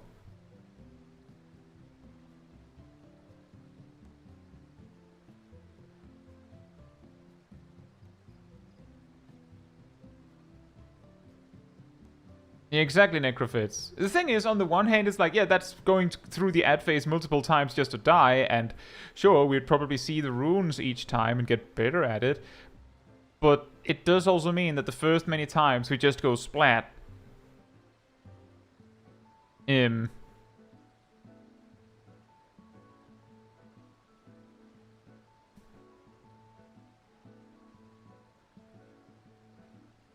I do also feel like, in a weird way, that there's something cursed. Something extremely cursed about, oh yeah, you can beat it. You just have to speed kill the boss so fast that he doesn't do any of the mechanics, because all of the mechanics are lethal. Like, that, it feels cursed in a way. So I feel like calling it at 7 and saying, yeah, it's 6. 6 might be possible, but you're basically trying to survive a mechanic that is that basically kills you each time. And that's also true. I believe Saw happens again after Broken Seal too. And I don't know if we actually have the resources, or I have the resources to heal up after that. And it's like caught between a rock and a hard place, because it's like, well, we could have 2 healers, yeah, but then we're probably seeing a 3rd seal. And we can't survive a 3rd one. But that was also what I expected, Necrophits. That's actually the reason why I looked at the time and was like, I mean, we could probably do Zurvan, because we won't get the number very far down. But I think it might be possible. A little bit in the same kind of conclusion as with Sephiroth, where it was like, maybe you can do it with 4? Enjoy, cat. Maybe you can do it with 4? On Sephiroth? Maybe you can do it with 6 on Zurvan? But this kind of mini body checks is also the part of the reason why this kind of challenge suddenly starts getting...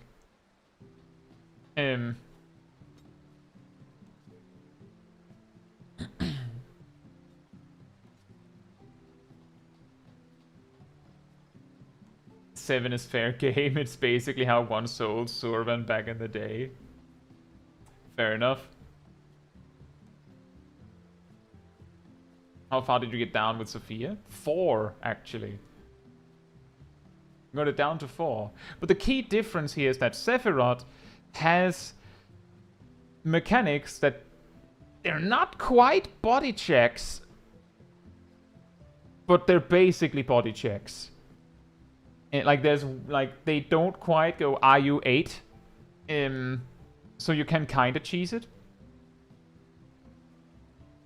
And Sophia does not have that. She doesn't even have a proper stack marker.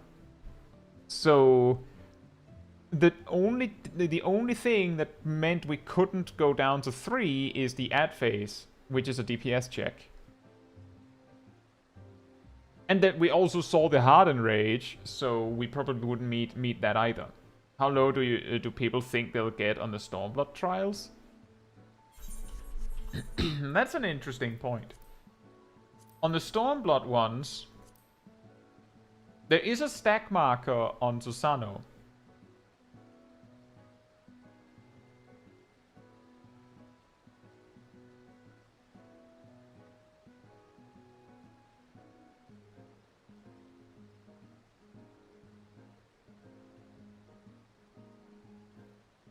I think it might be theoretically possible to like solo tank it as warrior and just take the invulns as free, maybe potentially. What?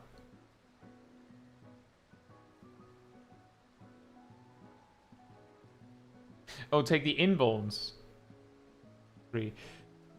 The thing is, she does the tank buster like almost every 30 seconds, it feels like. She spams it a lot. And her auto attacks hit for over 6,000 per swing while you have the debuff.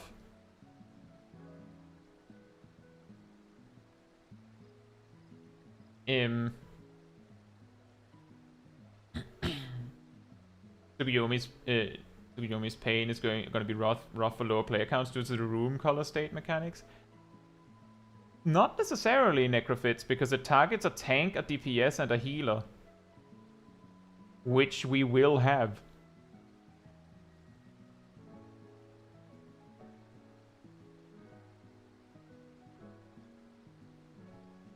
I'm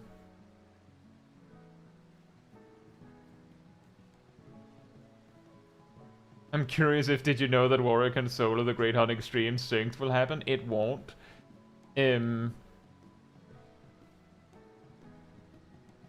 Although I feel like I remember seeing years ago that it was possible.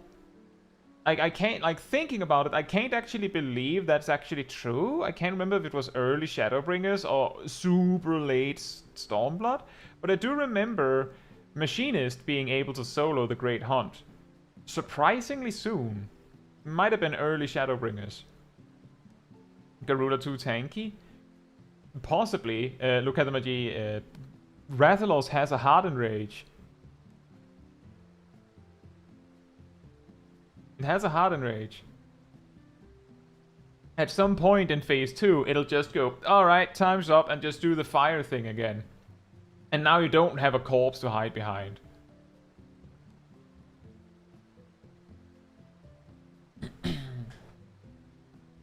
But if it didn't, then I don't think Warrior would be the right call. Because the moment phase 2 starts, Raw Intuition becomes a 10% damage reduction effect. With nothing attached.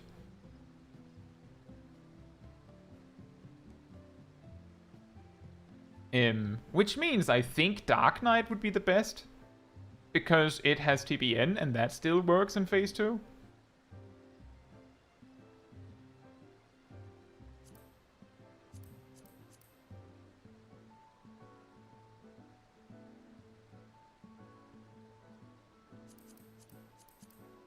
There are some fun ones here. Hell's Care, some might say, wait, but the Dance Dance Revolution mechanic, won't that just kill you?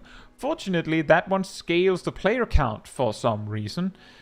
And the ads in phase 1, those are going to be spicy, but there are 4, so it should be possible to split them up. As long as there are at least 4 players, I'm pretty sure it should be possible. Now the question is whether all 4 players can kill them in time. That's a different story, but you can help each other.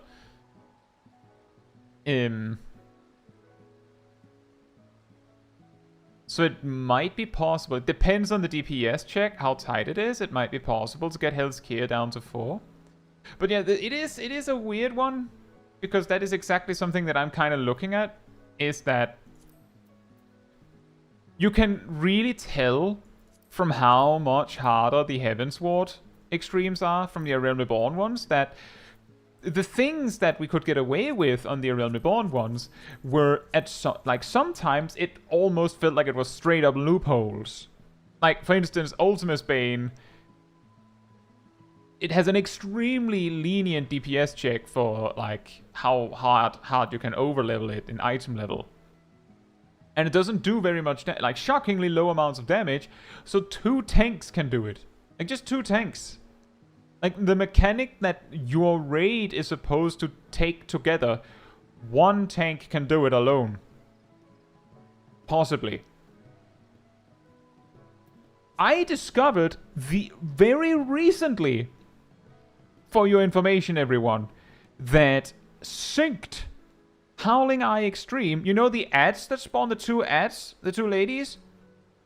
You can kill one of them before they actually put up the buff that makes it so that you have to split them.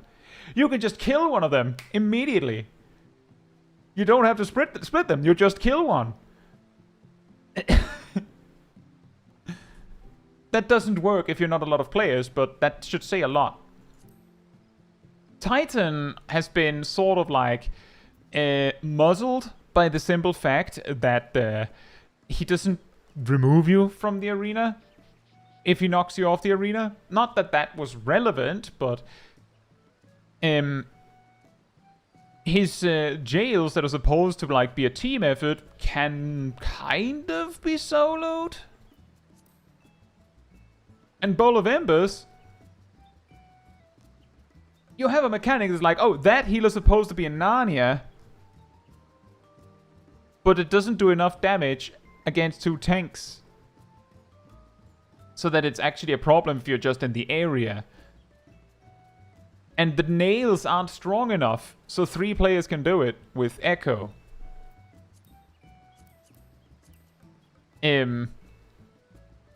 Even War Leader, like Leviathan, if you have a barrier up, the fears from the ads, the fears that are supposed to like be like, lol, you forgot the ads, now you get thrown off the railing. If you have a barrier, if you have a big enough barrier, it doesn't do anything. You can just block it.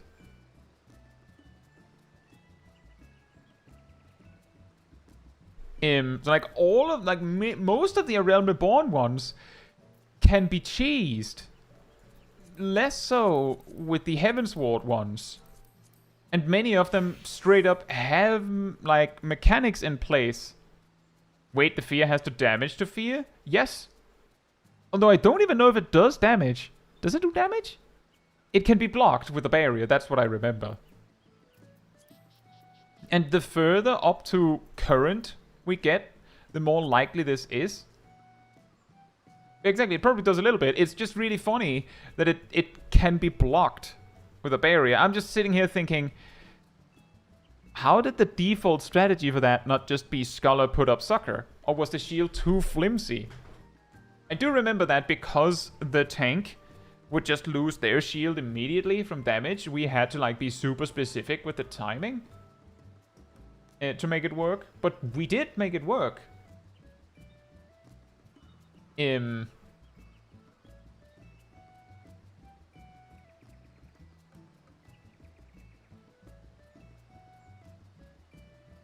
But yeah, that's my point, is that there's a lot of these. There's a lot of random things where it's like, maybe not possible. So I'm actually happy with getting it with 7. We're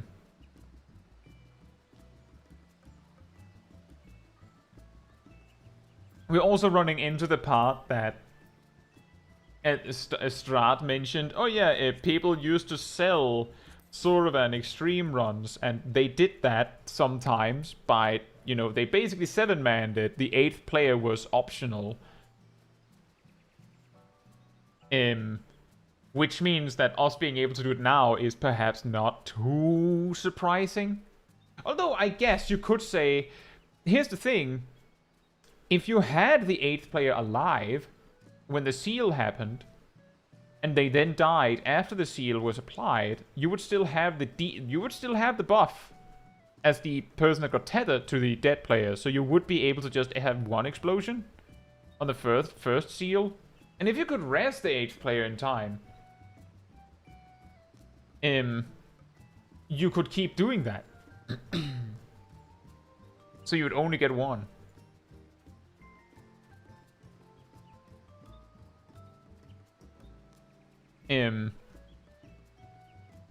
There's a little bit more flexibility there, but it is a combination of we're doing this with as few players as we can, and it's just like essentially a random ragtag group of players. Like, it would have been a different story if we went into Zurvan Extreme as 8 players, killed it first try, then went, alright, 7-man next. Which is not exactly how it goes here. And there's also a point where it stops being fun, I think. And unless it's abundantly clear that it is possible, then I'm not a huge fan of the echo farming method, where we have to basically just sandbag it for 15 minutes just to have a shot, unless it's absolutely certain that it can be done. Because exactly, I feel like it kind of isn't super fun. It kind of misses the mark a little bit.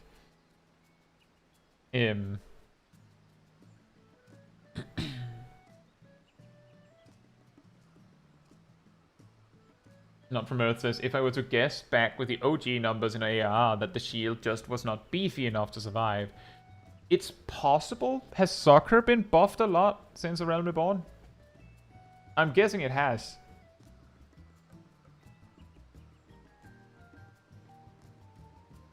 It's also possible just other things has caused some level of like power creep in that.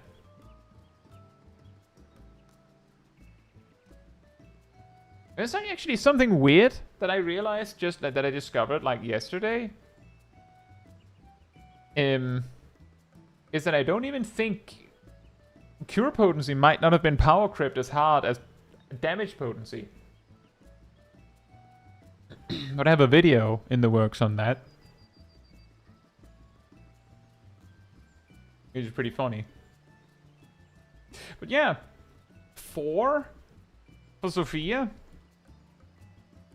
And well, let's actually take it from the top. Thok as Thok. Ravana we did with 3. Right? Yes. Bismarck we did with 3. Right? Was it, or was it 4? Might have been 4. Was it 4? Or was it 3? I think it was 3 because it was me, Sip, and Milo, right? And Thordan, I believe we did with 4? Or was it 5?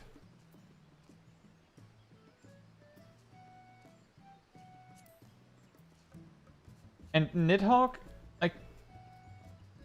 we did it with 5, but we had 2 tanks, 2 healers, and a DPS. And Sephiroth we did with 5. And there's the possibility that it could be done with 4.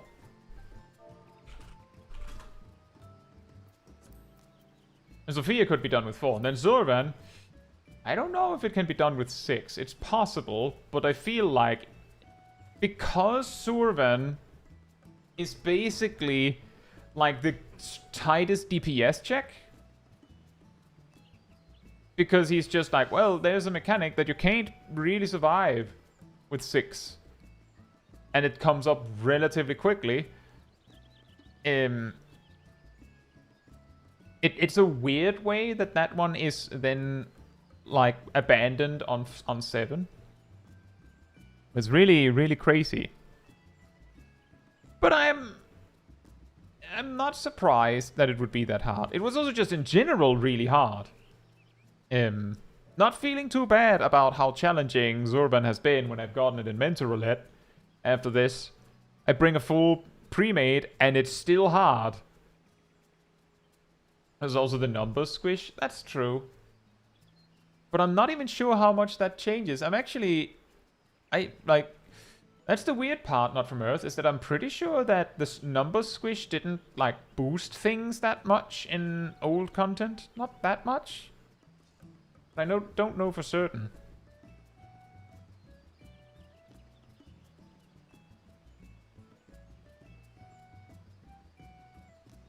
It's hard to say.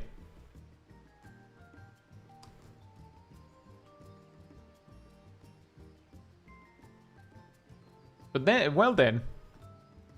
It could also be the case that we revisit it to see if we can get the number down to 6. Because I wasn't even expecting to get both Sophia and Zurvan tonight. I was expecting Sophia to take like a full 3 hours to get down to whatever number we'd get her down to. And then it took a little less than that.